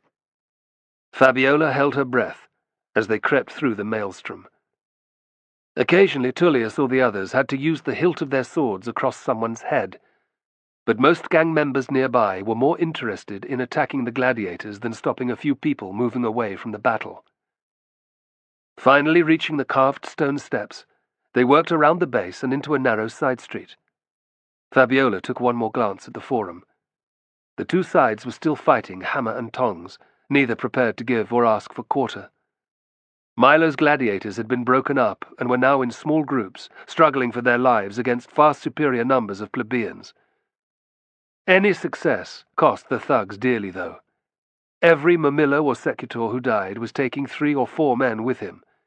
The dead sprawled everywhere now, crushed underfoot, heaped on top of each other, prostrate in the entrances to temples.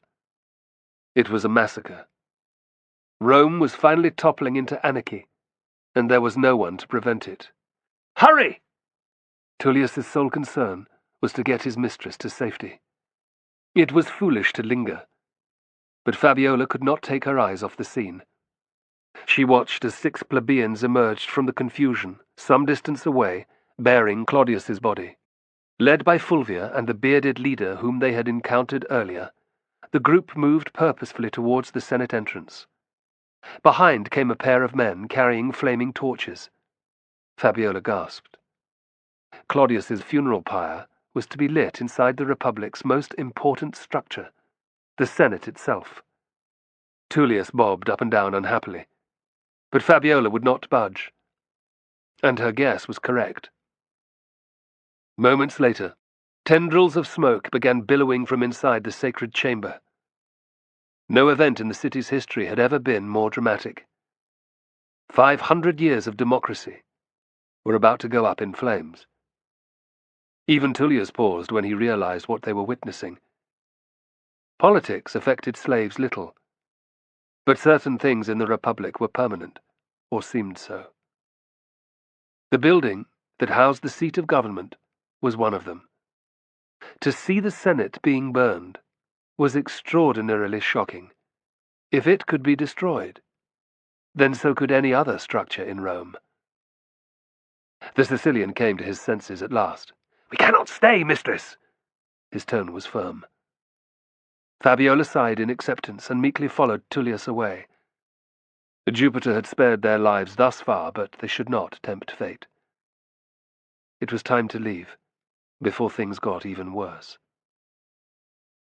Only military force could bring back peace now. The senators would have no choice but to ask Pompey, the new consul, to intervene, which would swing the balance of power firmly away from Caesar. Brutus's position would also be weakened by this unrest, so, therefore, would hers. And what would happen in Gaul? If Vercingetorix's rebellion succeeded, Caesar's attempt to become the Republic's leader would fail completely. A defeated general could never retain the fickle public's approval. Fabiola steeled her resolve. Jupiter had shown her his favor by letting her escape the chaos. Only a short time earlier, she had been ready to die. Well, no longer. No matter what happened, this would not be the end of her rise to power. Fabiola did not even see the arrows strike. It was the gasp of pain which attracted her attention. She looked up to see Tullius toppling forward, looking faintly surprised. A feathered wooden shaft protruded from the middle of his chest, its iron point buried deep in his lungs. Mortally wounded, the Sicilian landed face down in the ankle-deep mud. A heartbeat later, another guard followed him, then a third. Ducking down, Fabiola spat a bitter curse. "How could I have been so stupid?" she thought. "Jupiter does not bother with the likes of me." The way ahead had been blocked with piles of refuse, lengths of wood, and broken pottery. Eager to get away from the forum, Tullius had not seen it. Fabiola had not been paying attention either. On another day, she might have thought the waist-high rubbish just indicated a particularly poor street, a place where the inhabitants cared for neither health nor hygiene. Not today. This was an ambush.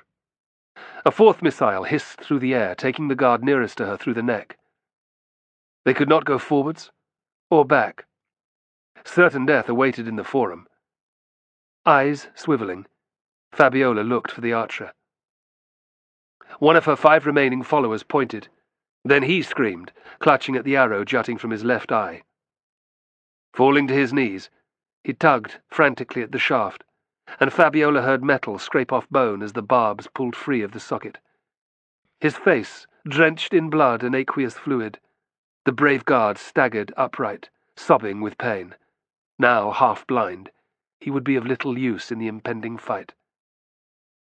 From a side alley, 10 ruffians emerged, dressed in ragged, dull brown tunics. They were carrying an assortment of weapons, spears, clubs, knives, rusty swords. There was one bowman, an evil-looking type, who smiled as he notched another bow to his string. His companions were similarly unsavory in appearance. "Look what we've got here, boys," said a spearman with a leer. "A noble lady," answered another. "Always wanted to try one of those." The archer licked his lips. "Let's see what's under that fine robe." The men moved in, their faces filling with lust. This would not just be robbery. Fabiola saw rape and death in their dark eyes. But instead of fear, anger boiled up inside her. These were the lowest of the low, the scum who waited to prey on the weak and unarmed fleeing the battle. "Mistress?" asked her guards in unison. Without Tullius, they were unsure what to do. She swallowed hard. None had shields, leaving them defenseless against missiles. If they did not act fast, they would all fall to the bowmen. There was only one way to overcome their ambushers, who were most probably cowards. Producing the dagger Tullius had given her, Fabiola bared her teeth. "Run straight at them," she hissed. "It's that or we go to Hades."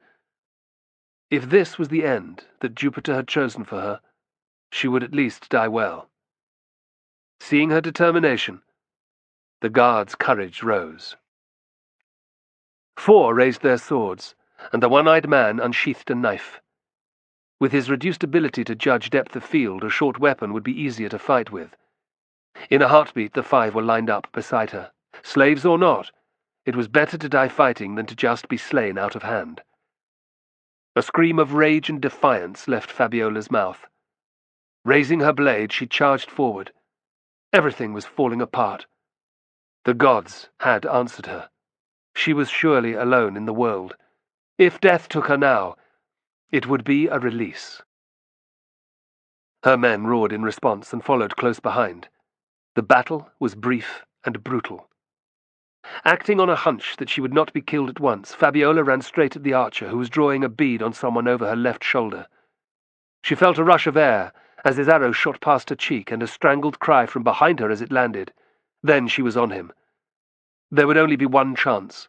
Her blow had to disable or kill instantly.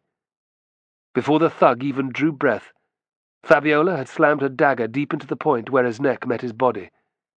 It was where she had seen Corbulo stick pigs as they were being slaughtered. A high-pitched scream left his lips, and he dropped his bow. She didn't hesitate. Pulling her blade free, Fabiola stabbed him twice more in the chest. His wounds gushing, the archer fell backwards and out of sight. He would be dead within moments. Fabiola looked at the hand holding her weapon. Her right. It was completely red, sticky with blood. It was sickening. It was hard to know which was worse, this, or having to couple with old, fat senators. "Bitch!" Instinctively she ducked, avoiding a wildly swinging sword. Facing her was an unshaven, skinny man wielding a rusty gladius. Although Fabiola had not been trained to use weapons, she had watched Juba teaching Romulus enough times. She had also seen the Lupanar's 2 doormen sparring with each other. This fool had no idea how to fight, she thought, feeling a surge of hope. But she had never been trained to do so either. He lunged forward again, but she easily dodged away. "More used to stabbing people in the back, eh?" Fabiola sneered, wondering what to do next. To get within knife range, she would have to go dangerously close to his sword. The thug sensed her indecision at once. "I'm going to enjoy fucking you when this is over," he panted, trying to snatch her dagger. She had him now. Fabiola slipped down the top of her dress, revealing her full breasts. Survival mattered far more than her modesty. Eyes goggling, he dropped his guard. "Like what you see?" she asked softly, cupping one invitingly. The plebeian could not answer.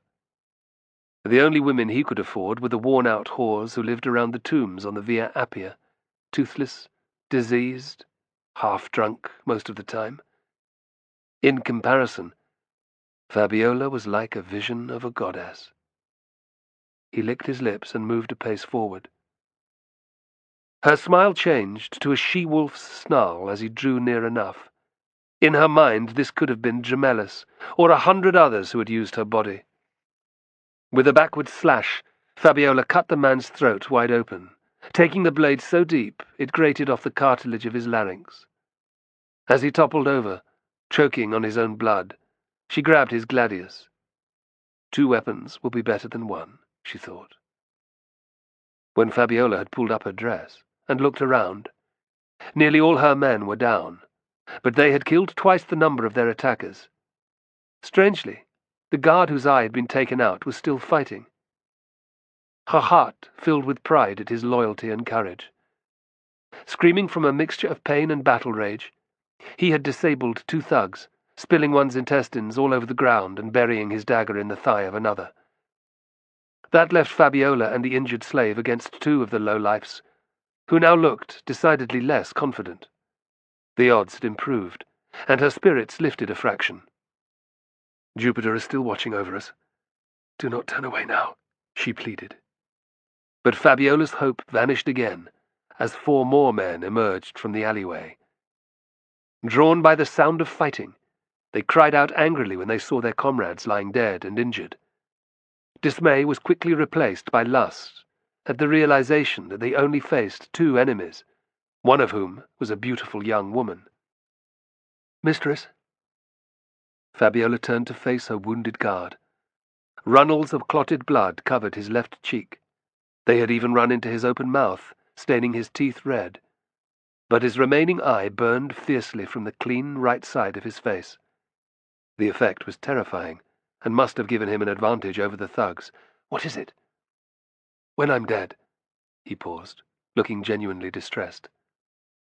"I don't want to be dumped on the Esquiline Hill, mistress." Fabiola's heart went out to him. The slave wasn't afraid of dying with her.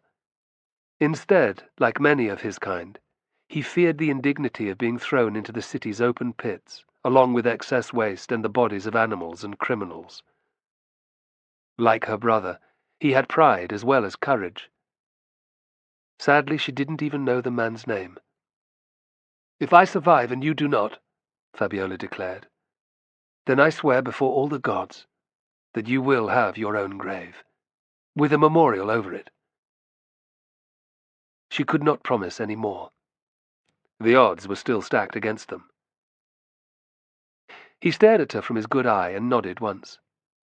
This was how the bonds of comradeship were formed, Fabiola realized. Someone who would stand by another in the midst of battle, especially when they did not have to, was worthy of friendship and trust. Whether they were a slave or not was irrelevant. "Your name?" she asked. "Sextus, mistress." "Good." Pleased that she would not die with a stranger, Fabiola studied the newcomers. They seemed vaguely familiar, but fortunately none was armed with a bow. There would be an opportunity to injure or kill at least a few before they died. Perhaps one would drop his guard as the fool with the gladius had, she thought, hopefully. But she doubted the ruse would work again. By the way they held their weapons, the tough-looking men were used to fighting. Sighing, Fabiola moved shoulder to shoulder with Sextus. He smelt of blood and sweat. "Let's charge them," she whispered.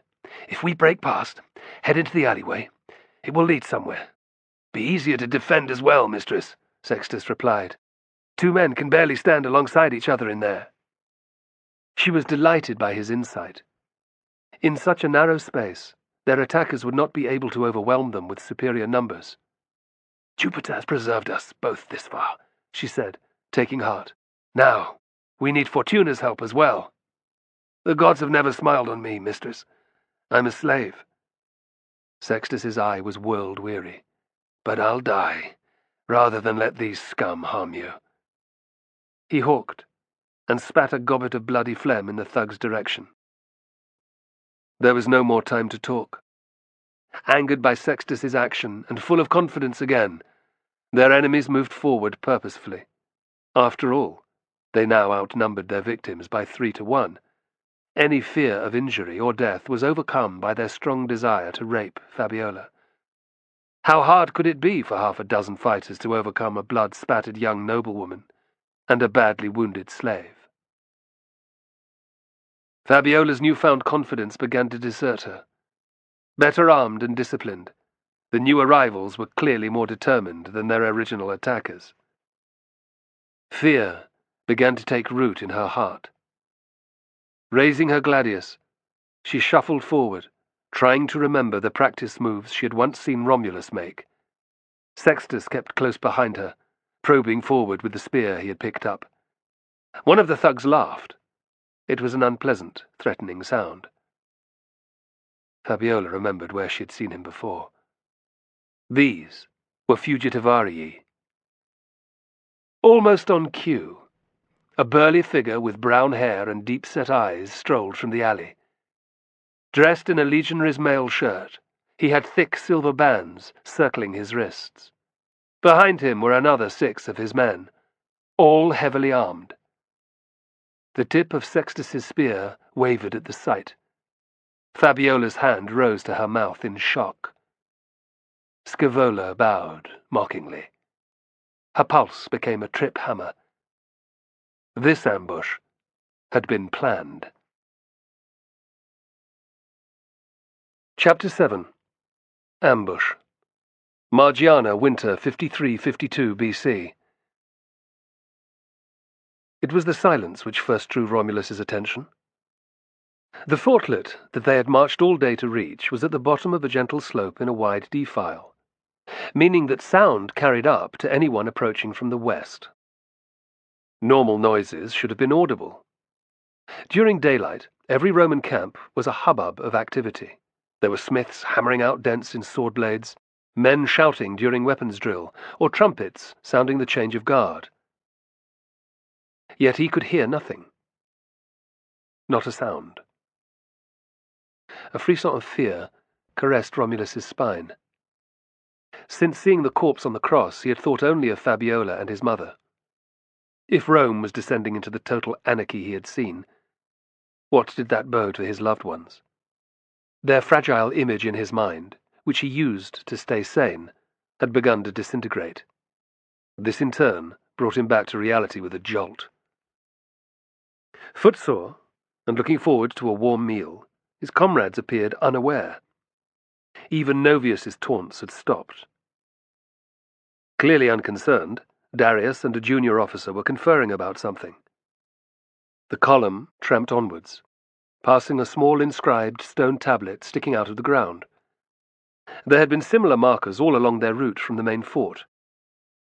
This last was positioned about half a mile from their destination, and as the men saw it, their pace picked up.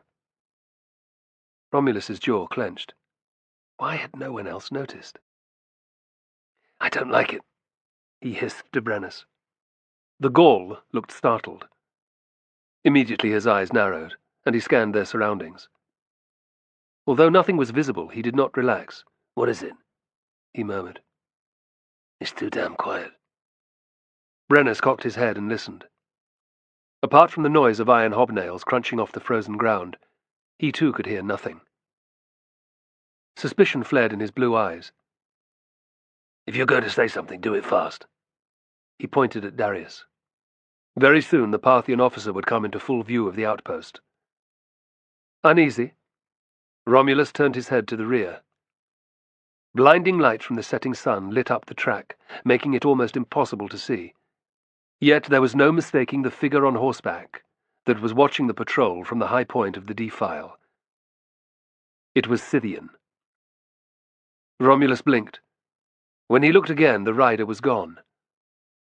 Seeing him, Novius drew a finger across his throat. He studiously ignored the gesture. "Are you going to speak to Darius?" asked Brennus, who had seen nothing. "It's too late. They're behind us as well," Romulus whispered. Quickly he filled the Gaul in. Stifling a curse, Brennus glanced back, then forward. He felt a brief surge of pride at Romulus's keen eye. If he was right, they could do little. The Gaul assessed the situation. Their current position was impossible to defend. With slopes on either side, they would be at the mercy of any missiles fired at them, but it was not safe to turn around either. "Got no choice, have we?" he growled. "The best place to fight will be the flat ground in front of the fortlet." Pleased, Romulus nodded. That had been his thought, too. "I'd better tell Darius," he said. The Optio was surprised when Romulus broke ranks to mutter in his ear, but gave permission for him to advise their commander. With his yoke waving overhead, Romulus trotted forward until he caught up with the senior centurion. Darius's horse was 10 steps from the edge of the ridge, which overlooked their destination. "Sir!" Reining in, the stout Parthian smiled at the sight of Romulus. This was one of the best soldiers in his cohort. "What is it?" he asked in Latin. "An ambush, sir," replied Romulus. "There are Scythians behind us." Turning in the saddle, Darius studied the bare landscape. "Are you sure?" Romulus explained what he had seen, and the Parthian's face darkened. "Let's get down there fast," he said. "We'll have over 200 men then.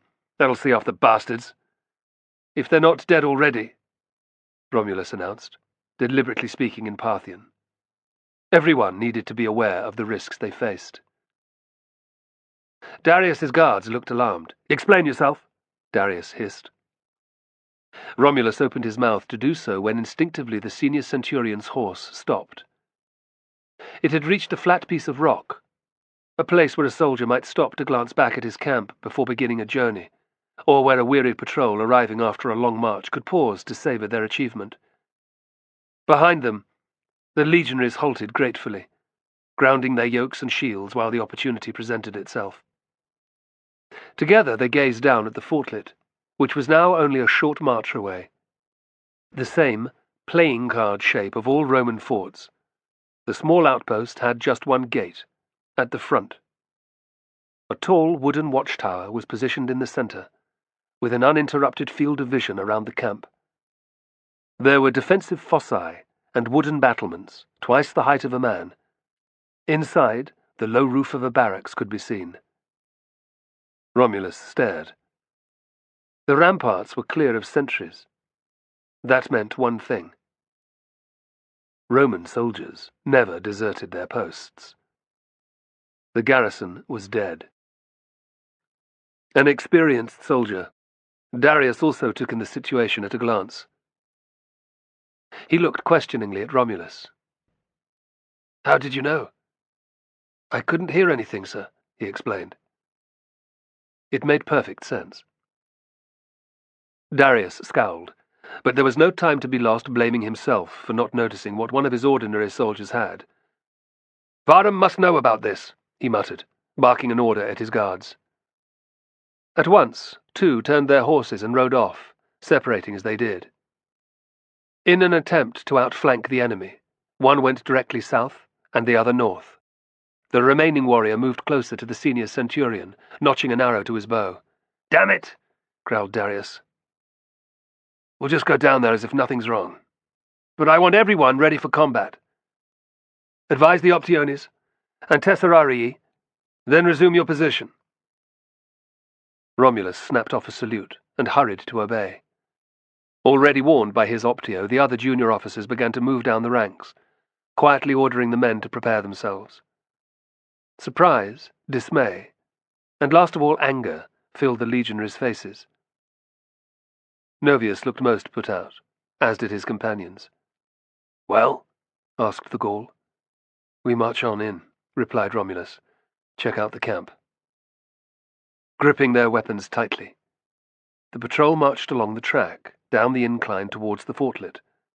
All eyes were upon it, but for different reasons than just a few moments before.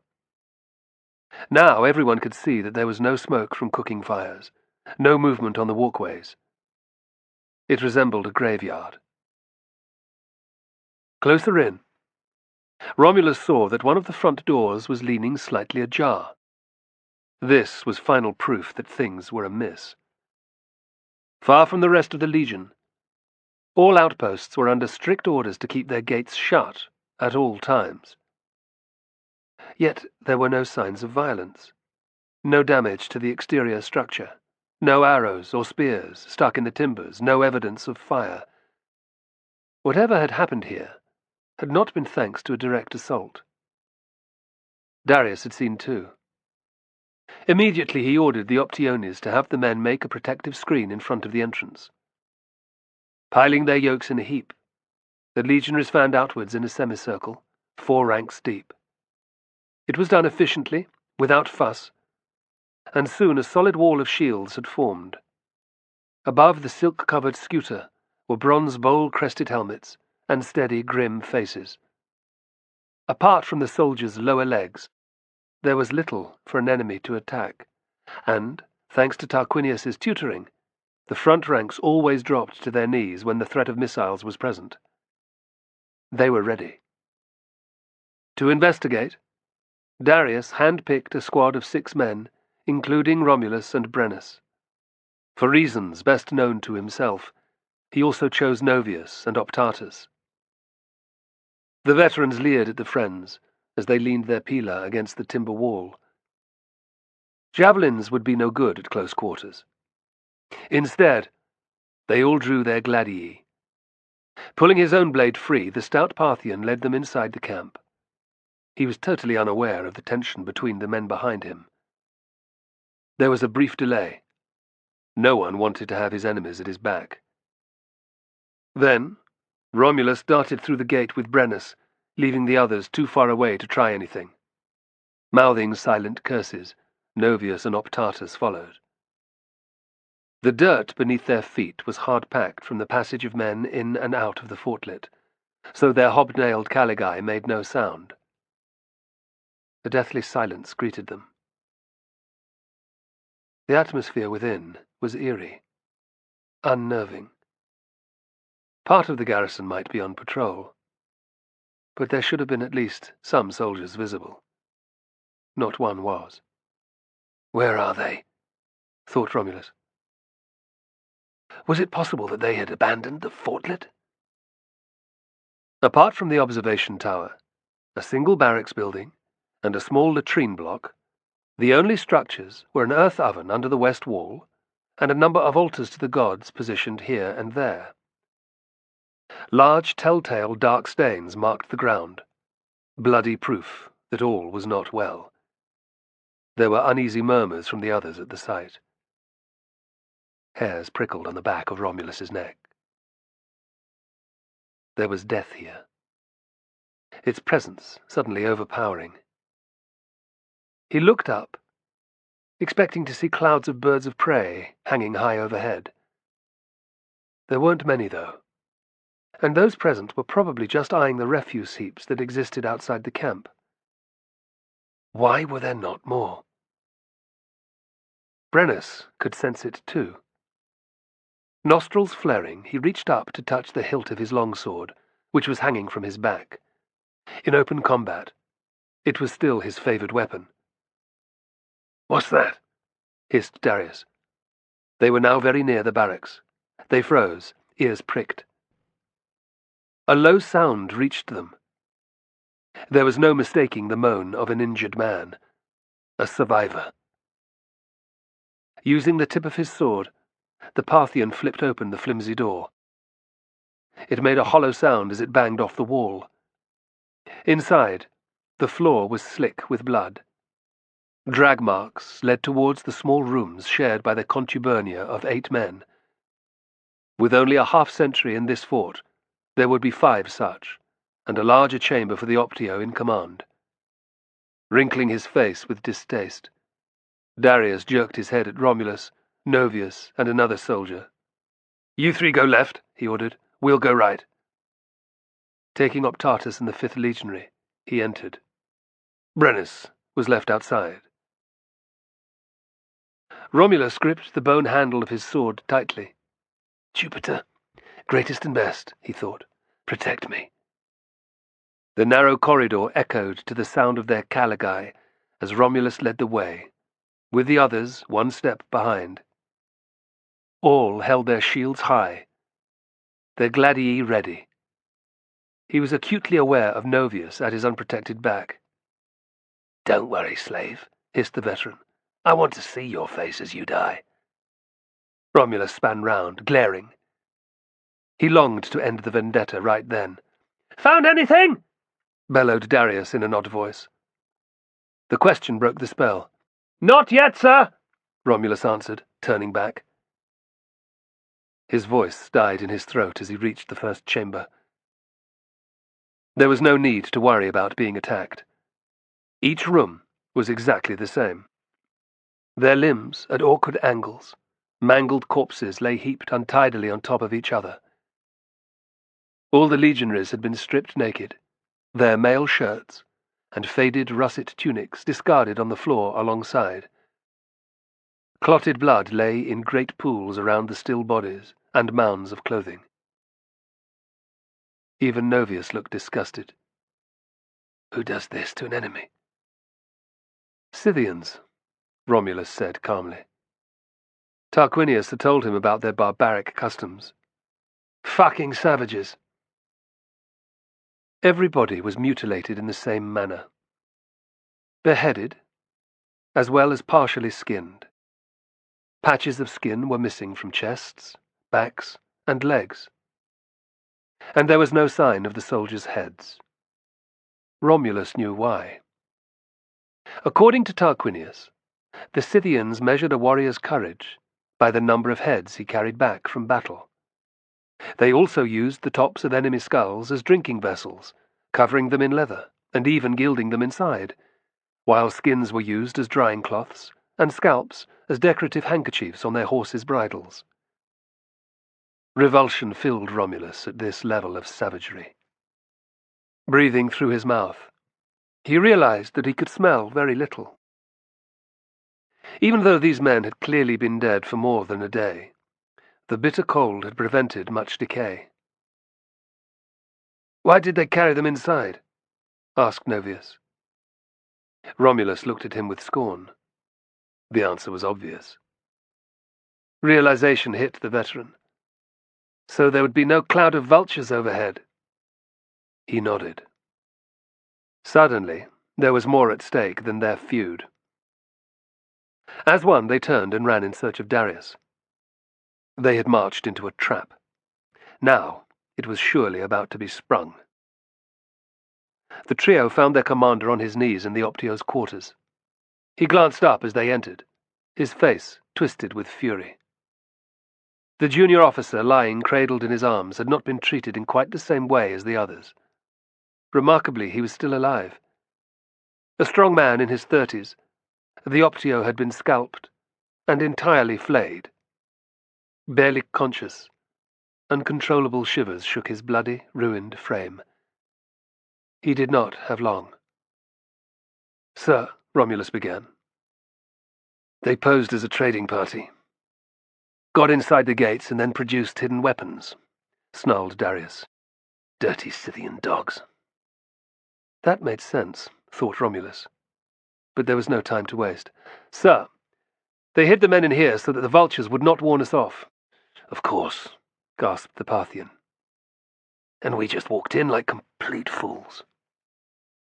Best get outside, sir, said Novius, his muscles twitching with impatience. Darius nodded briskly. And this poor creature. Give him a warrior's death, said Novius. Rather than let the mortally wounded die in pain, Roman soldiers always performed a final act of mercy.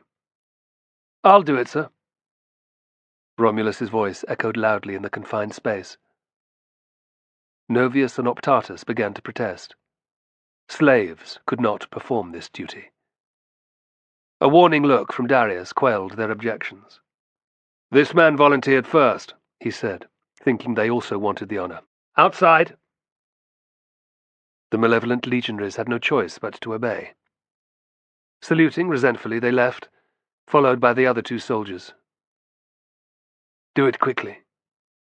Laying the maimed Optio down with care, Darius passed his hand over his forehead in a blessing and strode from the room. Lifting his gladius, Romulus stepped closer. It was right that this death should be his. Darius was not Roman, while Novius and Optatus were evil men who should end no one's life. The last two had not volunteered, so it was up to him to give the Optio a dignified passage to the other side. The man's eyelids opened, and their gaze met. Both knew what was about to happen. Admiration filled Romulus. He could see no fear in the Optio's face, just calm acceptance. "Sir," he said, "Elysium awaits." Brave men went to the warrior's paradise. There was a single nod. Gently Romulus helped the other to sit up. There was an involuntary gasp, rapidly concealed. Even a small movement must be agonizing, he thought. Pity filled him. "My name is Esius. Optio in the 2nd century, 1st cohort, 20th Legion," managed the injured officer. He looked round inquiringly. "And your name?" "Romulus, sir." Esius's twisted face relaxed. "A man should know. Who sends him to heaven?" From outside came the clash of arms and Darius's voice, bellowing orders. The Scythians had attacked.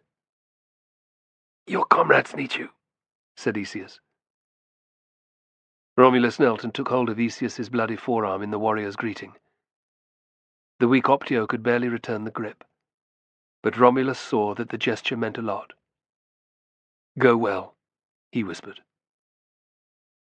He moved behind Esius, who lowered his chin onto his chest. This exposed the nape of his neck. Holding the hilt of his gladius with both hands, Romulus lifted it high in the air, its sharp tip pointing down. Without pausing, he stabbed into Esius's spinal cord, cutting it in two. Death was instantaneous, and the Optio's disfigured body slumped silently to the floor. He was at peace. His heart heavy, Romulus studied the prone form at his feet. But anger gradually replaced the sorrow. 40 good men had been maimed for no good reason, and outside more were dying. Bloody sword in hand, he turned and ran from the building. The others had already disappeared, so Romulus sprinted towards the gate. The clash of arms mingled with men's screams, the noise of horses' hooves, and shouted orders from Darius. Battle had been joined. Wishing that Tarquinius were there too, Romulus emerged from the fortlet to a scene of complete mayhem. In partial testudo formation, the 2 centuries were holding firm. Beyond them galloped large groups of Scythian warriors, loosing arrows at the legionaries as they rode to and fro. It reminded Romulus of Carrie. But the bearded, tattooed horsemen were dressed differently to the Parthians, with marmot fur or wool cloaks, dark woolen trousers and knee-high felt boots. Few of the dark-skinned horse archers wore armor, yet they were armed to the teeth, carrying short-headed axes, swords and knives as well as their bows. Their mounts were a magnificent deep red color, and their blue saddles were richly decorated with gold thread. These were wealthier men than the riders who had devastated Crassus's army. Romulus glanced at his comrades. Thankfully, the silk coverings on their shields were safely stopping the Scythian arrows. Already their surfaces were peppered with them, but there were a few casualties. 4 men had received wounds to their lower legs. Another must have been looking up when the first volley was released. Lying to the unprotected rear with the others, he twitched spasmodically. One hand still clutched the wooden shaft protruding from his throat. 1 dead, 4 injured, thought Romulus grimly, and the fight had barely begun. Loud screams drew his attention once more. Almost as one, the 4 legionaries had begun thrashing about, their faces contorted in pain. Their reaction was extreme, confusing Romulus. They all had routine flesh wounds. Then he remembered. Scythicon. Tarquinius had told him how the poison was made. Adders were captured and killed, and left to decompose. Next, sealed vessels of human blood were allowed to putrefy in animal dung. The final mixture of rotting snake, blood, and feces formed a toxic liquid that killed within hours of wounding a man. It meant that every Scythian arrow provided a guarantee of death. How could Pacorus be any different? But that was the least of his worries right now. A finger of fear tugged at Romulus's heart. He did not want to die, screaming in agony, and the same emotion was evident in the faces of the legionaries in the rear ranks. The cries of the wounded were doing little for morale. There were at least 100 figures on horseback pinning them against the fortlet's wall. Pleasingly, about 20 more lay sprawled in the dirt, taken down by the first shower of Roman javelins. Wary of using their last missiles, Darius had not yet ordered another volley. His last bodyguard was using his bow to deadly effect, however. Taking his time, the Parthian was loosing well-aimed arrows, invariably killing a Scythian with each shot. But his efforts would soon come to a halt. The case-like quiver on his left hip only held 20 to 30 shafts. "Into line, soldier!" shouted one of the Optiones at Romulus. Spotting Brennus's huge frame at the front, he shoved his way through to join him. Even on his knees, the Gaul towered over the others. Lowering his scutum to meet the others in the shield wall, Romulus knelt down on the cold ground beside his friend. The men in the second rank held their scuta angled overhead to protect those in front, while those behind covered their own heads. The testudo was an extremely effective defensive formation. Romulus's misery lifted a fraction. They could hold their own against these attackers. "Stand fast! Protect yourselves from their arrows!" shouted Darius, his perspiring face determined. "Let the bastards use them all up! We'll stay inside the fort. And in the morning, we can march out of here!" At this, there was a loud cheer. Not everyone would fall to the poisoned shafts. Romulus turned to Brennus. "Can't be that simple," he muttered. "Can it?" "I doubt it," replied the Gaul with a scowl. "There aren't enough warriors to wipe us out." But there were no more visible, and clearly Darius thought that the riders pounding back and forth in front of them were their only attackers. The nomads must have heard of the silk protection on their shields, thought Romulus. Word had spread fast through the border region about the Forgotten Legion's secret weapon, meaning that most tribes were wary of attacking unless in great force. No leader could think that 100 horse archers would be able to stop 2 centuries marching out to freedom.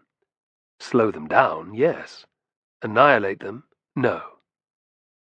And if Darius's messengers safely delivered their message, reinforcements would arrive by the next afternoon. What was going on? Romulus peered over the iron rim of his shield, his eyes flicking from left to right. There was a small group of Scythians at the enemy's rear, directing operations, but no sign of any more warriors. "Mithras, help me!" He took a deep, uncertain breath as his gaze was drawn upwards, over the milling horsemen. Clear blue sky. On the horizon, a few clouds. A faint breeze coming from the north. Attracted by the fighting, vultures were already beginning to circle high above. Romulus considered what he saw for a long time. Dread filled his heart. But eventually he was sure. "We need to fight our way out," he muttered. "Now." The big Gaul was surprised. "Why?" "It's nearly nightfall. Better to do what Darius says." Romulus put his lips to Brennus's ear. "The omens are bad." Brennus looked confused. This was normally Tarquinius's territory. "You're sure?" he asked. "Yes. I asked Mithras for help, and he gave it," whispered Romulus vehemently. "These are the scouts for a much larger force that will arrive at dawn tomorrow." "Well, they're just keeping us here." "Precisely," finished Romulus. Used to Tarquinius's accurate predictions, Brennus let out a heavy sigh. He scanned Romulus's features again, searching for proof.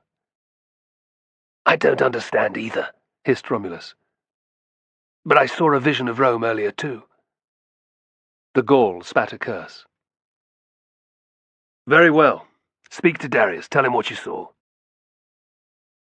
By now the Scythians had stopped wasting arrows by firing at the silk-covered shields.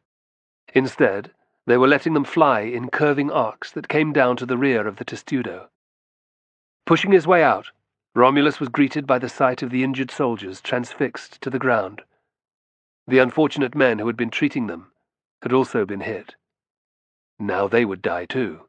Still uninjured, Darius was standing nearby with his guard, holding a discarded scutum over both their heads. Both their horses had been struck by arrows and were charging wildly around the inside of the fortlet. Not for long, thought Romulus grimly. The Sithicon would already be pumping through their veins. He darted over. "A word, if I may, sir." "What is it?" demanded Darius irritably. He looked harassed and angry. "We must retreat, sir," he blurted. "At once." The bodyguard snorted with derision. Darius was more tolerant. "Just as it's about to get dark?" Then the senior centurion saw that Romulus was deadly serious. His actions bordered on insubordination. But Darius valued his men, especially this one. Unlike the other Parthian officers, he did not instantly punish all wrongdoers. "Do you know what temperature it drops to out here?" he cried. "We'd all freeze." "Perhaps, sir." Romulus swallowed. But his stare did not waver. "But waiting until the morning will be even worse." Darius glanced back at the strong walls of the fortlet. It was a good position to defend for one night. With their grisly contents, no one would sleep in the blood-soaked barracks, but huddled by blazing fires under the shelter of the ramparts, his men would survive well enough until dawn. "Why?" Romulus saw him look. "More Scythians are on their way, sir. A lot more." Darius stared at him, perplexed. Yet this legionary had seen the rider behind the patrol, and he was Tarquinius's protégé. "How do you know?" "I have seen it in the sky." The guard hissed with disapproval. Darius's dark eyes bore into Romulus. "What exactly did you see?" "A large host on the march, soldiers carrying torches to light the way," revealed Romulus. "Squadrons of horse archers and companies of infantry, armored cavalry." Darius frowned. It was uncommon for armies to travel by night. Most men were too superstitious to do so. It was the time when demons and evil spirits were abroad. Romulus pointed at the enemy riders who had pulled back for a rest. "They're just delaying us, sir, until the others arrive." Now the stout Parthian scowled. He was one of the few senior centurions who had bothered to learn any Latin, and could understand Tarquinius.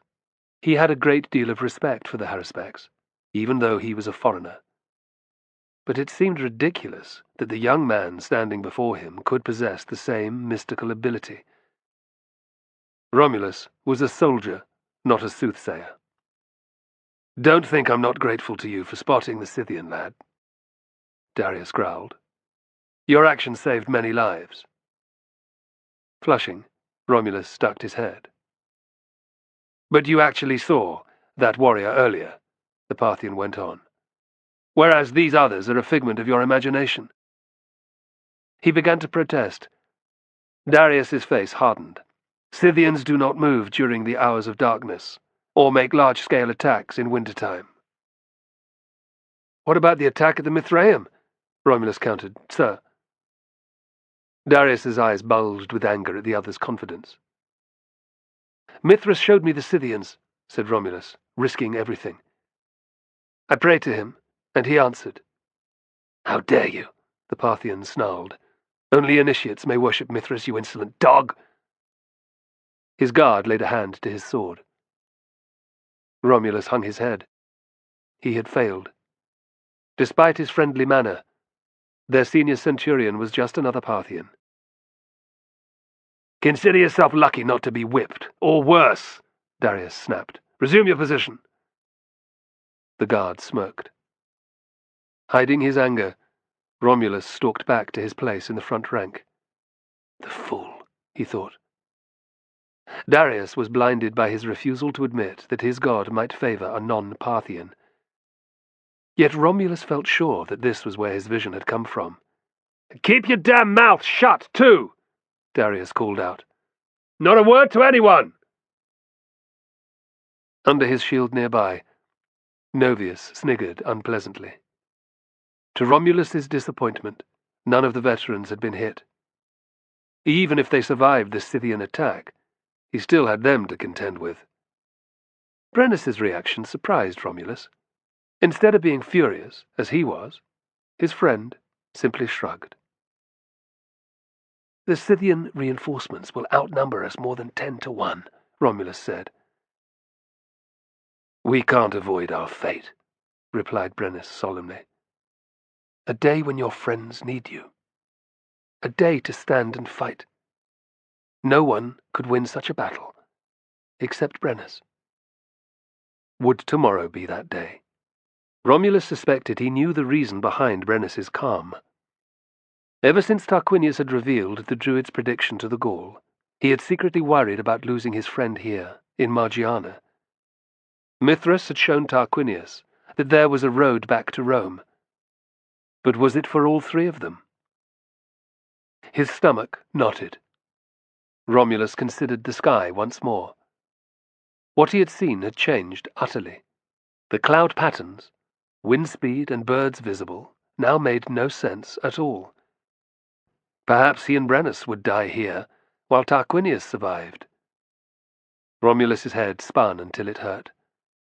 He heartily wished that the Haruspecs were with them to provide guidance. But he wasn't. For all they knew, he could be dead. An idea surfaced. "We could make a run for it tonight," he muttered. "Just the two of us." "Back to the fort?" asked Brennus. "We'd be executed for desertion." Romulus dared not vocalize it. He had been thinking of heading south, towards the coast. Shame filled him that he could have even thought of leaving Tarquinius behind. Like Brennus, the Haruspecs had taught him so much. "Trust in the gods," said Brennus, clapping him on the shoulder. "They know best." But Mithras might be playing with me, thought Romulus. Punishing a non-initiate for daring to worship him. What better way to do that than show a man his doom? Romulus's guts twisted with worry again, as he remembered the Scythian host in his vision. "And don't get hit by an arrow." He grimaced at the Gaul's bleak humour. Brennus was not finished. "Look around you," he commanded. Romulus obeyed, taking in the set faces of the legionaries all around them. There was fear there, but also a steely determination. No names or insults were being called now. Unlike Novius and his cronies, these were men who would stand and fight with him and Brennus to the end, if necessary. Even if they no longer thought it themselves, they were his brothers in arms. That counted for a lot. Romulus clenched his jaw. In response, he got an almighty nudge. "That's the spirit." He gave Brennus a grateful smile. The pair settled down to watch the Scythians, many of whom had now dismounted. Occasionally, an eager warrior would gallop in close to the Roman lines and release a few arrows, but the rest seemed content to keep the status quo.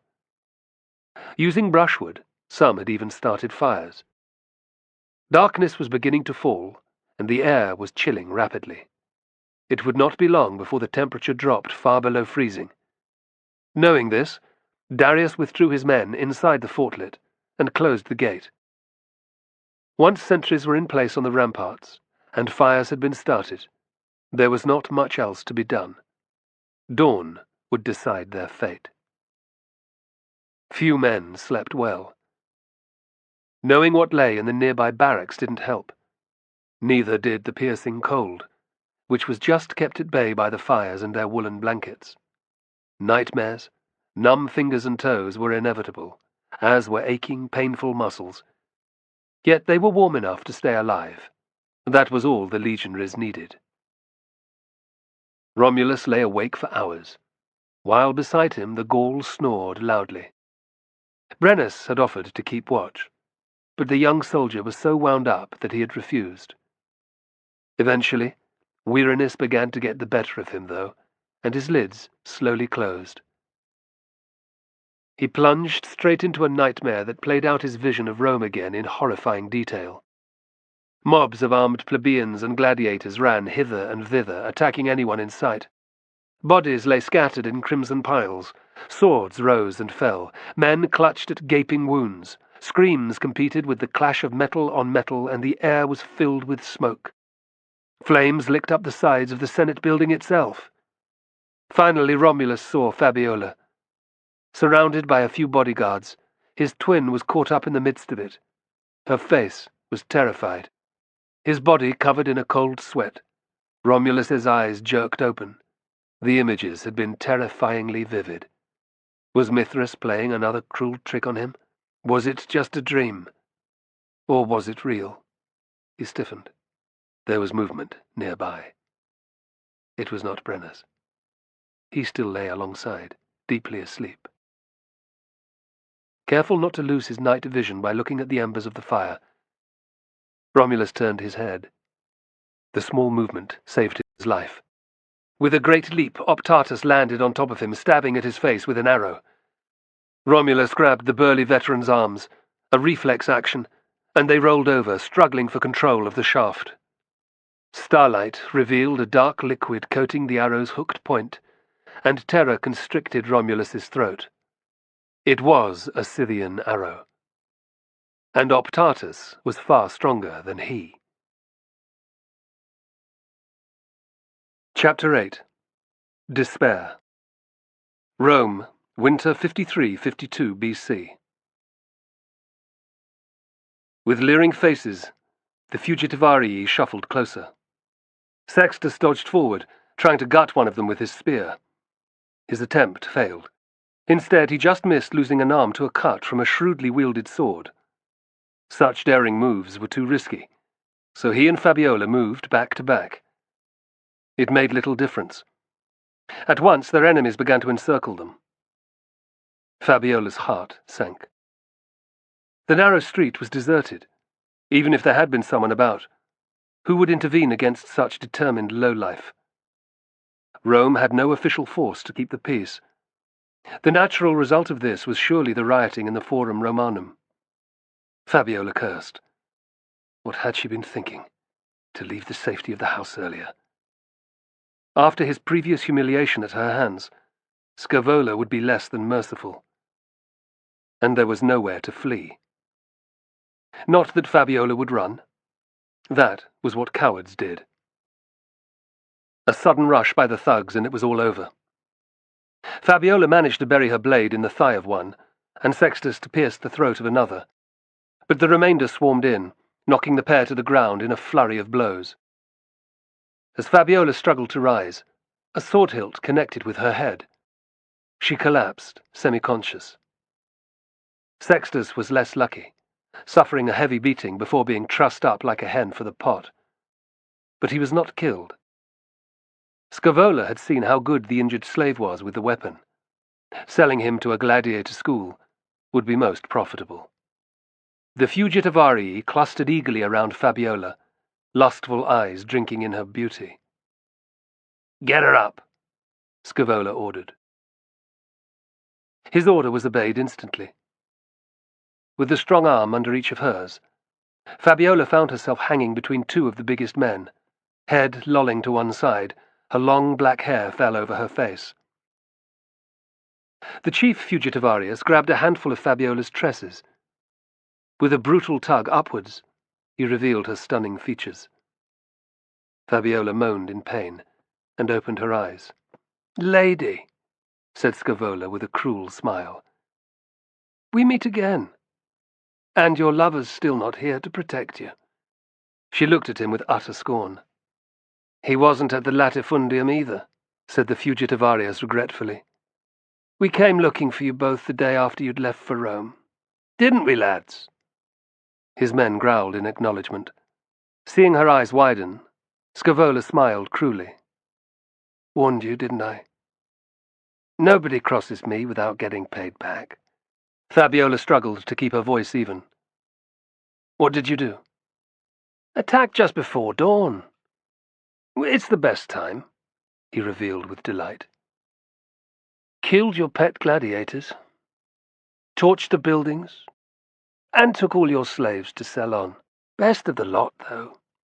We recaptured the fugitive I'd been chasing. Naturally, he had to be punished." There was a pause. "They say that gelded men make good servants for women." Fabiola could not take in the devastating horror of it all. "Corbulo? she pleaded. Scaevola was saving the worst for last.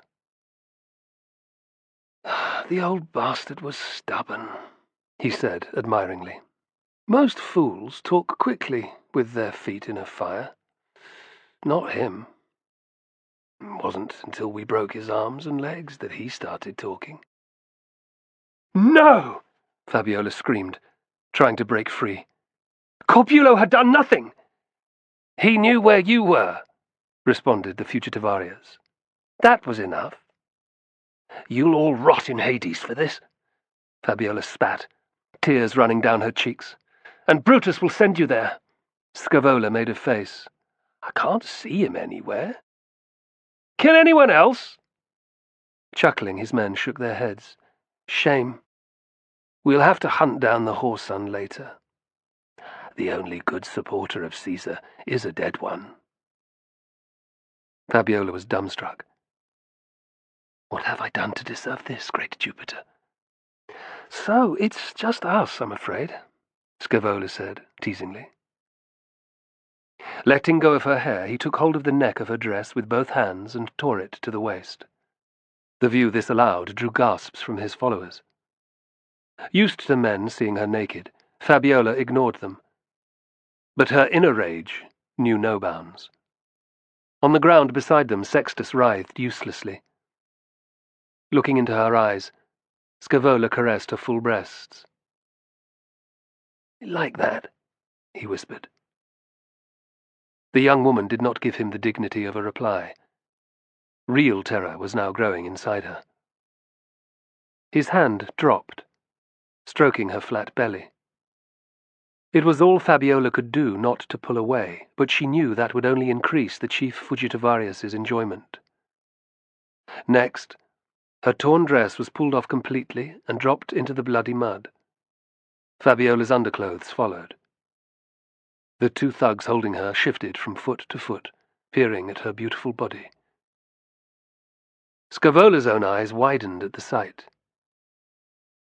"Like Venus herself," he breathed. A meaty hand reached down and cupped her groin. "But this one you can fuck." Despite herself, Fabiola tensed. His touch brought back memories of Gemellus, the merchant who had owned her entire family, and of other unsavory clients in the brothel. The Fugitivarius grinned and pushed a finger inside her. It was too much for Fabiola. Surprising those restraining her, she managed to free her right arm. Raking Scaevola's cheek with her long fingernails, she left 4 deep gouges in his flesh. More shocked than badly hurt, he reeled backwards, spitting curses. She had no further chance to injure him. The thugs quickly manhandled her back under control. Against their strength, Fabiola could do little. It was best to conserve her energy for another opportunity. Her struggles subsided and stopped. With blood running unchecked down onto his neck, Scaevola moved to stand before her once more. "Quite the vixen, eh?" he said, panting. "I like my women like that." This time, she spat at him. He responded with a solid punch to Fabiola's solar plexus, which drove all the air from her lungs. Stars burst across her vision, and her knees folded, unable to take her weight. She had never known pain like it. "Let her fall," she heard the Fugitivarius say. "I'll take the bitch right here." Obediently, the men released Fabiola's arms, and she toppled down on top of her torn dress. Standing back, they left their chief to it. It clearly wasn't the first time that this had happened. Lifting his chainmail and tunic with a grin, Scaevola freed his erection from his lycium, his undergarment. He moved closer, greedily eyeing the neat triangle of hair at the top of her thighs. Sexual violence was part of his job, and Fabiola was more beautiful than any slave he'd ever raped. He was going to enjoy this. Dazedly, Fabiola looked up. Nausea washed over her, and she struggled hard not to vomit. This would be worse than any of the sex she had endured as a prostitute. Those men had at least paid to be with her, and, in an expensive brothel, the vast majority had never offered any violence. The threat of Vettius and Benignus was enough protection for Jovina's women. At that moment, Fabiola would have given all the money she possessed to see the pair of huge doormen appear. Instead, she was totally alone. Fresh tears pricked her eyes, but Fabiola quelled them ruthlessly. Self-pity would make what was about to happen far worse. The most important thing to do now was survive. Simply survive. She shuddered in anticipation. Scaevola dropped to his knees and shoved her legs apart. Taking his time, the fugitive Arius caressed the inside of her thighs, laughing at the goosebumps of fear this caused. Half stunned and incapable of resisting further, Fabiola's revulsion was still apparent. His men gathered round, keen to see everything.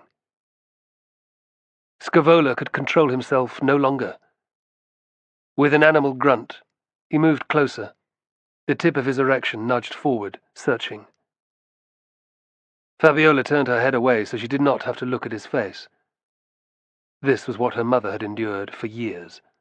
If she could do it, so could her daughter. At that exact moment, the thought did not make things any easier. Shame filled Fabiola. After he had finished, Scaevola would let his men rape her as well, before one of them cut her throat. Then her body would be left, like so much meat, among the others who had died. Trying to save the young slave who had run onto her latifundium had been reckless. Yet somehow it still felt right. Not responding would have denied all that Fabiola was, all that she had come from. Sooner or later, Scaevola would have attacked her property anyway, searching for Brutus. The fugitive Arius grabbed Fabiola's chin in a grip of iron and twisted her face towards his. Dark, murderous eyes bored into her. His foul breath made her gag. "Look at me while I fuck you," he muttered, leaning in to lick her breasts. "Dirty whore." Finally, a sob escaped Fabiola. This was far worse than she could have imagined. She managed to wrench her face away again. Between the legs of the men standing above her, there was a sudden blur of movement from the alleyway. No one else noticed. Totally engrossed by the rape, none of the thugs were looking anywhere but at her. Amazingly, Fabiola saw armed figures spilling silently onto the street. All were dressed similarly in faded, patched military tunics and battered chainmail. The occasional felera decorated a chest. Bronze bowl helmets with upright horsehair plumes covered every man's head. Carrying gladii, and elongated oval scuta, they advanced in a solid wall. These could only be ex-legionaries, men who really knew how to fight. And they did not look as if they were here on friendly business. Fabiola's mouth opened in astonishment. Mistaking her reaction for one of fear, Scaevola laughed and prepared to enter her. Far too late, his men realized that something was wrong. Loud thumps rang out as heavy shield bosses slammed into the nearest one's backs, knocking them off balance. These were followed by ruthless sword blows that pierced bellies and opened chests to the air. Many of the thugs were killed in the initial attack, and chaos reigned as the remainder struggled to understand what had happened. Without speaking, the veterans pressed forward, herding the fugitive Arii together, like sheep to the slaughter, merciless in the face of their enemies' confusion. This was something they had done countless times before. Shouts of terror rang out as the surviving ruffians realized there would be no escape. The chief fugitive Arius cursed and pulled back from Fabiola's groin. His erection totally vanished. He fumbled frantically to put himself back in his underclothes. If he didn't get up off the ground, he'd be dead very soon. Stumbling to his feet, Scaevola joined the fight. Fabiola watched as one of the veterans tackled a heavily built thug who was armed with a short sword and dagger. Ducking down, he drove his gilded shield boss upwards at his opponent's face, forcing the man to lift his chin away in reflex and expose his throat. The classic move was followed by a swift gladius thrust. Blood ran down the straight iron blade in great streams. The fugitive Arius was dead before the blade even pulled free, letting him fall to the ground. Fabiola used the opportunity to pull on the remnants of her dress, partially covering her nudity. She picked up a discarded sword, ready to fight before anyone else laid a hand on her. "Mistress, cut me free!" She turned in surprise. Sextus was lying a few paces away, still tied up. Fabiola crept over, quickly slicing through his bonds. Nodding his thanks, the injured slave grabbed the nearest weapon, which was an axe with a notched blade. They huddled together, waiting for the battle to end. It did not take long. Surprised and outnumbered, the surviving thugs did not put up much resistance. Although used to fighting together, they usually only faced terrified, half-starved slaves, easy to intimidate and even easier to overcome. Several threw down their weapons and pleaded for mercy. It got them nothing more than a swifter death. Veteran of a score of skirmishes, Scaevola realized that the game was up. Spinning on his heel, he shoved one of his own men out of the way with an impatient cry. He bounded backwards towards the forum. Despite the rioting, he had more chance of escaping with his life there than here with his followers. His eyes met Fabiola's. Time stopped. Full of bitter rage, the squat fugitive Arius mouthed a curse at her. She did the same. Stung by her defiance, he lunged forward, gladius in hand, and was met by Sextus, swinging his axe. Scaevola skidded to a halt. "Curse you to Hades," he spat, before sprinting off up the street. Overcome by terror and nervous exhaustion, Fabiola sank down into the mud.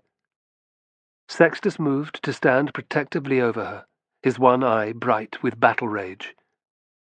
As the last thugs fell, the veterans closed in on them, and Sextus turned this way and that, waving his axe at any who came within range.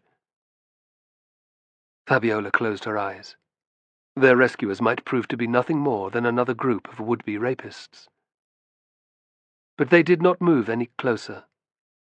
Heavy scuta clattered onto the ground when they were done. Without speaking, the men took a brief rest, chests heaving, sword arms reddened. Killing was tiring work. When nothing happened, Fabiola got to her feet, the rags of her dress clutched around her. Unshaven faces regarded her admiringly, silently, and not one man moved. She did not know how to react. Neither did Sextus.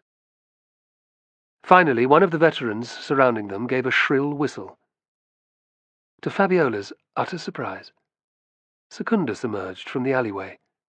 A parting appeared in the circle, allowing him to approach. "Lady," he said, inclining his head. Fabiola tried to be bold.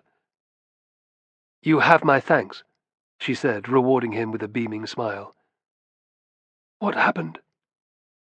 "We were escaping the rioting," Fabiola explained. "And they ambushed us. They were going to... He nearly..." The words dried in her throat. "You're safe now," muttered Secundus, patting her arm. She nodded jerkily, her emotions still in turmoil. Although Secundus seemed sympathetic, not every veteran's face was friendly. Secundus regarded the nearest corpse with contempt. "To think that we fought for fuckers like this, eh?" It was a valid point. Since time immemorial, Roman soldiers had fought and died for their countrymen's sake. Meanwhile, other men robbed, raped, and killed citizens on the streets of Rome. This ambush was planned, Fabiola revealed. She filled Secundus in, blaming the attack by Scaevola and his crew on the fact that she and Brutus were supporters of Caesar. She made no mention of the young fugitive who had been the reason they met. Few would understand why anyone would want to intervene on behalf of a slave. "Well, the scumbag's gone now," said Secundus, reassuringly when she had finished. "He won't be back in a hurry. Most of his men are dead." Feeling calmer, Fabiola gazed down the alleyway. Like the Forum, it was now littered with bodies. A few thugs were still alive, but not for long. Secundus's men moved expertly among them, slitting throats and checking for money pouches. It was not pleasant to witness, but they deserved no better, she thought. Wary of the violence in the Forum, Secundus began calling the veterans back. "This is no place to linger, lady," he said, ushering her towards the alleyway. Like a faithful hound, Sextus followed. "Do you often intervene like this?" she asked. He shrugged. "From time to time." Fabiola was surprised. "But why?" Secundus laughed. "It's hard to give up army life after 10 years or more, lady. About 50 or 60 of us keep in touch. We like to keep the area fairly peaceable. Can't stop what's going on in the Forum, but this we can. It's easy for us, being trained soldiers and all. And it pleases Mithras." Fabiola was confused by the reference. "Your god?" He regarded her steadily. "Indeed, lady. The soldier's god." She and Sextus owed their lives not just to Jupiter, but to an unknown deity. Fabiola was intrigued. "I would like to offer my thanks," she said. "At the Mithraeum, lady?" he asked. "Unfortunately not." Unused to being refused, Fabiola bridled. "Why?" "You're a woman. Only men may enter our temple." "I see." Secundus coughed awkwardly. "It's not safe round here, though." The noise of fighting could still be heard from the Forum. "It would be permissible for you to wait in the anterooms. Tomorrow, when it is safer, we can escort you back to your domus." "My slave comes too," she indicated Sextus. "Of course," he said sympathetically. "Our medical orderly can treat his wound." Some of the veterans looked less than happy at Secundus's offer of shelter and treatment. "Why are you helping me?" Fabiola asked. There was another shy grin. "You gave me an aureus, remember?" "The best money I ever spent," thought Fabiola. "Strange that our paths should cross again so soon," she said. "The gods work in such ways, lady," Secundus replied. "They do," she agreed passionately. Leaving the dead, sprawled, uncaring in the mud, Secundus led them off through a series of narrow yet empty thoroughfares. His companions split up, some walking protectively in front, some behind. Despite their reservations about Fabiola and her slave, all kept their swords drawn and eyes peeled for more trouble. But there was no one else about. All of Clodius's and Milo's men had descended on the Forum, and the noise of the rioting alone was enough to make any ordinary citizens remaining inside stay where they were. Doors were shut, and shop windows barred. Street fountains splashed noisily, unattended. There were no plebeian women collecting water in clay vessels or washing their clothes. The public toilets were empty of gossiping neighbours and urchins selling vinegar-soaked sponges on sticks. Rickety wooden stalls that would typically be displaying bread, pottery, ironmongery, and simple foodstuffs stood forlorn and bare. Even the begging lepers and the familiar, scavenging mongrels were nowhere to be seen. An occasional scared face peered from half-open, shuttered windows above, but these slammed shut if any of the party looked up. It was an eerie feeling to move through the city unimpeded by traffic or throngs of people. Rome was normally a hive of human activity from dawn till dusk. Not today. After they had been climbing for a little while, the sounds of violence gradually began to diminish. "This is the Palatine," Fabiola exclaimed in surprise. Secundus threw her a crooked smile. Expected us to be based on the Aventine or Celian hills, did you? Fabiola flushed at his accurate guess. Most of the Palatine's residents were wealthy, unlike the ragged, unshaven figures surrounding her. Soldiers are the true spirit of Rome, he said proudly. There was a growl of agreement from the others. We belong here, at its ancient heart. Fabiola bent her head in respect. After all, legionaries were the men who fought and died for the Republic. Although she had little love for it, she could respect these veterans' bravery and the sacrifices they had made in its name. One only had to see the stump of Secundus's sword arm and the multitude of old scars on all the ex-soldiers to realize that.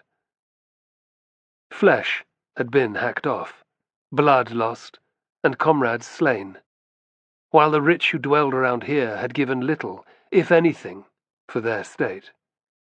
Working his way along a high plain wall, Secundus came to a halt before a small door, its surface reinforced with protective iron studs. A simply forged knocker, and a metal plate around the keyhole made it look the same as the back entrance to any other decent-sized house in the city. If they could afford it, Romans preferred to live in a well-built domus, a private hollow square with an open-air courtyard in the middle and rooms around the sides. The exterior of these dwellings was usually entirely ordinary, designed to avoid attention.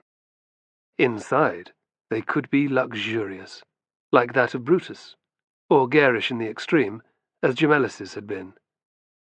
Checking there was no one in sight, Secundus rapped on the timbers with his knuckles. Instantly a challenge issued from the other side. Secundus leaned in close and muttered a few words. His answer was sufficient. There was a short delay as bolts were thrown back, and then the door swung inwards on silent, oiled hinges.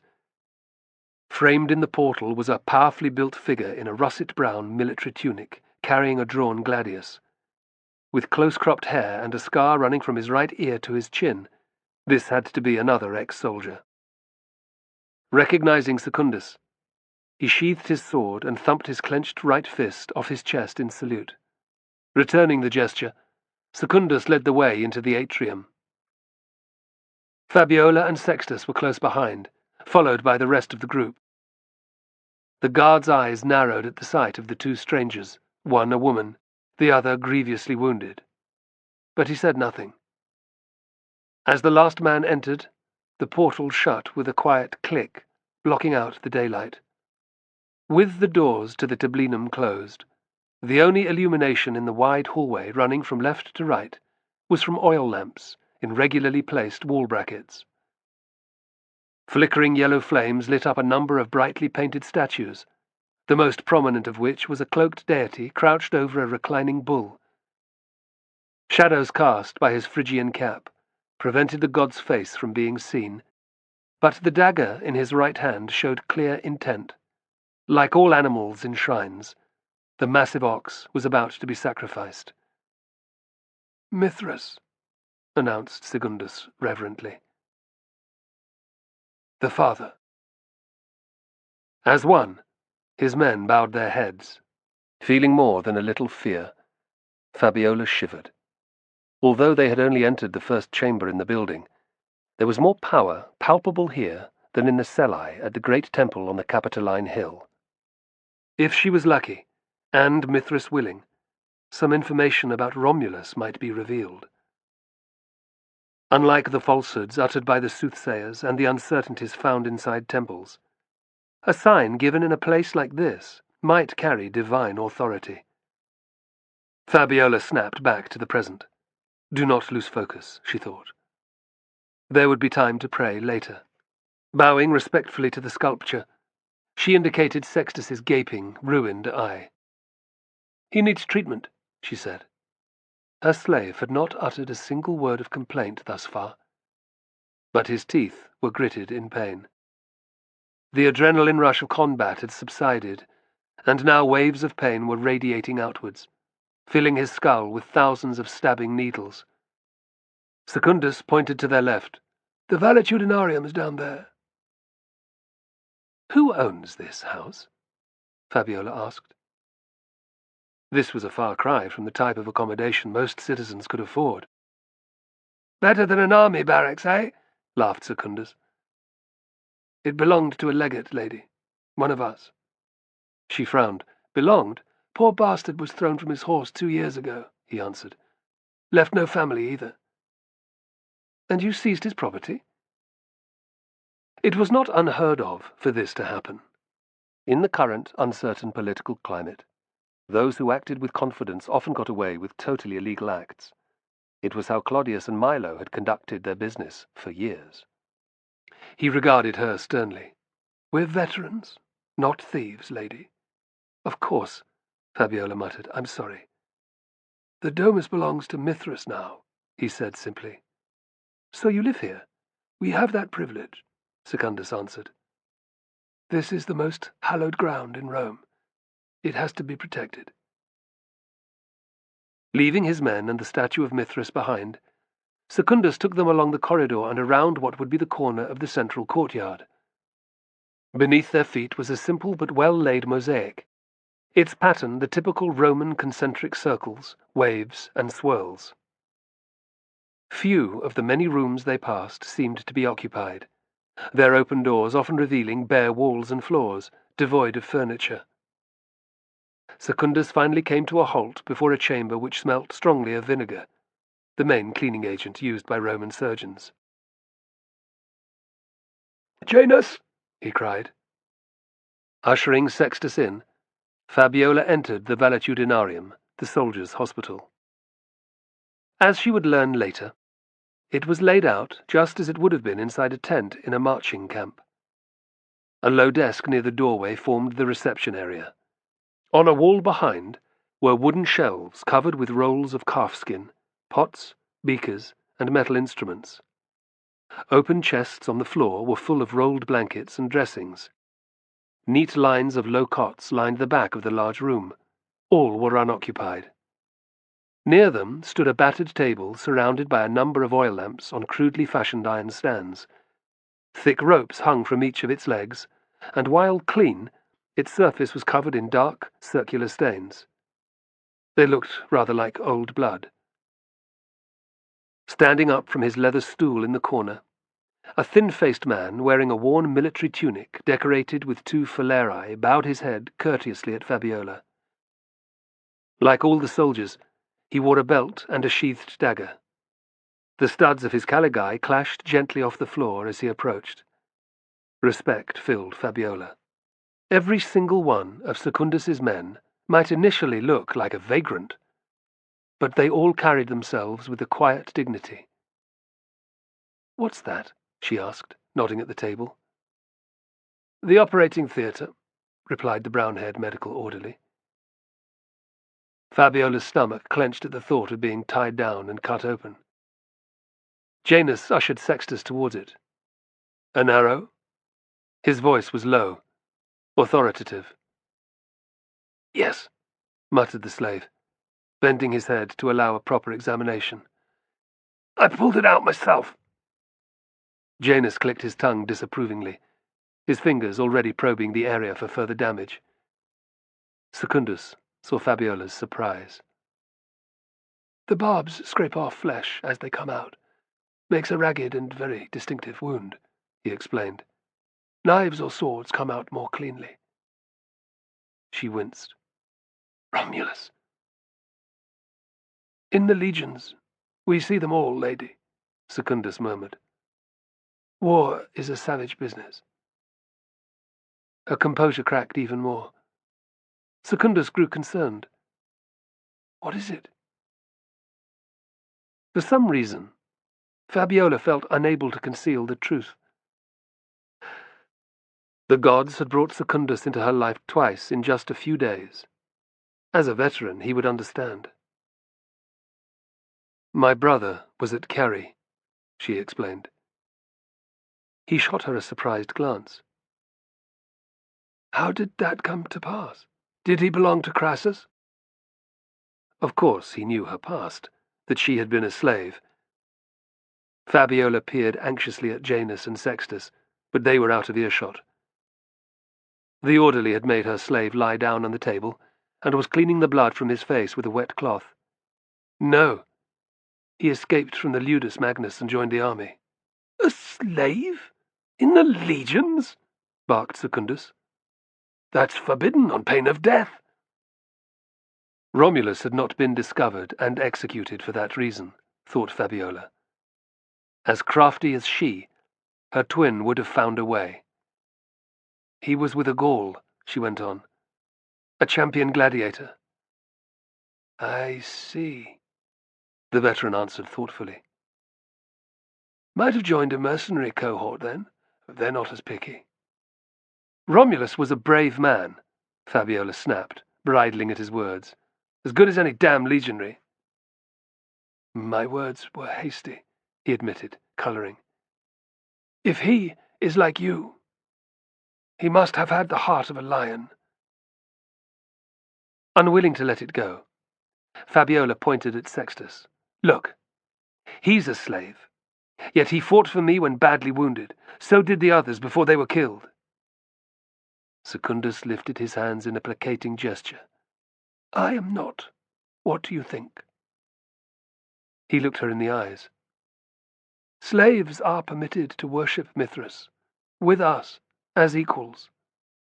It was Fabiola's turn to feel embarrassed. Secundus was not then like the majority of citizens who regarded slaves as little better than animals. Even manumission did not completely remove the stain.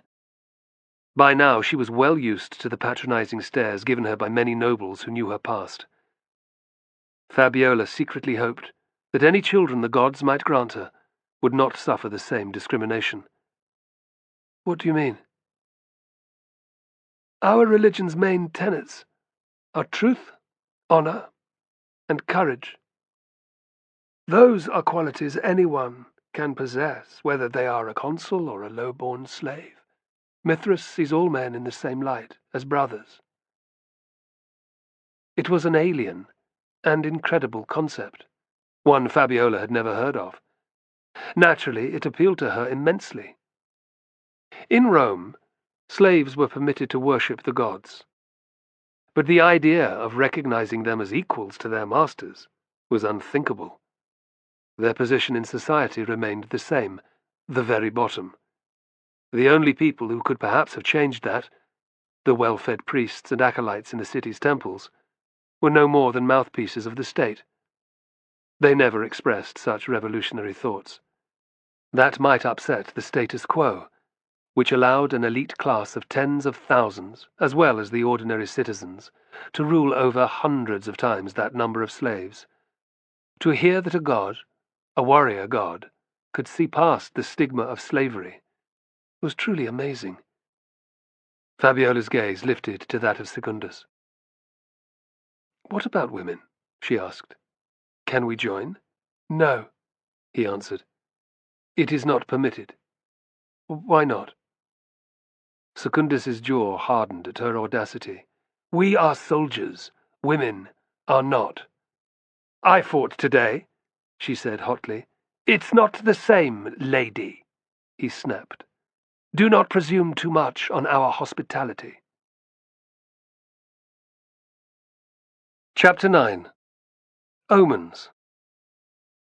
Margiana, winter, 53-52 BC. Illness had aged Pacorus considerably. The normal, healthy colour of his brown skin had still not returned. In its place was a pale, waxy sheen which accentuated his sunken cheeks and the new grey streaks in his hair. The Parthian had lost a huge amount of weight, and clothes which had fitted him well now hung loosely on his bony frame. But, remarkably, he was alive. It was a minor miracle. Despite the high fevers that had racked his body and the foul, yellow, poisonous liquids which had repeatedly erupted from his wounds, Pacorus had not succumbed. Sithicon did not kill every man, it seemed. It was not just his tough nature. All of the Haruspex's skill and another dose of the precious mantar had gone into his recovery. And the help of Mithras, thought Tarquinius, eyeing the little statue on the altar in the corner. He had spent many hours on his knees before it, making sure when possible that the commander saw him. Half delirious still, Pacorus had been susceptible to his muttered words, and consequently overcome by devotion to his god. With little prompting, he rambled about some of the secret rituals practiced by the Parthians in their Mithraeum. The Haruspecs listened eagerly, picking up valuable pieces of information. He knew now that the statue depicted Mithras in the cave of his birth, slaying the primeval bull. By performing the tauroctony, the god released its life force for the benefit of mankind. Like all killings, the sacred rite did not come without a price, which explained why Mithras was looking away from the bull's head as he plunged his knife into its throat. Tarquinius had discovered that among the stages of initiation were those of raven, soldier, lion, sun runner, and the most senior, the father. Pacorus had hinted that interpretation of the stars was critically important, as was self-knowledge and improvement. Mithras was symbolized in the sky by the Perseus constellation, and the bull by that of Taurus. Frustrating Tarquinius, the Parthian had said little else. Even severe illness was not enough to make him reveal any meaningful Mithraic secrets. Tarquinius knew that there might be few chances to learn more. Although the commander had come back from the brink, he was by no means fully recovered, and rather than subsiding, Varum's threats had sharply increased. He could see what was being done for Pacorus, and because of it, the squat Primus Pilus had formed a personal grievance against Tarquinius. There could be only one reason for this, the Haruspecs decided. Varum wanted Pacorus to die, thereby relinquishing command of the Forgotten Legion to him. This was a possibility that filled Tarquinius with dread. Varum was bull-headed, and far less susceptible to his influence than many men. Yet, like most, he was swayed by superstition. Wary of Tarquinius and the reaction of his warriors, he did not yet feel secure enough to murder Pacorus out of hand. Varum wanted a guarantee that his plans would not backfire. Every day, he badgered the Haruspecs for information, busying himself with the preparation of medication and the changing of Pacorus's dressings. Tarquinius skillfully avoided giving Varum anything other than a polite fob-off. Their commander's now frequent lucid moments also helped to prevent interrogations. The Primus Pilus's anger grew steadily, but he confined himself to taunts about Romulus and Brennus. Knowing that the two men were very dear to Tarquinius, Varum used doubts about their safety as a way of intimidating the normally imperturbable Haruspecs. Verbal abuse rained down on his head, and Tarquinius was powerless to resist. In this precarious situation, Varum was simply too dangerous to cross. Tarquinius hated having no idea how his friends were doing. All his guards had been threatened with dire punishments if they said a word. Combined with their deep-seated fear of his abilities, it meant that the Haruspecs lived in virtual solitude. Even the servants were too frightened to speak with him. Yet the silence was not as troubling as the isolation. Tarquinius thrived on knowledge of what was going on, and now he was being denied any. The patch of sky over Pacorus's courtyard rarely afforded much information. Apart from the occasional snowstorm, there simply wasn't enough to see. He had no hens or lambs to sacrifice either. Without realizing it, Varum had curtailed Tarquinius's capacity to prophesy. Virtually the only method left was to study the fire in Pacorus's bedroom. This was best done very late, when the commander was sleeping and the servants and guards had retired for the night. Letting the logs burn down to mere embers occasionally provided some useful snippets. Frustratingly, the Haruspecs could see little that referred to his friends, or his own prospects. This was the random and infuriating nature of prophecy, to reveal little when it seemed important, and much when it did not. Sometimes it disclosed nothing at all. Tarquinius's doubts about himself resurfaced with a vengeance. After giving Pacorus his last medicine of the evening, it had become his ritual to hurry to the brick fireplace in the room. No chance to divine could be missed. Tarquinius was now desperate to know something, anything, about the future.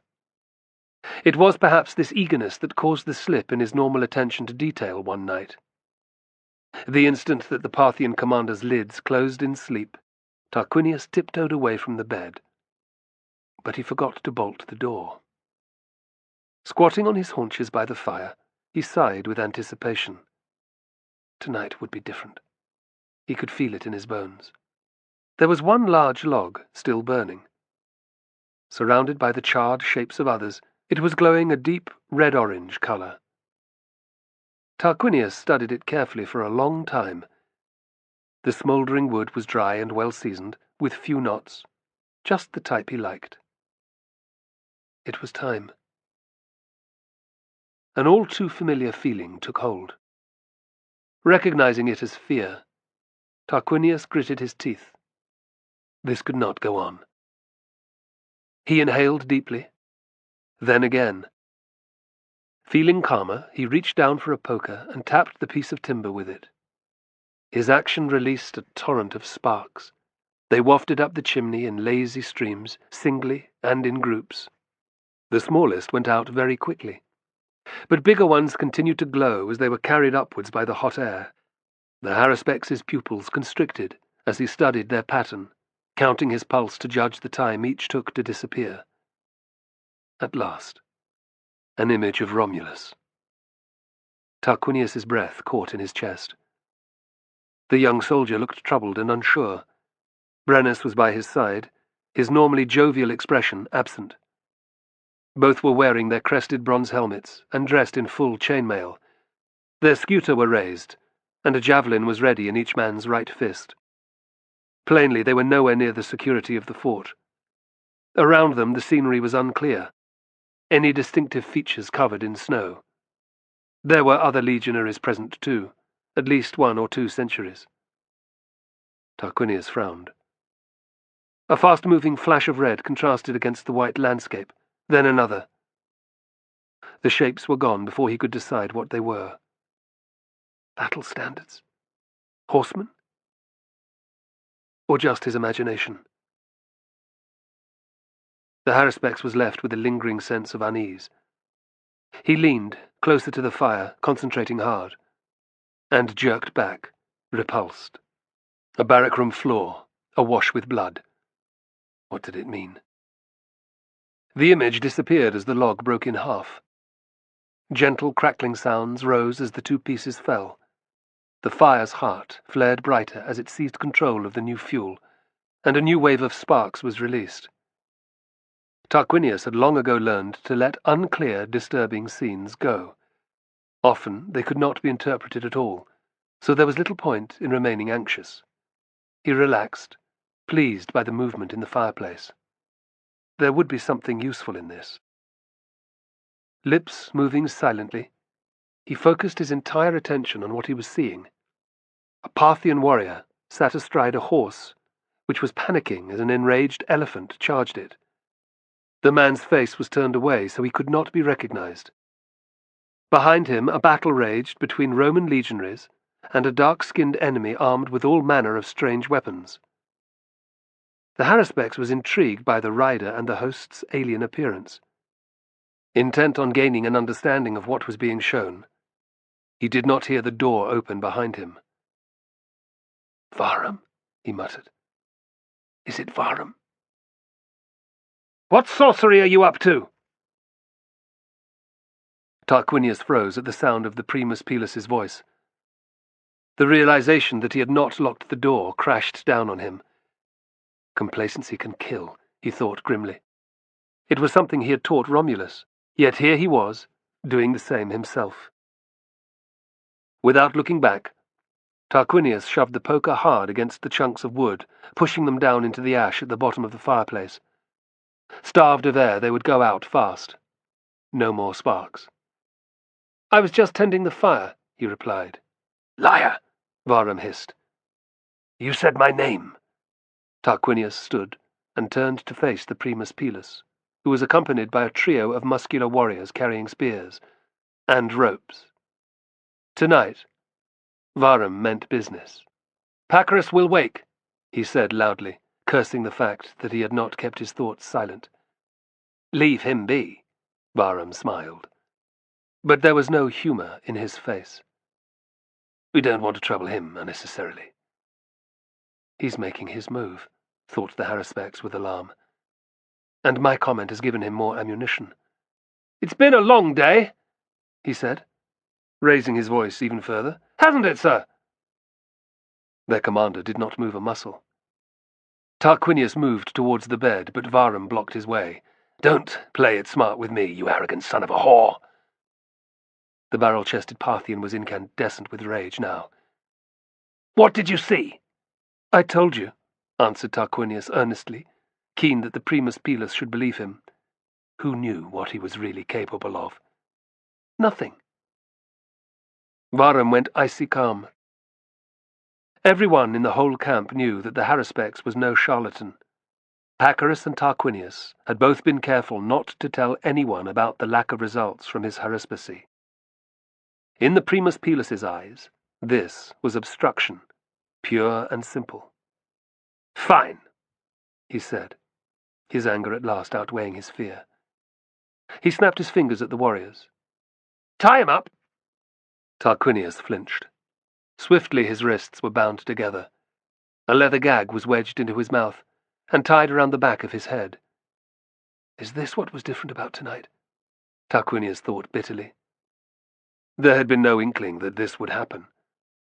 The thick cords tore at his flesh, breaking the skin, but he breathed into the pain, letting it wash over him. This was just the start. What was to come would be worse. It was then that Pacorus stirred under his blankets.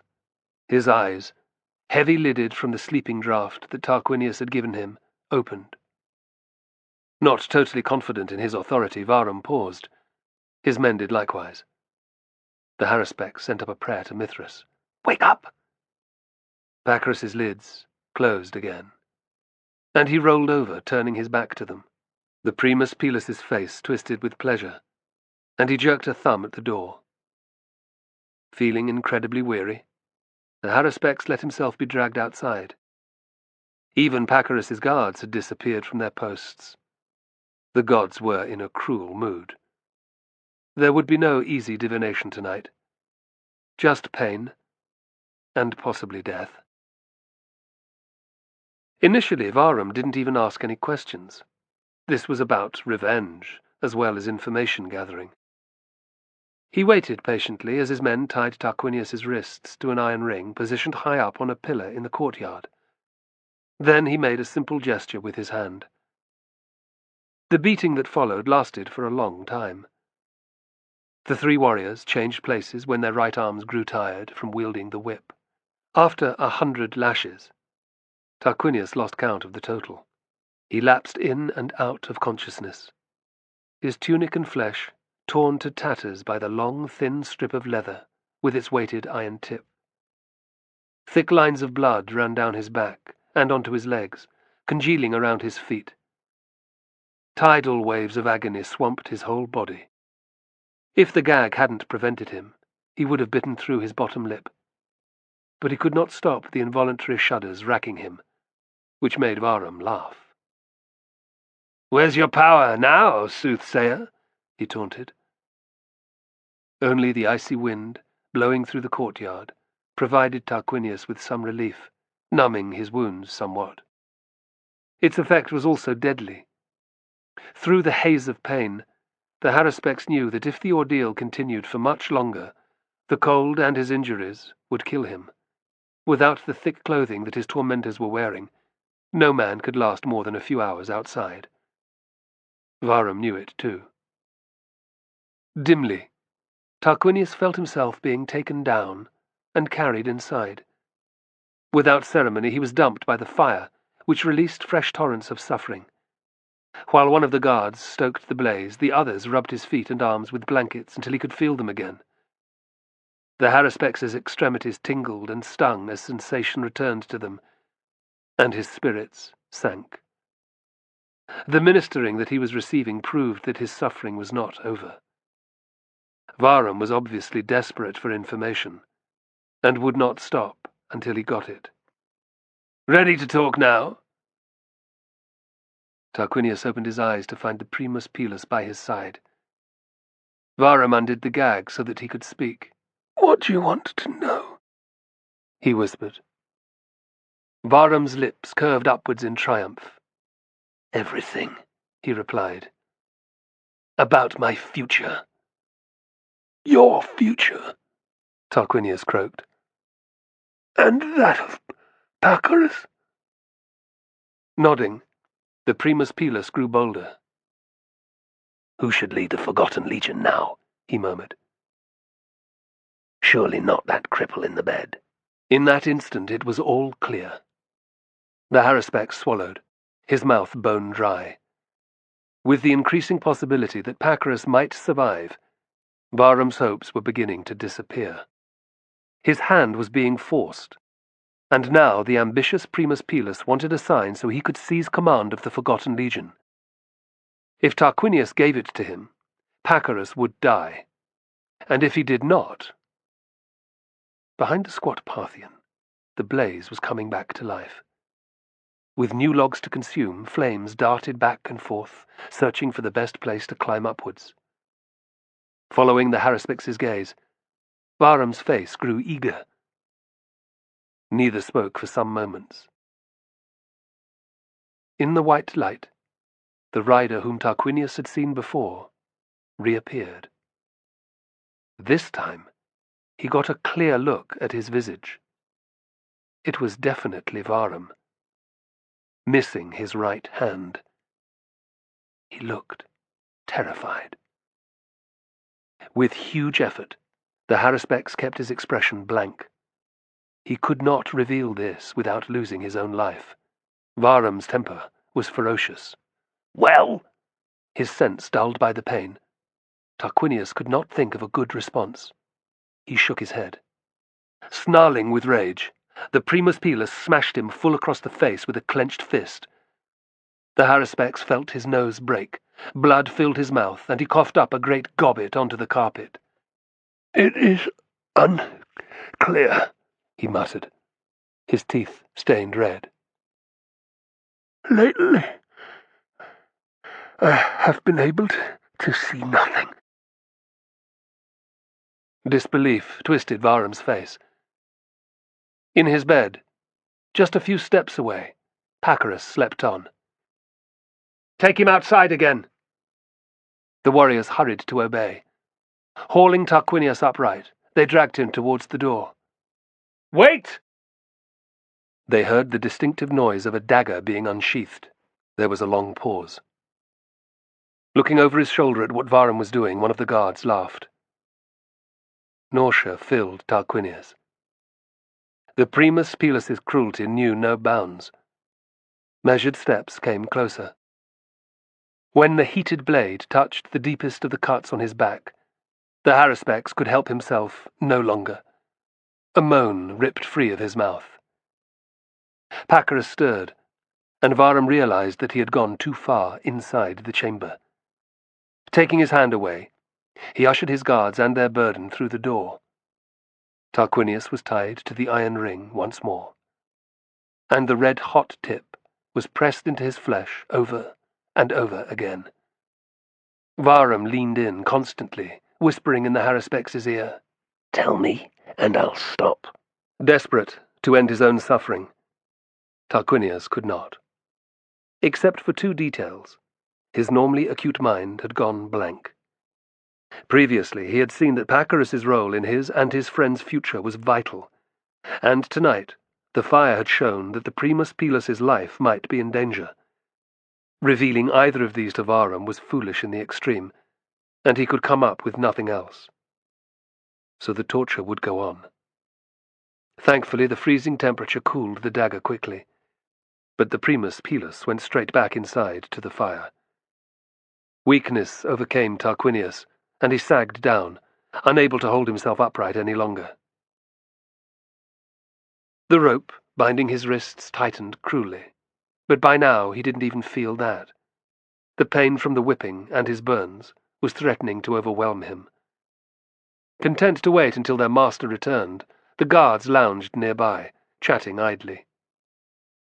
The haruspex's eyes opened, unfocused. He could feel his strength departing with each heartbeat. A gust of cold wind hit his face, and he looked upwards. The night sky of earlier had changed. Any sign of the moon and stars had disappeared. Great threatening banks of cloud were building. Deep inside them, flashes of vivid light flared, portents of the storm to come. Loud rumbles could already be heard, and the air was heavy with expectation. A rush of adrenaline coursed through the Harrispex's veins. Witnessing thunder and lightning was one of the best ways to see the future. The ancient Etruscan books that he had studied so many years before dedicated many volumes to just this type of natural phenomenon. Perhaps he would see something that would pacify the vengeful Primus Pilus and save his own life. Faster than the eye could see, a blinding bolt of light shot out of a cloud bank directly overhead. His eyes opened wide with shock as a succession of images shot before them. Scythian riders annihilating a much smaller Roman force. 5 legionaries with raised swords in a circle around Romulus and Brennus. A corpse hanging from a cross. A pair of men rolling and tussling beside the dim glow of a fire. In one's hand was an arrow with a hooked point. Their unknowing companions slept on alongside. The second struggling figure was Romulus. Light spilled from the bedroom as Varum emerged, the heated knife clutched in his right hand. He swaggered closer, knowing that Tarquinius could not take much more. "Ready to talk?" he asked, softly. Deep in a trance, Tarquinius did not answer. Varum's lips peeled back with fury, and he laid the blade against Tarquinius's left cheek. The smell of burning flesh filled the air. Tarquinius's lungs filled with air, and he screamed. Using the last of his energy, he soared upwards towards the lightning, which was now flashing from the clouds every few moments. Before the end, he had to know. The arrow threatening Romulus was Scythian. It was covered with Scythicon. The Primus Pilus's voice came from a long way away. "I'll give you one more chance," he said. "Should Pacorus die?" Romulus's face contorted with effort, but the other man was stronger. Slowly, the hooked point was pushed down towards his unprotected neck. His energy utterly spent, Tarquinius plummeted down to earth. It was over. All his predictions had been wrong. Romulus would not return to Rome. Varum had had enough. Lifting his dagger to the Harrispex's throat, he moved in until only a finger's breadth separated their faces. Bizarrely, Tarquinius smiled. Olinus had been wrong also. His journey would end here too, in Margiana. The Primus Pilus lifted an inquiring eyebrow. Tarquinius's response was to spit in his face. "Die then," snarled Varum, drawing back the blade. Chapter 10. Defeat. Margiana, winter, 53-52 BC. "Scum!" hissed Optatus, his teeth clenched. "How dare you join the army?" Romulus could not take his eyes off the arrow tip. If it even scratched his skin, he would die in screaming agony. "Death's too good for you," whispered Optatus, "but at least this way will be painful." The burly veteran was using his right hand to push towards Romulus's jugular, which meant that the young soldier's weaker left arm had to try to prevent him. Stopping him from crying out, Optatus's other hand was clamped over Romulus's mouth. Even his sword arm could not remove it, and his enemy's greater strength meant that the arrow's hooked point was moving towards his neck with a slow, dreadful inevitability. Romulus struggled not to panic. If he did that, his life would be over. Faced with certain death, his desire to survive suddenly became overwhelming. Bending his right leg with a jerk, he tried to knee Optatus in the groin. "Got to do better than that, boy," sneered the veteran, twisting his hips and avoiding injury.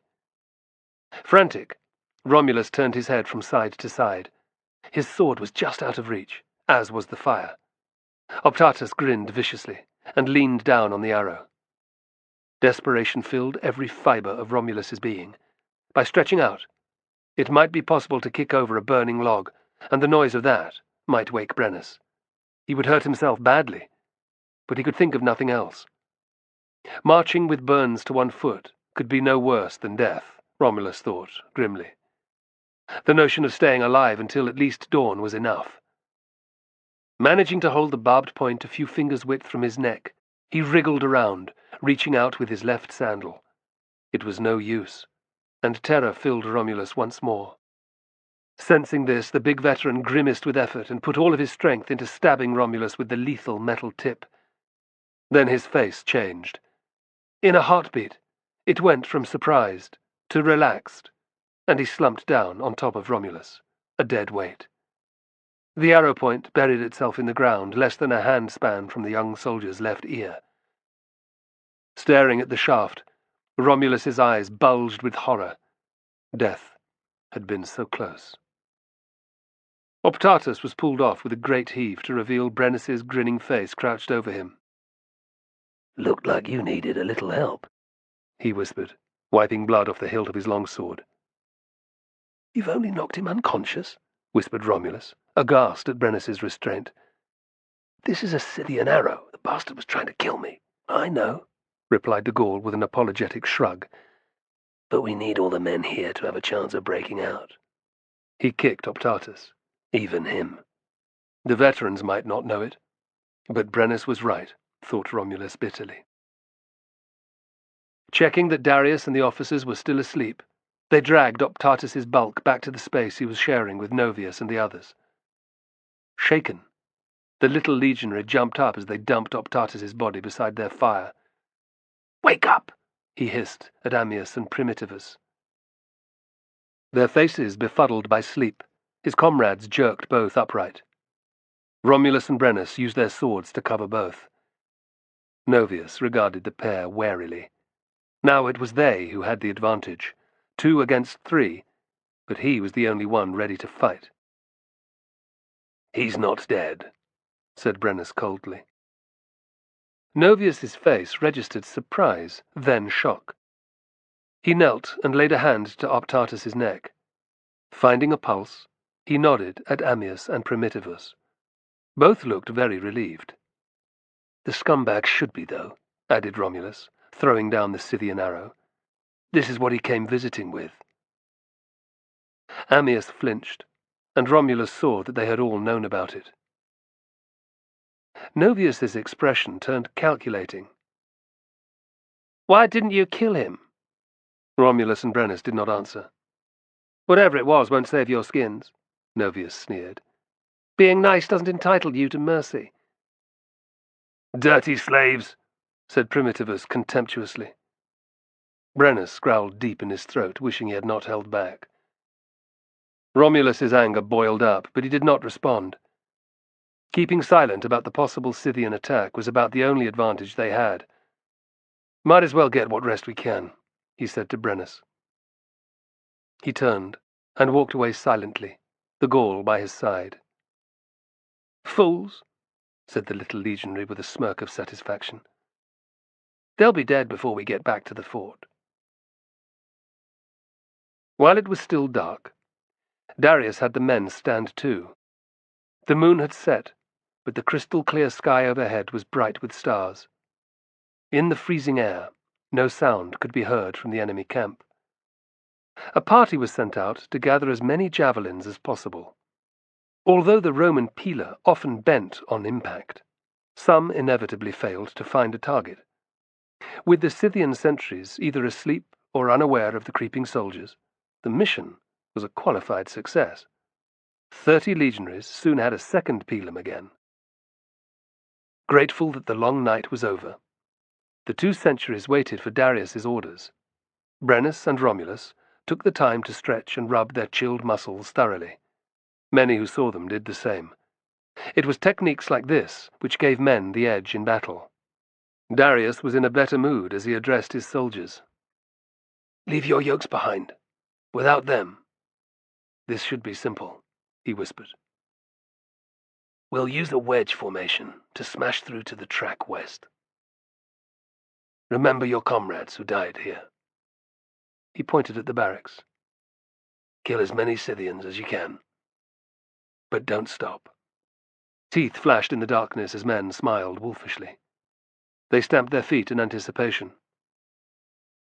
Once through their lines, we double-time it until I say stop. That won't be long then, sir, piped up Gordianus from the safety of the ranks. There was muffled laughter at his joke. Beside the fit, lean legionaries, Darius was a portly figure.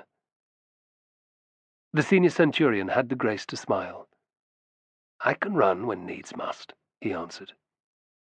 Romulus was pleased. This was more like the leader he was used to. We wait for no one, said Darius fiercely. Anyone who falls is to be left behind, including me. Is that clear? Everyone nodded. Good.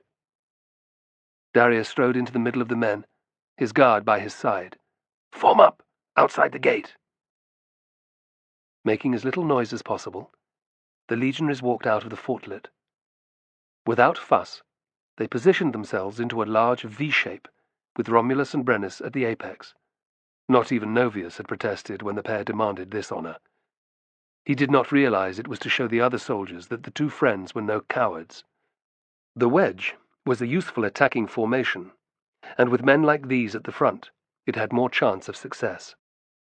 Once moving, it was extremely hard for an enemy to stop, but the point was also the most dangerous place to be. Being killed was very likely. By now their eyes had adjusted to the dim light. Past the scattered corpses, it was possible to make out the shapes of sleeping men around a few small fires nearby. Groups of hobbled horses stood behind, moving gently from foot to foot. Steam rose from the beasts' thick coats. Still not a sound reached them from the Scythians. Romulus grinned. Just like Darius's refusal to believe in his vision, these warriors could not imagine an attack in darkness. It would be the reason for their death. "Ready, Peeler," whispered the senior centurion from their midst. Silently they obeyed. "Forward!" Caligae crunched slowly on the frosty ground, but soon picked up speed. In a few heartbeats, the soldiers were at a trot. Icy air rushed into their faces, chilling their nostrils and throats with each inhalation. No one spoke a word. Every man knew his task, had practiced it 1,000 times before on the training ground. Shields held high to protect their bodies. They grasped their javelins loosely in their right hands, ready to stab downwards. The charge was all important. If they broke through, freedom beckoned. Failure would mean death. Momentarily forgetting the threat from Novius and his comrades, Romulus bared his teeth. It was thrilling. Terrifying. Within 50 paces, they were on the enemy. Preparing himself, Romulus drew back his pilum. Stooping low, he plunged it into the side of a sleeping form and jumped over without checking to see if the Scythian was dead. Right now, injuring was good enough. Beside him, Brennus kept pace, stabbing the man's companion in the chest as he went by. 2 more warriors were dispatched similarly, and then they were past the first fire and on to 3 terrified sentries. Dark eyes opened wide with shock. The trio, who had been muttering quietly to each other, were suddenly confronted by an armoured mass of running legionaries, blooded javelins in hand. Screams of terror filled the air. They were rapidly cut off, ebbing away into bubbling whispers. But the noise woke the other Scythians. Wrapped in their thick cloaks and blankets, most had been sleeping comfortably. Waking to the sounds of men dying, the startled warriors jumped up and grabbed for their weapons. All was confusion and disorder. There was no need for silence any longer. Brennus threw back his head and let out a blood-curdling battle cry.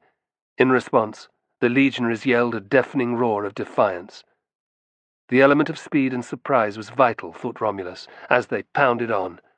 The Scythians were still half asleep and unable to fight back properly. It must have seemed as if demons had descended upon their encampment. They simply did not have a chance. Hob-nailed Caligae stamped down on upturned faces, breaking noses and splitting lips. Peeler stabbed down into soft, unprotected flesh and were ripped free to use again. Legionaries used the iron rims of their scuter to smash down on enemy heads. It was most satisfying to revenge themselves for the deaths of the unfortunates in the fortlet. Nonetheless, they kept running. Seeing the Scythians' horses reacting uneasily to the screams and cries, Romulus had a brainwave. "Throw your javelins!" he cried, pointing left. "They'll panic!" The men immediately on his left needed no urging. Slowing down, they drew back and released their pila at the milling mounts. Romulus did likewise. It was impossible to miss. All of the missiles found a target. Rearing up in pain from the metal barbs buried deep in their backs, the injured horses kicked out with their front feet, spun in circles, and barged their companions. That was enough. Ripping up the pegs which had tethered their lead ropes to the ground, the group of terrified horses turned and fled into the darkness. Romulus whooped with glee. Now the Scythians could not pursue them. "Good thinking," cried Brennus. Pleased, Romulus knew more still awaited. This was only the start, but it was a good one. Soon the wedge had forced its way through the enemy camp. In its wake, it left utter mayhem. Scores of warriors lay in blood-soaked blankets, slain before they had even woken up. Others had belly wounds that would take days to kill, or badly cut limbs which completely disabled. Some had even been trampled by their own mounts. Those who were uninjured stood dazedly looking after the Romans, unable to respond. Not a single legionary had been killed or wounded. Romulus could not help but be proud. What other soldiers were capable of such a fast-moving maneuver in the dark? But this was no time to clap themselves on the back. They had to make as much ground as possible before dawn, and whatever fate that delivered to them. Darius was in no mood to linger either. There was a moment to wipe their bloody pila on their cloaks and take a gulp of water, and then Darius bellowed, "Double time!" Romulus and Brennus took off, followed by their comrades. In case of pursuit, no change was made to the wedge for the moment. Thanks to the bright stars, following the track west was not difficult. The stones had been beaten down from the regular passage of legionaries, forming a wide, easily discernible stripe across the landscape. They ran for a long time, until it felt as if their lungs would burst. Behind them, the sky began to lighten. As the sun climbed into view, it finally became possible to make out their surroundings. Nearby was an inscribed stone tablet. They were exactly 2 miles from the fortlet. Horseless, the Scythians had no chance of catching them now. Roman legionaries could march 24 miles in 5 hours carrying full kit. Without their heavy yokes to slow them down, the patrol would probably reach the safety of the main fort in less than 4. "Halt!" cried Darius, his sweating face purple with effort. To give him his due, the senior centurion had kept up with his men. "Down, shields! Take a breather!" The delighted legionaries smiled at the command. Everyone had seen the mile marker and done the maths. They had earned a brief rest. As ordered, their scooter clattered down. Keeping the wedge formation, the soldiers sank to one knee, breathing heavily. Gulps were taken from leather water carriers, helmets and felt liners lifted to dry hair that was wringing with moisture. No one could complain of being cold now. Romulus grimaced as he scanned the low slopes around them. "Not happy?" asked Brennus under his breath. No. There were large areas of flat ground beyond the top of the inclines on either side of the defile. A whole damn army could be waiting up there. The Gaul's gaze followed his. He too had been on many patrols through here, and knew every dip and fold of the terrain. "It opens out soon," he said, reassuringly. "Get through this section and we'll quickly see any enemy." "That's not for nearly a mile," Romulus muttered. He turned to see where Darius was. Pleasingly, the Parthian was moving among the men, muttering encouraging words. It was the mark of a good officer to praise those under his command when they had performed well. With the adrenaline rush of their escape subsiding, Darius now seemed unconcerned. Romulus's warning the day before had meant nothing. In the Parthian's mind, there was time for a respite before the long march home. Romulus prayed that his vision had been wrong. But his instinct was jangling an inner alarm. It was time to continue. Instead of the attacking wedge, the legionaries formed up in a more typical marching order. Each sentry was 6 wide, 15 deep. Darius took up his position at the front, his faithful guard alongside. As they moved off, Romulus's heart pounded in his chest. He could not stop his eyes moving from side to side. Brennus was similarly alert, but neither said a word to anyone. Spirits had risen hugely because of their escape, and it wasn't long before Gordianus began his usual ditty about the legionary in the brothel. This was too much for Romulus, whose nerves were fraying. There was no point warning any enemies nearby of their presence. "Give it a rest," he said. "We've heard that 100 times before." "Shut it, you filth," Novius responded. "We want to hear about your mother." "And your sisters," responded Brennus as quick as a flash. The others cheered at the jokes. Novius flushed with anger, but his retort was lost in the din, as the whole formation responded to Gordianus's tune. Romulus's jaw clenched with anger at the insult. A lowly house slave, his mother had still done her best for him and Fabiola. It had meant suffering Gemellis's sexual abuse nightly for years, but Velvina had never complained. Tragically, her efforts had come to nothing when the merchant's debts reached a critical mass. The twins were sold to raise money. Romulus knew nothing more of his mother, which stung his heart. Brennus leaned over and spoke in his ear. "Don't listen to them. The poor bastards would laugh at anything right now. Keeping quiet won't prevent an ambush either. Singing keeps their spirits up." Romulus's anger dissipated. The Gaul was right. Happy soldiers fought better than miserable ones. They might as well imagine a good time in a whorehouse than being slaughtered by Scythians. He opened his mouth and joined in. After a dozen verses had been bellowed out, Romulus was feeling more relaxed. It was then that the colour of the sky changed from blue to black. Fortunately, he was looking upwards at that moment. Lulled by Gordianus's bawdy chant, Romulus did not immediately recognize the dense swarm of arrows. When he did, his warning cry was too little, too late. To avoid being seen, the volley had been sent up in a hugely steep, curving arc, but already the metal points had turned to point downwards. In 3 or 4 heartbeats, they would land amongst the unsuspecting legionaries. "Arrows incoming!" Romulus bellowed. 1 heartbeat. At the cry, Darius looked into the air, his face a picture of shock. Behind him, other soldiers too were staring up in a mixture of fascination and fear. 2 heartbeats. Still the centurion did not speak. Death was looking him in the eye, and Darius had no answer. 3 heartbeats. Someone had to act, or most of the patrol would be killed or injured, thought Romulus. "Form testudo!" he roared, breaking all kinds of rules by shouting an order. Training instantly took over. The men in the middle squatted down, lifting their heavy scuta over their heads, while those on the outside formed a shield wall. Whirring through the air, the hundreds of wooden shafts came to earth. It was a soft, beautiful, and deadly noise. While many sank harmlessly into the silk covers or the ground around the soldiers, plenty of others found the gaps between shields that were still coming together. There was a brief delay, and then Romulus's ears rang with the cries of the injured. Soon he could hear little else. Legionaries cursed and screamed, clawing frantically at the barbed points that had sunk deep into flesh. The dead slumped against their comrades, their shields falling from slack fingers. Although many men were still obeying orders, the testudo had virtually fallen apart. Biting back a curse, Romulus glanced towards Darius. The jovial Parthian would never shout an order again. Pierced by 6 arrows, he lay motionless 10 steps away. A thin line of blood was running from the corner of his mouth, while his right hand reached out towards them in a futile, supplicating gesture. Darius's bodyguard was sprawled carelessly nearby. Both their faces were frozen in a rictus of shock.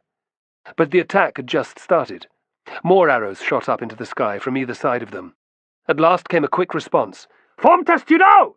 The voice belonged to one of the Optiones. For the second time, the armoured square took shape. This time, though, it was much smaller. Fortunately, both junior officers were experienced men.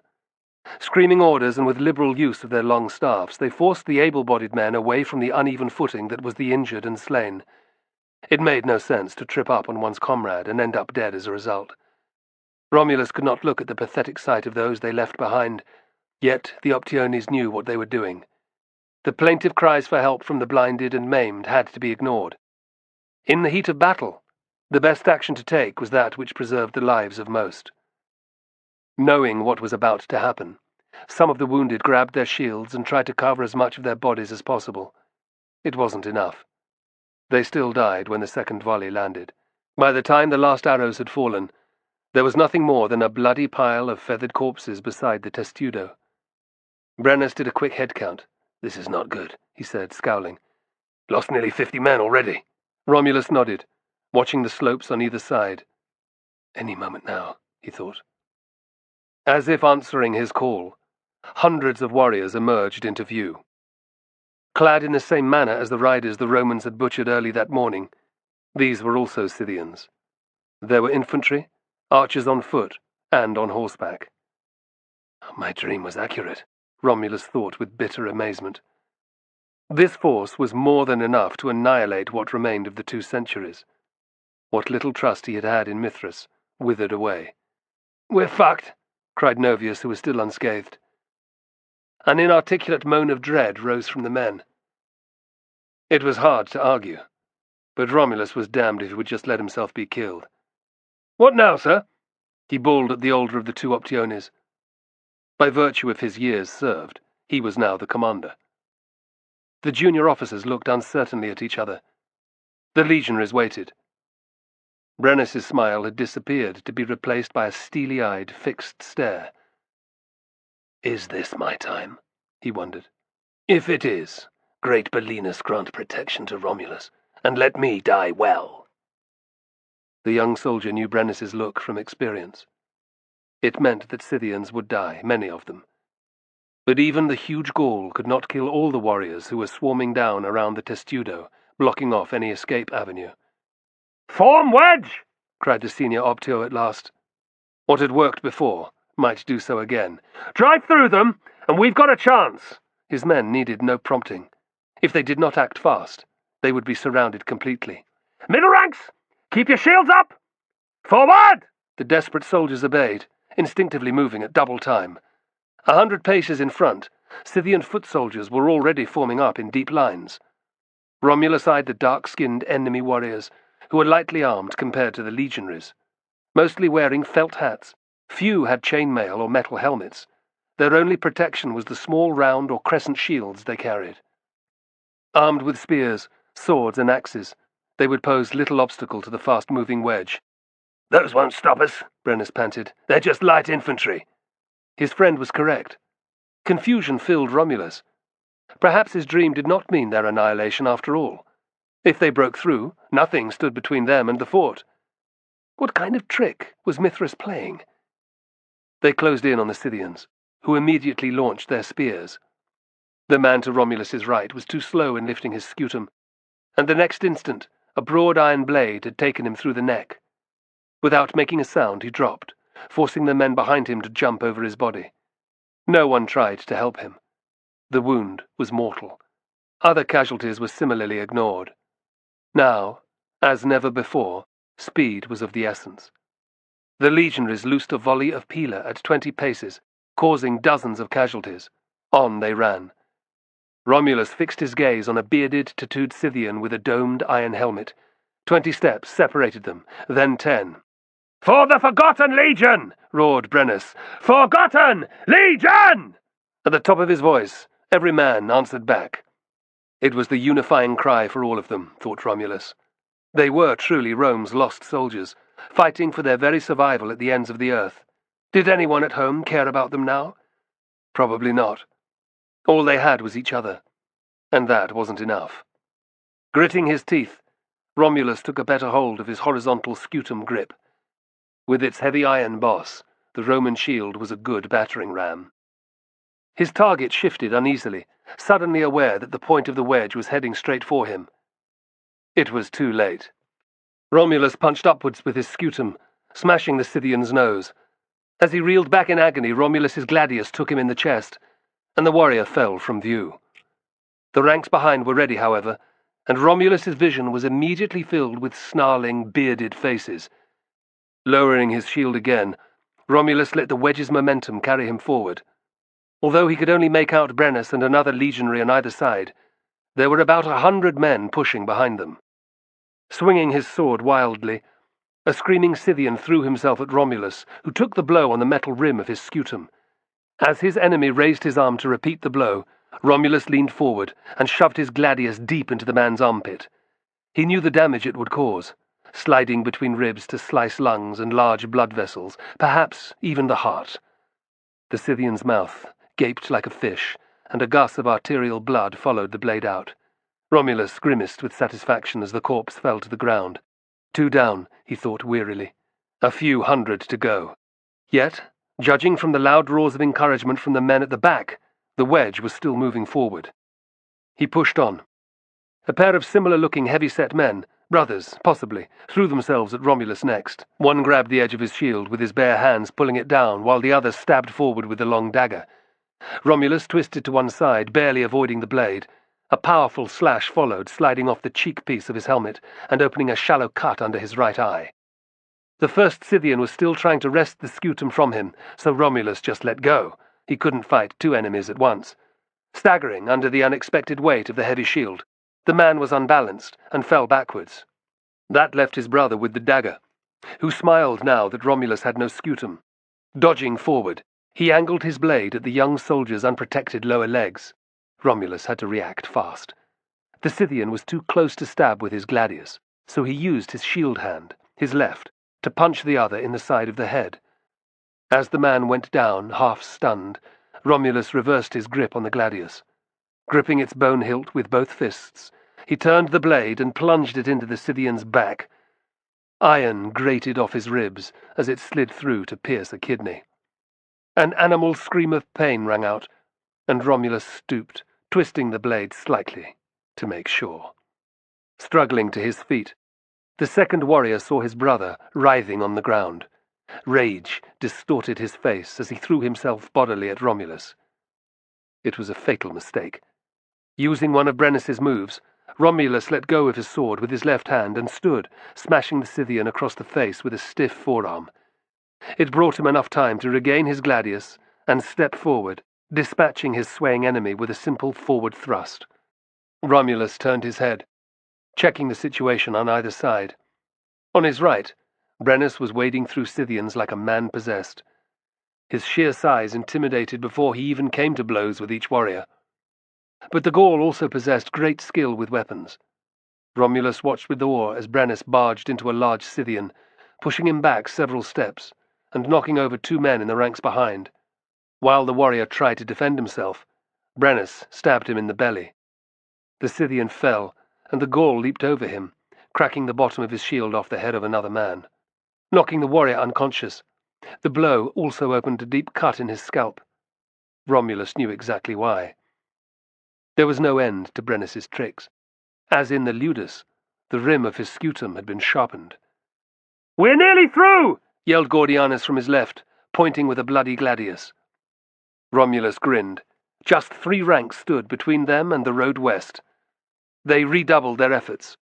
After a few moments of cut and thrust, the last Scythians in their path had been dispatched. On the sides of the wedge, their comrades were still fighting past warriors, but the spirit had gone out of their lightly armed enemies. As the opposition melted away, the legionaries came to a gradual halt. 7 had fallen. Twice that number had minor flesh wounds.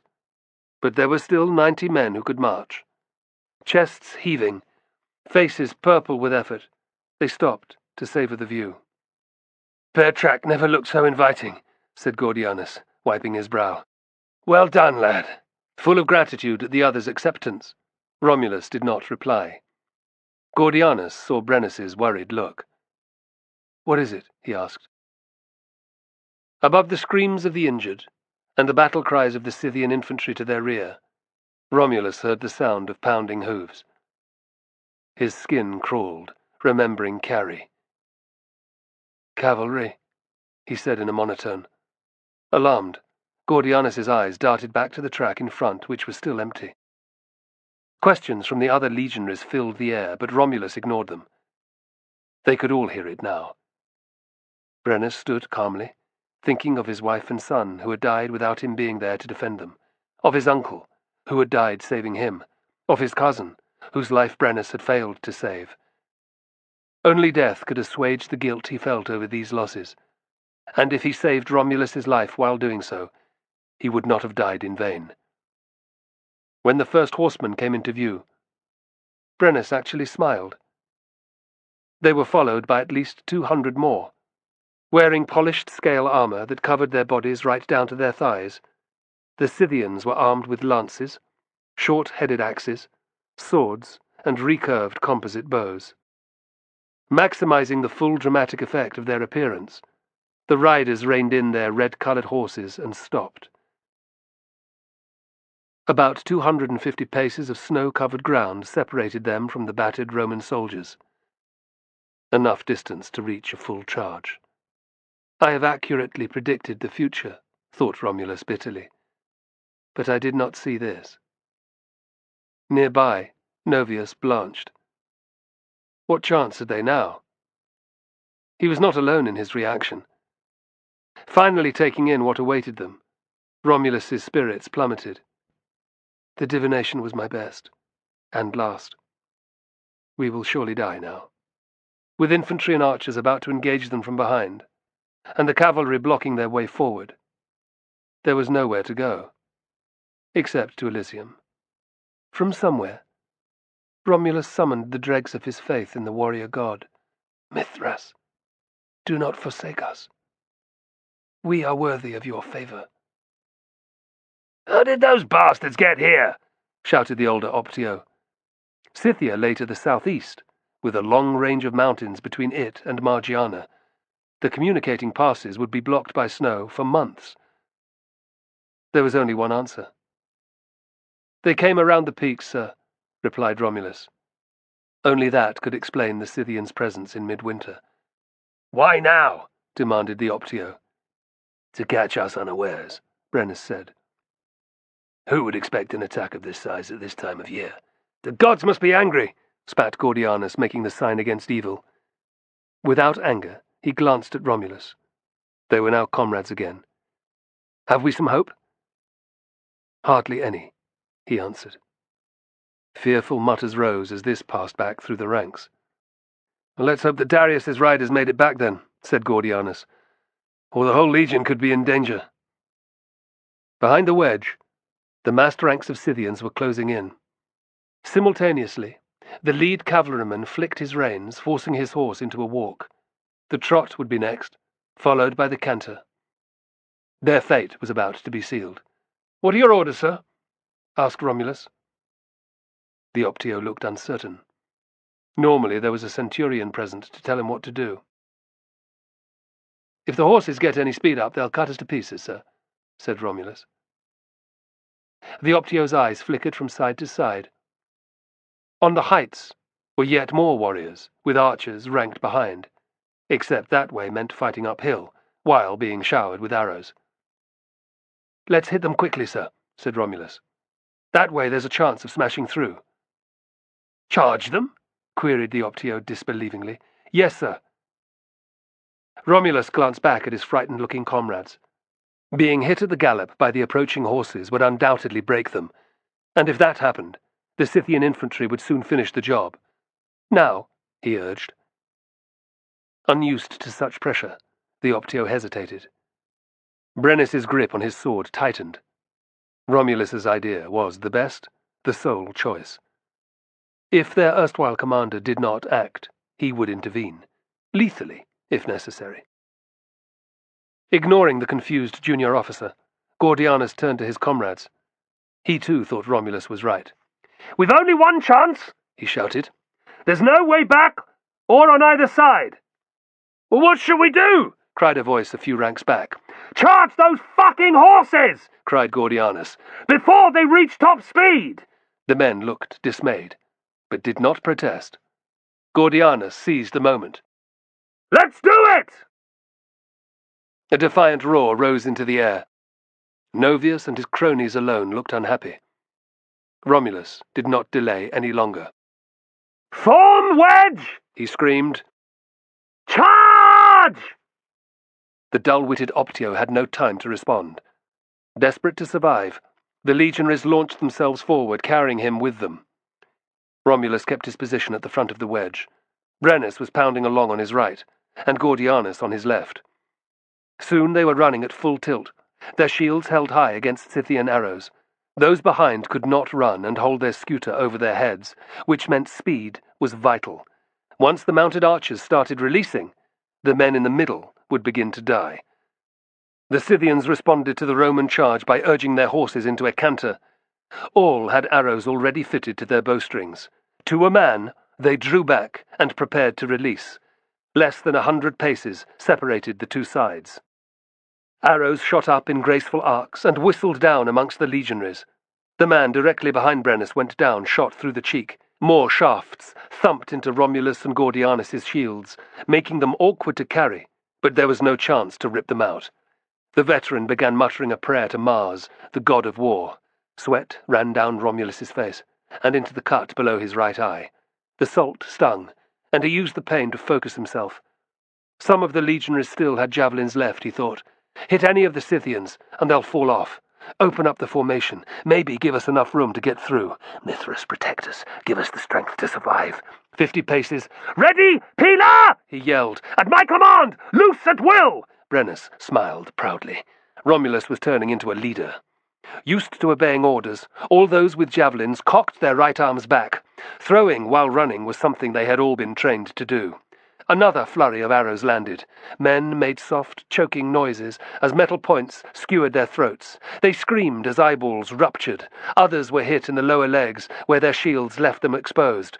The falling bodies tripped up those immediately behind, and the legionaries at the rear had to just trample over them regardless. Injured, dying, or simply winded, it was every man for himself now. 30 paces, good javelin range. Aim at the front riders! Shouted Romulus one more time. Loose! It was difficult enough to aim a pilum accurately when standing still. At the run, it was much harder. At Romulus's command, 8 or 10 flew forward at the approaching horsemen.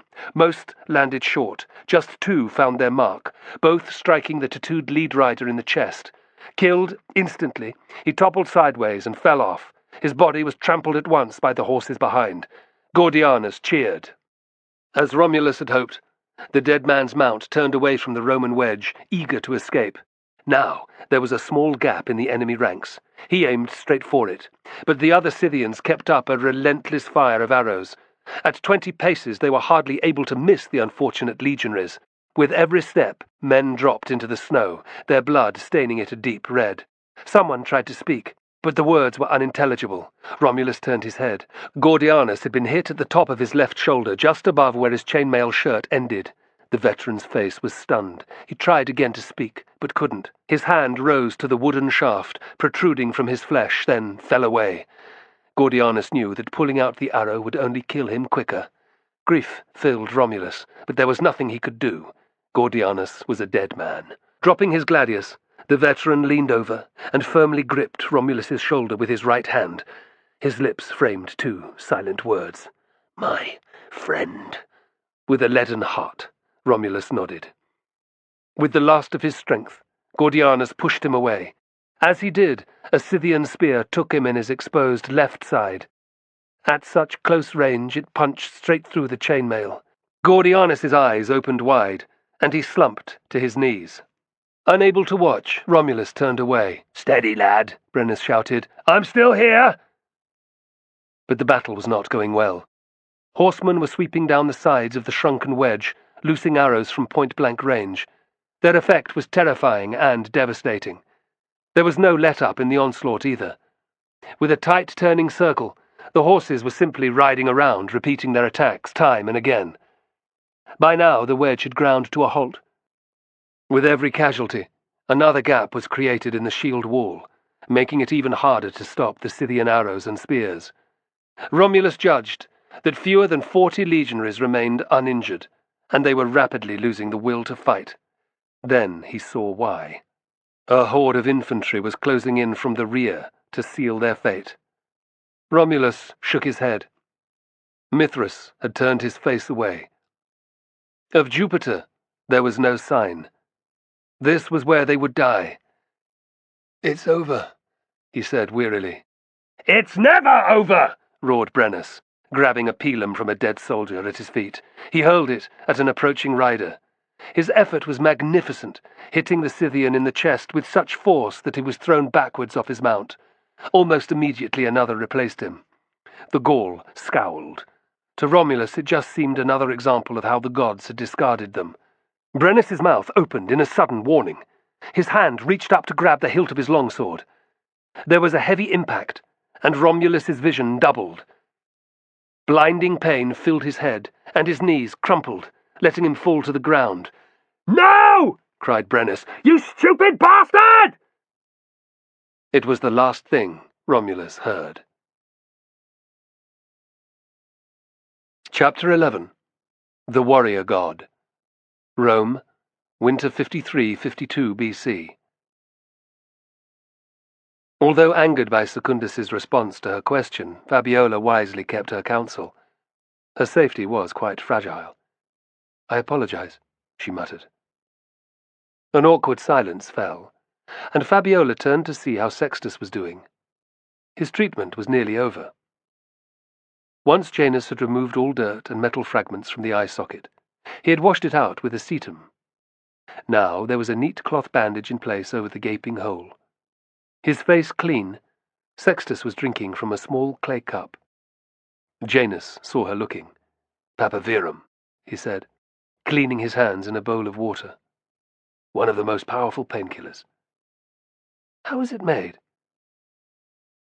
Fabiola had little idea what went into the strange concoctions made by apothecaries. Theirs was a trade which guarded its secrets jealously. "By crushing the seeds of a plant with small red flowers," the orderly explained. "We add a few other ingredients and boil them into an infusion. Dulls even the worst pain." "You mean physical pain?" "Nothing can take away grief," thought Fabiola bitterly. "Except revenge." Janus helped Sextus to the nearest bed. "Sleep," he ordered. There was little protest. Sextus collapsed back onto the straw mattress, letting himself be covered with a woolen blanket. "Lady?" Secundus had moved to the door. "We must leave him here for the moment," he said curtly. Nodding her thanks at Janus, she followed Secundus back to the front entrance and then down another corridor. Soon Fabiola found herself seated by a table in the stone-flagged kitchen. It was similar to the one in Gemellis's house. There was a solidly built brick oven in one corner, long work counters along the walls, and wooden shelves stacked with typical black and red clay crockery and deep sinks. As in all houses of the rich, lead pipes carried running water to wash food and plates. Drains carried away the waste liquid. Yet there were no slaves here. Secundus had served her himself, refusing the offer of help as he awkwardly hacked slices off a loaf with his Pugio. Cheese and fish were offered to accompany the bread, which Fabiola gratefully accepted. The day's events had left her feeling famished. As she ate, she ignored the mixture of curious and surly stares from the many veterans present. She and Sextus were under Secundus's protection. She doubted any of the scarred men would actually harm them. When Secundus left, Fabiola reflected on her near escape from Scaevola, on what he had done to the fugitive, and poor Corbulo at the latifundium. Closing her eyes, the young woman prayed as she had not done since she was sold into prostitution. Until today, those had been the hardest hours of her life, when only her faith and innate determination had allowed her to endure. Now, the guilt of Corbulo's and her guards' deaths weighed heavily on Fabiola's shoulders. Nearly being raped by a dozen men was also a trauma she would not soon forget. A discreet cough broke her reverie. It was Secundus again. "We've prepared a room for you, lady." "I am tired," Fabiola admitted. A rest would do her good. He managed a stiff smile. "Follow me." Passing out of the kitchen, they walked in silence to the corridor opposite that which led to the valetudinarium. Not far from the statue of the god, they passed a half-open door. Wavering light from a single torch lit the interior. The room was empty apart from a trapdoor in the floor. Seeing her glance inside, Secundus instantly shut the door. He continued down the passage without explanation. Fabiola followed without protest. but her pulse quickened. It was surely the entrance to the Mithraeum. Until this moment, she had not been aware that it would be underground. Few, if any, other shrines were built like that. Secundus guided Fabiola to a simple bedchamber, which had little more in it than her room in the Lupanar, where she had lived for nearly 4 years. Yet a low bed, a wooden storage chest, a bronze oil lamp, and a 3-legged stool with a neatly folded man's tunic on it sufficed. Fabiola smiled. She did not have expensive tastes. The blankets looked clean and inviting. She suddenly felt more tired than she had in an age. "You can sleep without fear tonight," Secundus said in a more kindly tone. He pointed to a small bell on the floor. "Ring if you need anything." Without another word, the veteran was gone. Fabiola needed little encouragement. Shutting the door, she blew out the lamp and took off her torn dress and sandals. Then she fell onto the bed. With the blankets pulled tight around her, she soon warmed up. A fit of shaking struck, delayed terror at the thought of what Scaevola had done to her life. And he would not give up. Other than Docilosa and the wounded Sextus, Fabiola was alone in the world.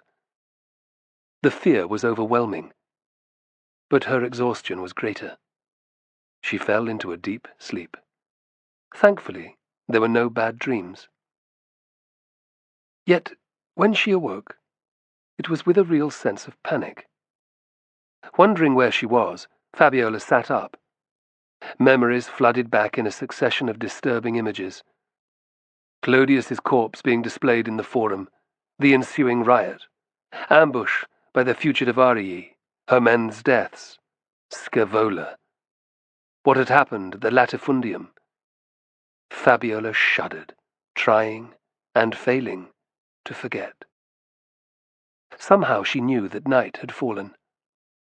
The house was deathly silent, and the air around her was pitch black. Fabiola listened carefully for a long time, but could hear no activity. People tended to go to bed not long after sunset. The veterans were probably no different. Immediately, the plain room with its trapdoor came to mind. Like all forbidden fruit, its appeal was great. Easing herself off the bed, Fabiola donned the man's tunic and tiptoed to the door. Not a sound from the other side. Turning the handle gently, she pulled it open a crack. No cry of alarm. A glimmer of light from an oil lamp further down the corridor revealed that no one was about. Barefoot, Fabiola slipped out of her room, closing the door. From the chamber beside hers came the loud sound of a man snoring. It was echoed in the others that she passed. Yet her tension grew and grew. If she was discovered, the veteran's reaction would not be pleasant. The thought stopped Fabiola in her tracks. She had had 2 lucky escapes already that day. It was pushing her luck to continue.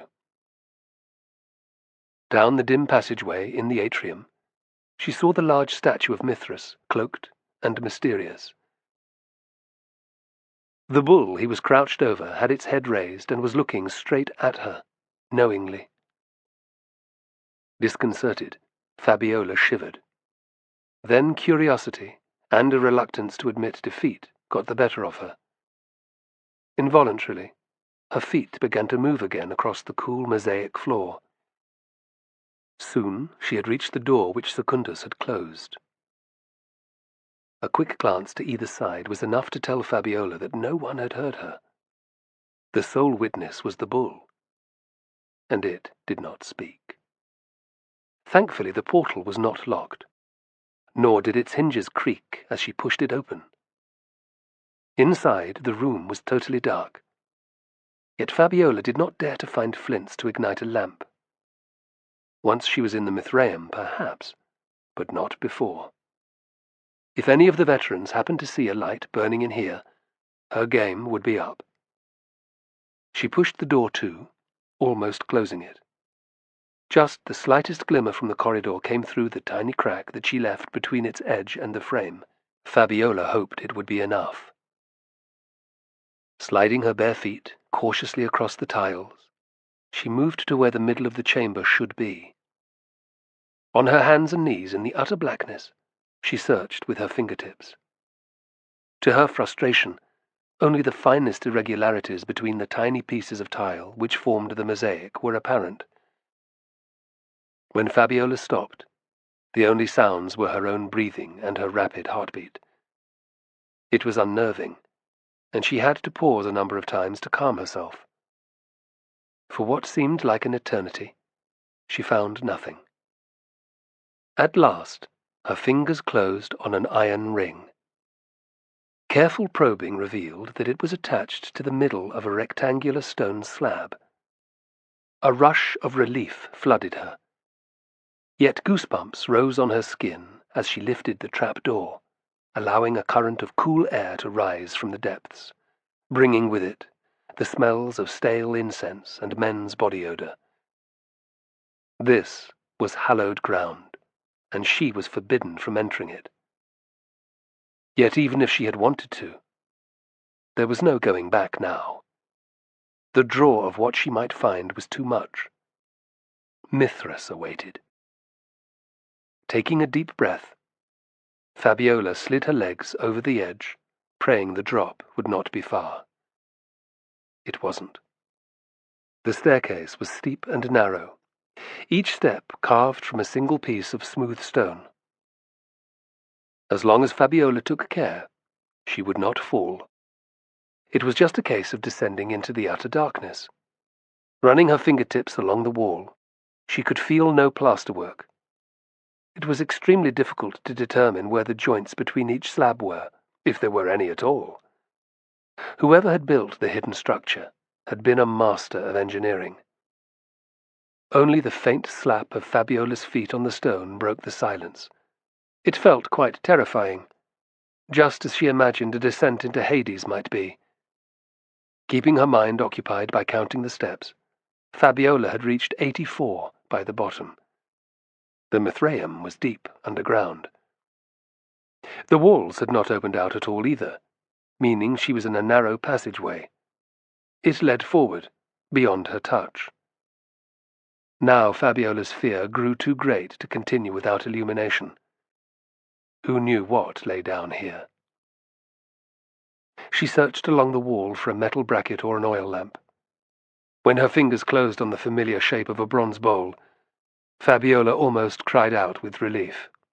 Beside it, in a little alcove, she found 2 sharp pieces of stone. Striking them off each other, she used the sparks generated to ignite the lamp's wick. After so long in the dark, the light which flared felt blinding. Wisely, Fabiola looked away, letting her eyes grow accustomed. The first thing she noticed was the ornate mosaic floor beneath her feet. She had seldom seen tiny tile pieces as delicate, or designs as well executed. It would have taken a workman of great skill many weeks to lay the surface. With a plain stripe of dark color running along the walls, the passage center was divided into 7 panels, each of which was filled with various symbols. It was immediately clear that what she was seeing was of huge importance. The first depicted a black bird with a powerful beak, a caduceus, the symbol of commerce, and a small cup. Fabiola was delighted by the raven's image, and yet the majestic bird, one of her favorites, only represented the first stage. The second square contained an oil lamp and a diadem. She walked forward, her eyes soaking in the wealth of information on the floor surface. There followed a lance, helmet, and sling bag, and then a fire shovel, a rattle, and Jupiter's thunderbolt. Already a deep sense of reverence and of belonging had calmed Fabiola's initial nervousness. The panels clearly represented symbols sacred to the worshippers of Mithras. She longed to know what they meant. The next stage was represented by a sickle, a dagger, and a crescent moon with a star. Second from the end was a square filled with a torch, a whip, and an ornate 7-rayed crown. The last had in it a Phrygian cap, a staff, a libation bowl, and a large sickle. The cap was the same as that worn by the statue of Mithras in the atrium above. Air moved over her face, telling her that the passageway had opened out. Moving slowly forward into the darkness, she lifted her lamp to light others in brackets on the wall. Their yellow glow revealed a long rectangular room, its slatted roof supported by regularly placed wooden posts which had been driven into the floor. Low stone seating ran the entire length of both side walls. Covered in inscriptions, 3 small stone altars dominated the far end of the chamber. Above them, on the back wall, was a massive, brightly painted representation of the Tauroctony. Crimson blood spurted from the wound in the bull's neck, and Mithras's dark green cloak was covered in bright dots of light that could only be stars. A male figure stood on either side of the god, each bearing a torch, one upright and the other pointing downwards. Positioned around him were animals and objects.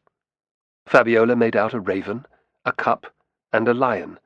There was also a dog, a scorpion, and a snake. More images covered the plaster panels to her left and right. Her mouth dropped at their quality and detail. There were men feasting around a table, waited on by others bearing drinking cups and plates of what looked like bread, marked with an X.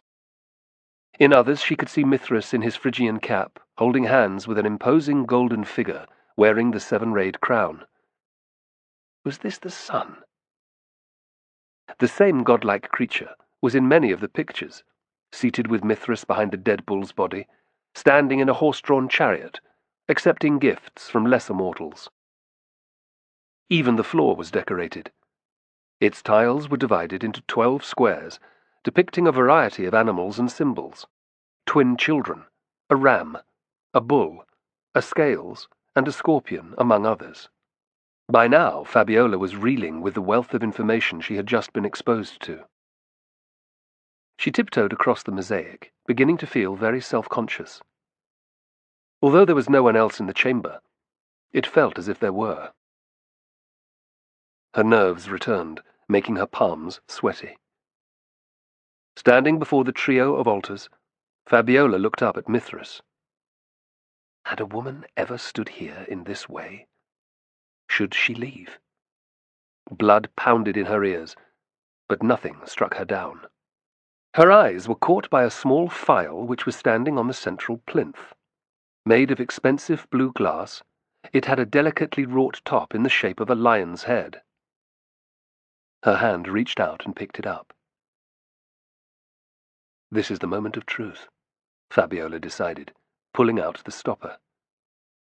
She lifted the bottle to her nose and inhaled. She smelt a faint, attractive odor, and instinctively knew that the contents were there to be drunk during rituals.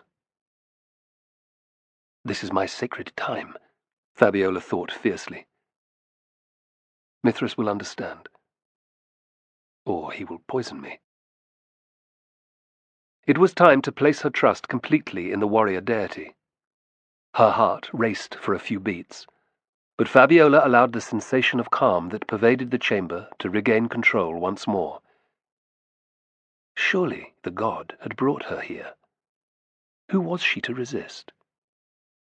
After the day's dramatic events, she had nothing to lose. Tipping back her head, Fabiola poured the liquid into her mouth. It tasted light and sweet, with a powerful undercurrent of unfamiliar flavor. Replacing the phial on the altar, she swallowed. For a long time, nothing happened. She began to feel disappointed. Then it seemed to Fabiola that drums began to pound, a simple, repetitive beat which drew her in and down, its rhythm mesmeric. Instead of feeling alarmed, she felt euphoric. Mithras was here, in the room. She could feel him. The drum's speed increased, rising to a crescendo of sound that shook the walls. Unaware of where she was, Fabiola stood, motionless, absorbing the energy.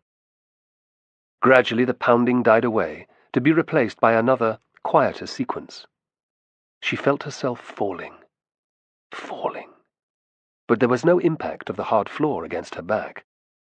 More hypnotic drumming followed, bringing Fabiola seamlessly into another world, an incredible place where she saw through the eyes of a flying bird. Blinking hard and trying to bring back the small chamber made no difference. If she now turned her head, Fabiola could see shiny black feathers sitting perfectly arranged on powerful wings. Had she really become a raven? Strangely, she felt no terror. Instead, there was only joy. It seemed completely natural to soar high in the sunlit sky, riding currents of air that allowed her to reach great speeds, or to hang motionless, scanning the ground below. For long moments, Fabiola revelled in just being, rejoicing in the freedom that flight granted, and the view of the earth laid out as she had never seen before. Rivers wound sinuously through the landscape. Hills and ice-capped mountains ran in short, stubby lines or immense, jagged ranges. The green stain of forests covered parts of the vista. Human settlements were scattered here and there, the dirt roads joining them appearing as mere ribbons. Where was she? Movement on a great plain drew her attention, and she flew lower, unseen by the two armies that were regarding each other from a safe standoff range. Along one side of the battlefield ran a river, wider than any she had ever seen. Now Fabiola was sure that it wasn't Italy. This place was far from anywhere that she knew. Combat would commence soon. But for the moment, the generals were trying to gauge their enemy's strengths and weaknesses, while their soldiers prayed and wiped the sweat from their clammy foreheads. Before long, though, men would begin to die. Judging from the flat terrain and good weather, Fabiola knew that it would be in large numbers. In the ranks of the host directly beneath her, sunlight sparkled off metal. Eyesight, far more powerful than she normally possessed, instantly focused on its source. What she saw was so incredible that it seemed beyond belief. There, among the massed ranks of soldiers, Fabiola saw a solitary silver eagle. Here in an alien land, a Roman standard. There was nothing else it could be. With powerful outstretched wings, talons gripping a golden thunderbolt, and borne by a man wearing a wolfskin headdress, this was the talismanic symbol that led every legion into combat. Fabiola studied the figures around the silver eagle, seeing now the rounded bowls of their crested bronze helmets, the elongated oval scuta they bore, the neat lines in which they stood. Surely these were Roman legionaries. But not everything about them fitted. Instead of pila, many men carried long, heavy spears, and their metal shield bosses were obscured by fabric. The officers standing to the side of each unit also looked out of place, carrying bows and wearing odd-looking conical hats and embroidered tunics and trousers. If these were legionaries, they were like none that she had ever seen before. Confused, Fabiola had begun to climb away from the forces beneath her, when a powerful image of a huge, pig-tailed warrior suddenly came to mind. He was flanked by a slim, blonde-haired man who carried a double-headed axe. Memories stirred in the depths of the young woman's soul, struggling to emerge into the raven's consciousness. Then it was clear. The Gaul was here, with another guide. Fabiola's heart sang with joy. Romulus might be alive. But there was no time to search for him. "What are you doing here?" cried an angry voice. Someone took hold of Fabiola, turning her wing into a hand once more. "No," she thought desperately. "Leave me here. Great Mithras, let me find my brother. See him, in the flesh." Fabiola pulled away, resuming her shape and swooping down on a fortunate draught of air. Free for a dozen heartbeats, she shot across the open ground in the plain's center, horrified to see that the other army outnumbered the Roman one many times. Infantry armed with every weapon under the sun were flanked by skirmishers carrying slings and bows. There were thousands of archers, both in chariots and on horseback. Worst of all, 3 squadrons of enormous grey, armoured creatures waited in the enemy's midst, flapping ears, long trunks and tusks tipped with metal adding to their fearsome aura. They had to be elephants, Fabiola thought, each carrying 2 or 3 bowmen on their broad backs. These animals were the hammer blow that would drive terror into the hearts of the bravest soldiers. Who in the world would stand against them? Chapter 12. Pacorus. Margiana, winter, 53-52 BC. "Hold!" The shout reverberated in the confined space of the courtyard. Surprised, Varum paused and turned his head. Only half aware of what was going on, the haruspex followed his gaze. Ishkan was framed in the entrance. Torches held aloft by his men illuminated the gory scene. The snow around Tarquinius was stained red. The thin, middle-aged senior centurion looked disgusted at the sight. "What are you doing?" he snapped. "Flogging this snake for information," Varum replied, furious that he had been disturbed. "He's plotting against us." "Did the commander order this?" asked Ishkan. "Naturally," blustered Varum. "And he said to kill the haruspex?" "If necessary, yes," growled the primus pilus. Ishkan raised his eyebrows. "Where is Pacorus, then?" He looked around. "I would have thought he'd watch." "He's not well enough to be outside for long," said Varum icily. "And I am his deputy." "Of course you are, sir," Ishkan answered, suspicion flaring in his eyes. "But let's just check with him, shall we?" Realizing that his ruse would be discovered the instant that Ishkan woke Pacorus, Varum panicked. Stepping away from Tarquinius's limp body, he blocked the doorway to the bedchamber. The dark-haired senior centurion frowned. He lifted a hand, and immediately his followers raised their weapons.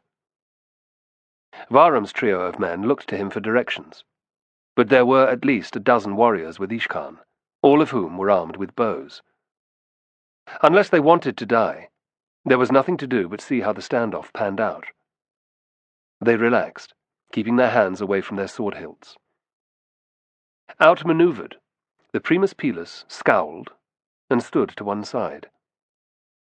Leaving his warriors to watch Varum, Ishkan opened the door. He was not gone long.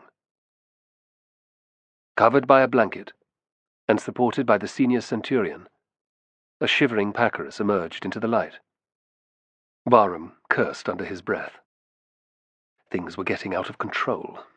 He should have just killed the damn haruspex. Pacorus regarded Tarquinius's bloodied face and body with a mixture of emotions. He cared little for the haruspex's health, but valued his abilities. Moreover, he did not like his inferiors acting without his direct authority. Anger finally dominated on the commander's thin, grey face. "What have you to say about this?" he snapped at Varum. The primus pilus's eyes flashed to Tarquinius. Although his word was worth more, Pacorus would be highly suspicious of him if the haruspex mentioned his plans. Barely aware of the delicate situation, Tarquinius forced out an incoherent moan and let some bloody spit dribble from his lips. Unsure of himself, Varum made a snap decision. Hopefully, Tarquinius was in no state to talk. "I came in to see how you were, sir. Found the whoreson crouched over the fireplace, muttering your name." Aware that he had slept through whatever Tarquinius had been doing, Pacorus sucked in a nervous breath. He had first-hand experience of the haruspex's frightening powers. "Has he said why?" "No, sir." Varum shook his head angrily. "Not a word." "Yet you did not think to check with me," responded Pacorus, "and tried to prevent another senior centurion from bringing the matter to my attention." "I didn't want to disturb you," Varum said weakly. With a dismissive snort, the commander shuffled over. He was followed solicitously by Ishkan. Tarquinius lifted his head to stare Pacorus in the face. Grey rings of exhaustion had formed under his dark eyes, and his broken nose had swollen beyond all recognition. The burn on his cheek was red raw and oozing clear fluid. Remarkably, in spite of his injuries, there was still an air of mystery about him. Pacorus flinched at the Haruspex' appearance. This was the man who had saved his life, and he was not ungrateful for that. Yet there was no trust between them. "Well?" Tarquinius jerked his head, indicating Pacorus should come closer. Ishkan frowned warily but did not intervene. Tied up, the half-dead Haruspex posed no threat. Yet Varum looked most unhappy. "It was his name, I was saying," whispered Tarquinius. "The Primus Pilus immediately wanted to know why. If I had told him, he would have killed me."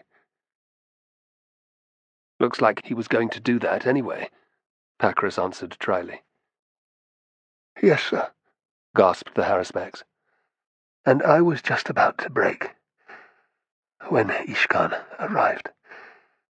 Do not trust him." Pacorus looked back at Varum, who instantly affected not to be interested. "Why not?" "He wants to lead the Forgotten Legion." The commander stiffened. "Have you proof of this?" Tarquinius was still able to raise his eyebrows. Pacorus tapped a finger against his teeth, thinking. It was no surprise to him that the Primus Pilus might want to usurp his position, but it was also an easy way for Tarquinius to sow the seeds of doubt and distrust among his captors. The drained Haruspex read his mind. "Where are your men?" he asked quietly. Alarm filled Pacorus as he scanned the courtyard, seeing none of his bodyguards. This was the most significant detail so far. "Varum sent them away." Pacorus said nothing in response to Tarquinius's intimation, but the muscles in his jaw bunched. What was the best thing to do? Varum was a popular figure among the Parthian garrison, and executing him out of hand could prove risky. Obviously Ishkan was loyal, but could he rely on all the other senior centurions? Still not fully recovered, he was just beginning to understand how easily he could have been killed. Concealing his emotions, Pacorus turned to the Primus Pilus. "It was foolish to go this far," he barked. "He's useful in his own way." "Sorry, sir." Varum waited to see if there was more. "I want you supervising sentry duty for the next 3 months, the commander ordered. Consider yourself lucky not to be demoted." Varum saluted, delighted that his punishment was so light.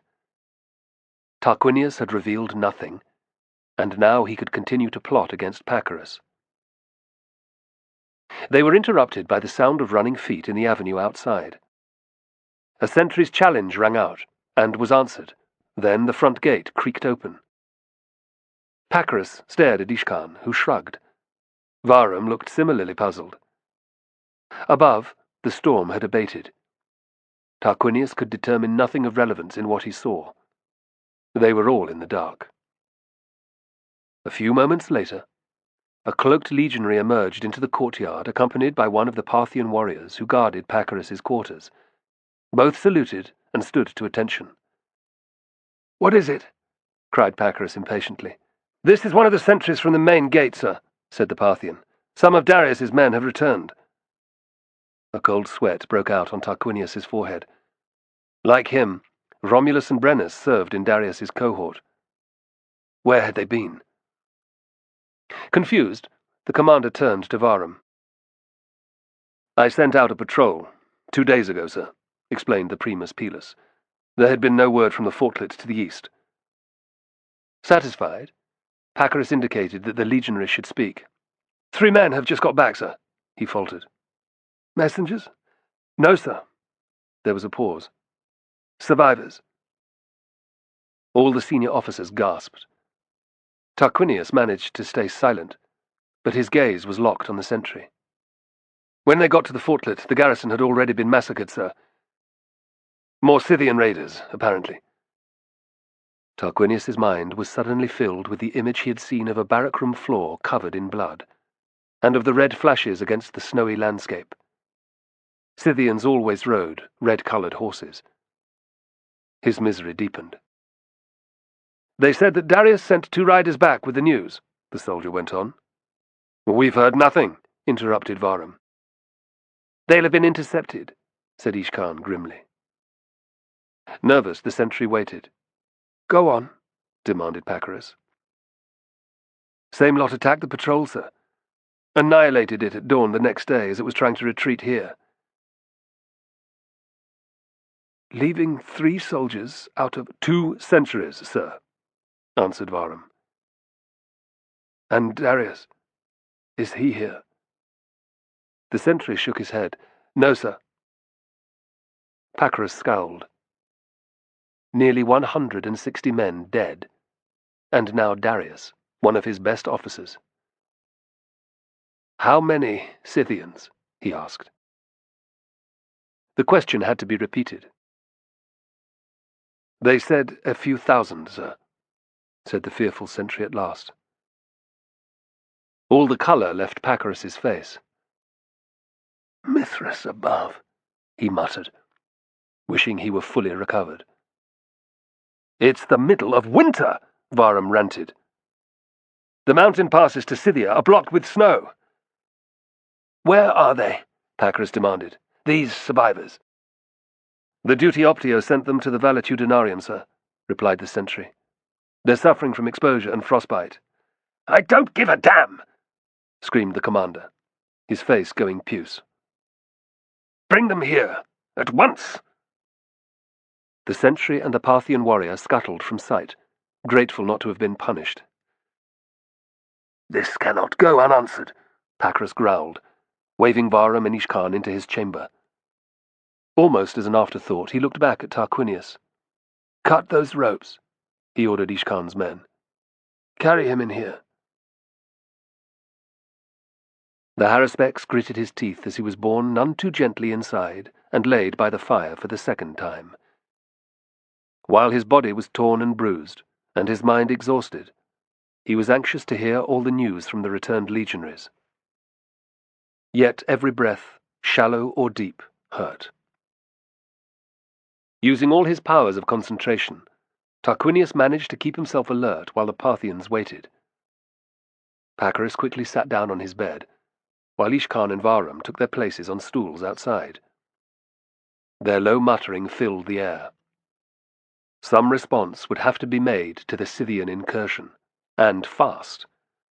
Although it was not campaigning weather, the tribesmen could not be left to ravage the area unchecked. Tarquinius only cared about whether his friends had been on the ill-fated patrol or not. Everything else, even his own life, paled into insignificance. After what seemed an age, there was a heavy knock at the door. "Enter!" cried Pacorus. A trio of legionaries shuffled in, their faces chapped and feet still blue with cold. They looked distinctly intimidated at being in the presence of the Forgotten Legion's commander.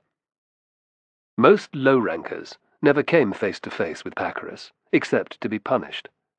And unless their story was plausible, that was a distinct possibility. Pushed forward by a number of warriors, the men reluctantly moved to stand before the Parthian officers. They did not notice the bloodied man lying in a heap by the fire. Tarquinius recognized them at once, and his heart sank. Novius, Optatus, and Ammius were from his own century, which meant that Romulus and Brennus were dead. He lay back, rare tears welling in his eyes. After years of protection, Tinia had utterly forsaken him and those whom he loved. Mithras, the god whom he had begun to trust, was no different. "Make your report," ordered Pacorus. Naturally, it was Novius who spoke. He related the story of the patrol with minimal emotion. Like many legionaries, he spoke little Parthian, so Ishkan translated. After Darius, He was the senior centurion who spoke most Latin. Apart from an occasional interruption from Pacorus or Varum, the story was delivered to a silent, horrified audience. The final battle was particularly emotive for Tarquinius, who could almost see his friends dying beneath the showers of poisoned Scythian arrows. Having related the 2 centuries' fate, the little legionary paused. His life, and that of his comrades, hinged upon what transpired next. Cowardice was not tolerated in either the Roman or Parthian armies. Soldiers who ran from a battle were liable to be executed out of hand. Their reasons for surviving had to convince their commander, and Tarquinius. Pacorus knew exactly why Novius was uneasy. "How is it," he said, picking his words very carefully, "that you 3 escaped without any wounds?" Ishkan translated. "The gods were smiling on us, sir," Novius replied at once. "It wasn't as if we were the only ones not to be hit. When the testudo collapsed at the end, 2 other lads broke free with us, but they were struck by arrows as we ran." Optatus and Ammius grimaced in unison. "Then they both stayed to fight a rearguard action, sir," said Novius, bowing his head. "Saved our lives." Tarquinius studied the little legionary's face intently, searching for evidence of lies. So far, his story sounded genuine. But he had noticed that Novius's eyes kept flicking up and to the left, and malice oozed from him like bile from a cut gall-bladder. The injured Haruspex was unsure why, but he did not like Novius, or trust him. "I see." Pacorus said nothing for a few moments. "And there were no more survivors?" Novius glanced uneasily at his companions. Varum seized upon the look like a cat on a mouse. "There were." Ammius gave Novius the faintest of signals, as did Optatus. The Haruspex frowned at their move, which seemed rehearsed. Perhaps because they did not speak fluent Latin, the Parthians appeared not to notice. Had the trio fled the patrol before the final encounter and watched from a hidden vantage point as their comrades were massacred? Tarquinius waited. "We were obviously done for, sir," the little legionary admitted. "Some men ran. It happens." "Yet you did not," said Pacorus. Novius was shocked. "Of course not, sir." Partially satisfied, Pacorus looked at Ishkan and the Primus Pilus. They briefly convened in a huddle to decide if they believed Novius's account. It appeared they did, thought Tarquinius bitterly. He did not. "I need the names and ranks of any men who fled," said Pacorus at length. Silence. "Unless you want a cross each." The commander's threat hung in the air. "Forgive us, sir," grovelled Novius, genuinely afraid now. "We're loyal soldiers." "Names?" said Pacorus. "Now?" Novius swallowed hard. "I only got a good look at 2, sir. Both plain legionaries, but not Romans." The commander glared. To him, the nationality of the men under his command was irrelevant. "Romulus, sir," said Novius hurriedly, "and a big Gaulish brute by the name of Brennus." Tarquinius bit back the retort which sprang to his lips. He would have given Novius the benefit of the doubt about any other men in the century. Now, though, it was certain that he was a liar. "My friends would never run." Pacorus swelled with anger. How could he forget the young soldier who had refused to give him his shield? It was the last thing he remembered before being struck by the Scythian arrows. "Cowardly scum," he growled. "I know those men too, sir," Varum hissed. His gaze strayed to Tarquinius, who instantly pretended to be unconscious. "They're treacherous bastards, friends of his." He jerked a thumb at the Haruspex. Novius understood enough Parthian to turn his head and see the figure lying by the fire. He smiled in malevolent recognition. It was their own non-Roman centurion, who had been left behind while they went on the patrol. Tarquinius's battered appearance told its own story. "That's right, sir," he said viciously. "And the centurion was always showing them extra favors." "Did they escape?" asked Pacorus. "Not sure, sir," answered the little legionary. "It was right in the middle of the fight, you see." Optatus and Ammius shook their heads in agreement. The commander bared his misshapen yellow teeth. "Let's hope that the Scythians find the mangy dogs, or that the gods deliver them to us once more." Novius bobbed his head ingratiatingly, concealing the gleam of triumph in his eyes. The Haruspex' intuition told him the true story. It was the 3 ragged soldiers who had run from the massacre. Then, at the end, they had seen Romulus and Brennus fight their way free. He did not know whether to rejoice or to cry. His friends might be alive, but they were alone in the frozen wilderness with no supplies. Even if they managed to escape the Scythians, certain death now awaited them if they reached the fort. He could do nothing about it. Utter helplessness swamped Tarquinius, and, weakened by his wounds and the cold, he succumbed to unconsciousness. Chapter 13. Betrayal.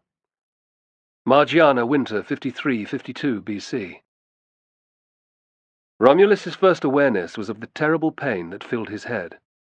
Great waves of it washed over him, utterly draining his energy. Then there would be a short lag phase before another hit. After an age, he felt able to move again. By gently wriggling them, Romulus could feel his fingers and his toes. They were not warm, but at least they still functioned. Aware that he was lying flat on a rough stone floor, the young soldier gingerly opened his eyes. There was a low roof, almost within hand's reach. It was a cave. Turning his head, the first thing Romulus saw was Brennus's muscular back bending over a small fire. Relief filled him. They were still free. Mithras had saved their lives after all. "Where are we?" Romulus croaked, his throat dry with thirst. The Gaul spun on his heel, a wide grin splitting his blood-covered face.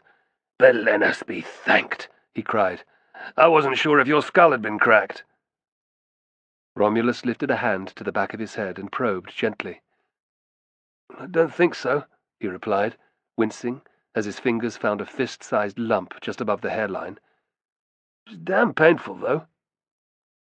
"Thankfully this took the worst of it," said Brennus, lifting a battered lump of bronze which Romulus vaguely recognized as his helmet.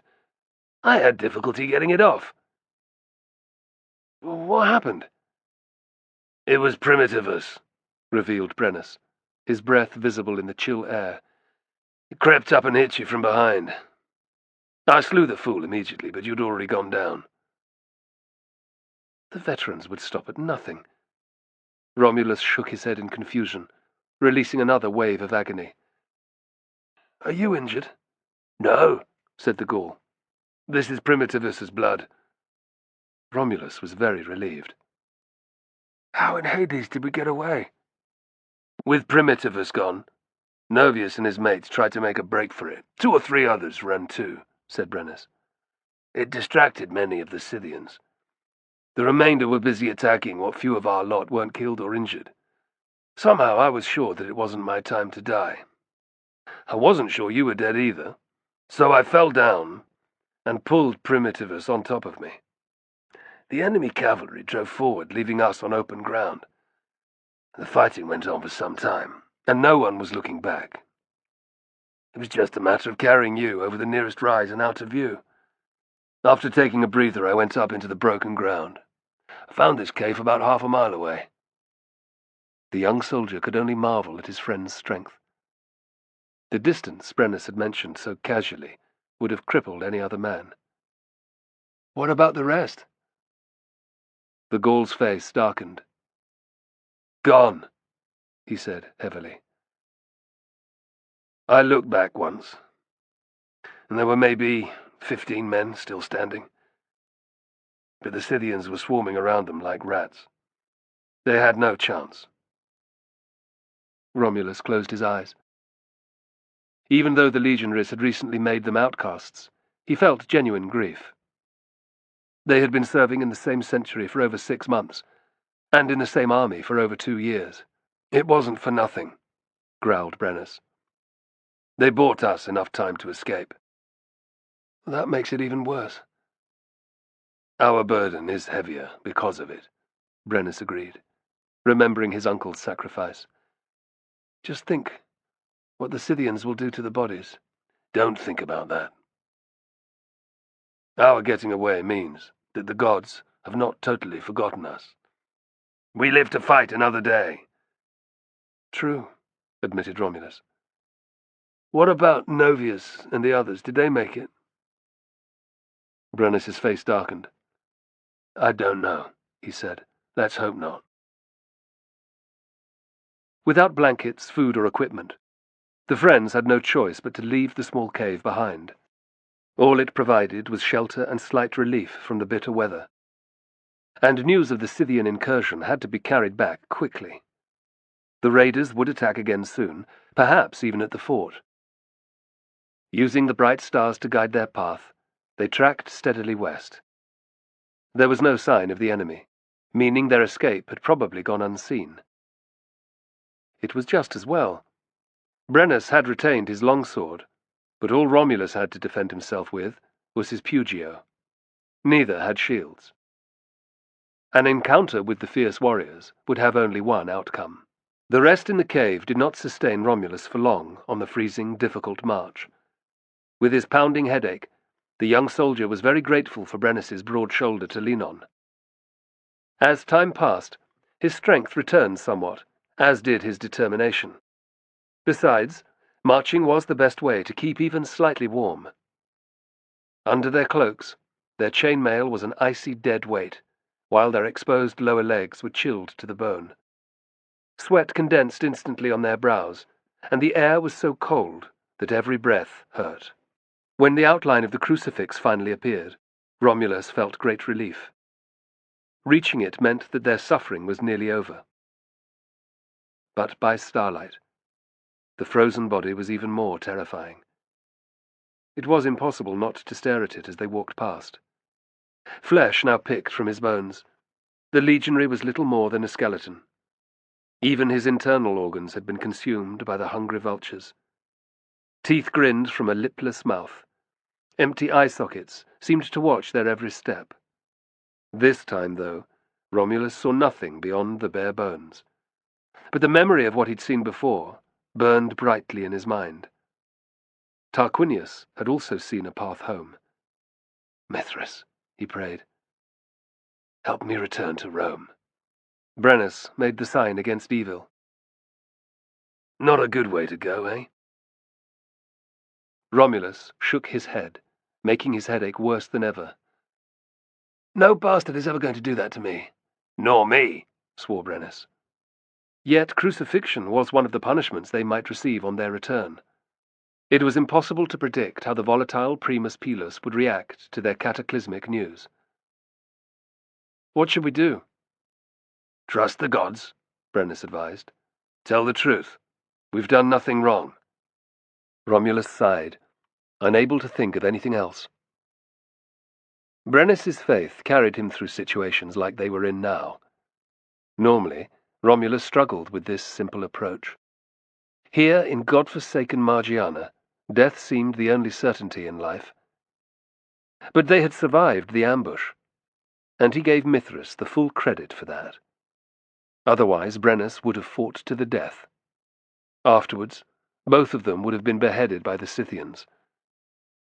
They tramped on in grim silence. By the time the fort's reassuring shape came into sight, the sky was lightening. This time, a vigilant sentry challenged the pair long before they reached the main entrance. Brennus's bellowed answer, His simple horsehair-crested helmet and their obvious Roman uniforms were enough to see the gate opened. They had reached safety. Or so they thought. The pair received none of the welcome they might have expected when the portal creaked ajar. Instead, the waiting faces were full of anger and contempt. The instant they had passed within, a ring of legionaries formed around them, their gladii and shields raised threateningly. "Hold on a moment," bristled Brennus. "What's going on?"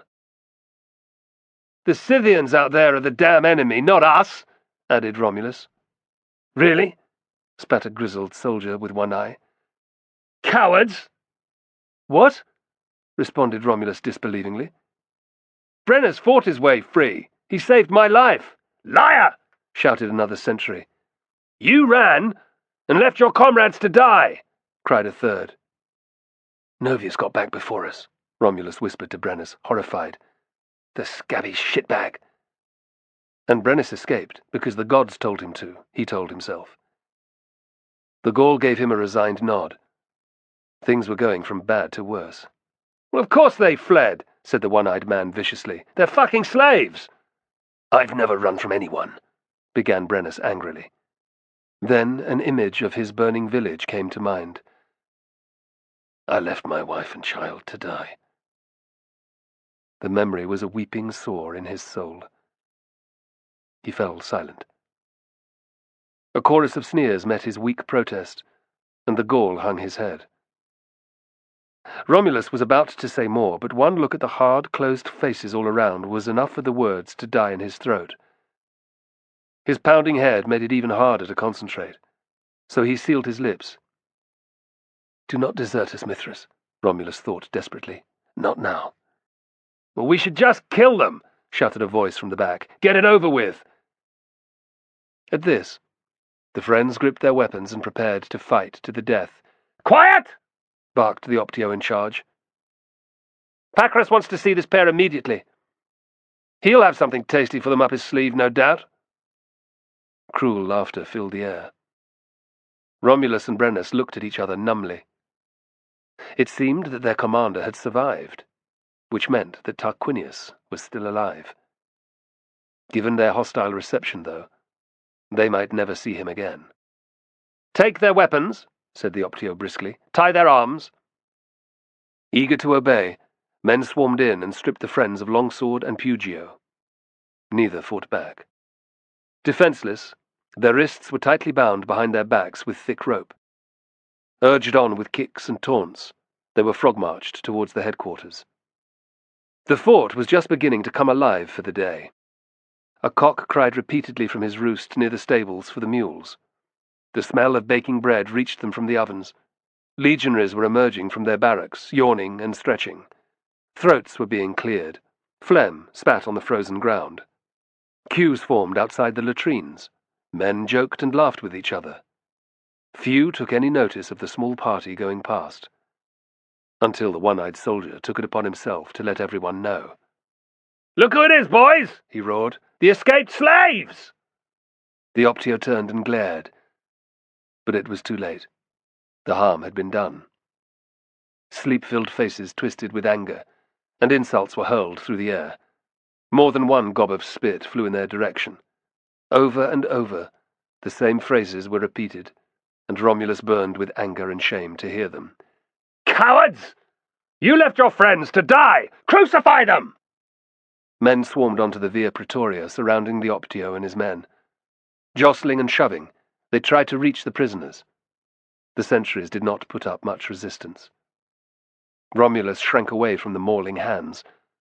Having survived the horror of the patrol, it was utterly demoralizing to be on the receiving end of such vitriol. But dying at the hands of a lynch mob held even less appeal. Brennus, his shoulders slumped, barely seemed to notice. "This is my reward for running from my family," he thought. "The gods' final revenge. There will be no cleansing redemption in battle." "Stand back!" ordered the Optio, using energetic swipes of his staff to beat the enraged legionaries on their arms and shoulders. "Anyone who harms them gets 50 lashes!" Sullenly, The soldiers moved away, allowing the group to continue its journey to the Pretoria. Even the Parthian guards there looked down their noses at the two friends. The reaction of those inside the imposing gate was exactly the same. The doorways of the offices and storerooms, positioned on three sides of the square forehall, soon filled with disapproving faces. The nerve centre of the fort, this was where the quartermaster and a host of junior officers and clerks worked to keep the Forgotten Legion running smoothly. Few of them ever saw combat, but their attitude was just as extreme as the other soldiers. Desertion during combat was one of the most cowardly acts a legionary could commit. Death was the only punishment. Their lives depended on Pacorus as never before. They were taken inside the large chamber which directly faced the entrance. The Optio made his report to the centurion who had been in charge of the fort overnight. Immediately a runner was sent to fetch Pacorus and the senior centurions. Romulus found himself looking over at the shrine, where the Legion's silver eagle and its other standards were kept. Positioned to one side of the main offices, it was guarded night and day by a pair of sentries. Heavy curtains obscured the standards from view. He longed to prostrate himself before the metal bird and ask for its help. Here, in the center of the fort, was where its power was strongest. But it was a faint hope. No one was about to let a slave accused of running from the enemy prey to the most sacred item belonging to the Legion. Instead, Romulus pictured the silver eagle in his head. With its protectively outstretched wings, it was a powerful symbol of Rome. He did not cease praying to Mithras, though. Surely the god would understand the importance of the bird to him. He was a Roman soldier, and followed the Legion's symbol with fierce pride. That did not diminish his belief in the warrior god who regarded all men in the same light. Equally, Romulus felt that the eagle would value his courage over the fact that he was a slave. "So," Pacorus's voice reached them first, "the cowards have returned." Accompanied by Ishkan, Varum, and all the other senior officers, the Legion's commander stalked into view. A large party of warriors trotted behind them. Only Darius was missing. The early hour had not stopped any of the Parthians from wanting to be present. Romulus was struck by how ill Pacorus still looked, but twin red points of anger marked his hollow cheeks. Rage was giving him the energy to be here. There was no sign of Tarquinius, the man whose hard work had brought Pacorus back from the brink. Disappointment swamped Romulus. Another mountain had been placed in their way. If the Haruspecs had been restored to favor, they might have stood a better chance. When the officers had come to a halt, the Optio and his men shoved Romulus and Brennus forward. "What have you to say?" demanded Pacorus harshly. "Before you are crucified," added Varum with a cruel smile. "Scum," said Ishkan. Romulus looked at Brennus, and was shocked to see dumb acceptance of their fate. "This is my destiny," whispered the Gaul. "I deserted my own family and people when they needed me." "No," hissed Romulus. "It wasn't your fault. Your journey is not over." But there was no time to persuade his friend. He was on his own. The Optio struck Romulus heavily across the shoulder blades with his staff. "Answer the commander!" He clenched his teeth to stop himself wheeling around and attacking the junior officer. The Parthians would know the truth at least. "It wasn't us who ran, sir." Varum threw back his head and laughed. Pacorus and the others just looked incredulous. "It's true." Romulus took a deep breath and tried to stay calm. Somehow he pushed away the pain in his head, focusing instead on their critical situation. It was vital that he persuade the Parthians of their story. "Where are the liars who accused us of running, sir? At least let us hear the accusation from their mouths." Pacorus was taken aback. "That's fair enough, sir," said Ishkan. "Why bother?" protested Varum. "Look at them. It's obvious that the dogs are guilty." The commander gave his senior centurion a measured stare before lifting a hand. Anoptio ran off to do his bidding. "Thank you, Mithras." Romulus breathed a small sigh of relief. Obviously, all was not well between Pacorus and the Primus Pilus. If he could utilize that factor to their advantage, there might be some hope yet. "Tell us what happened then," ordered Varum curtly, "while we wait." Romulus did as he was told. By the time he had finished, Ishkan at least appeared to believe him. But Pacorus, and particularly Varum, seemed utterly unmoved. Despairing, Brennus was of no help. He stood beside Romulus looking at the floor. The Parthians began to speak quick-fire in their own language. From the gesticulations and arm-waving, it was obvious that the Primus Pilus wanted them both dead,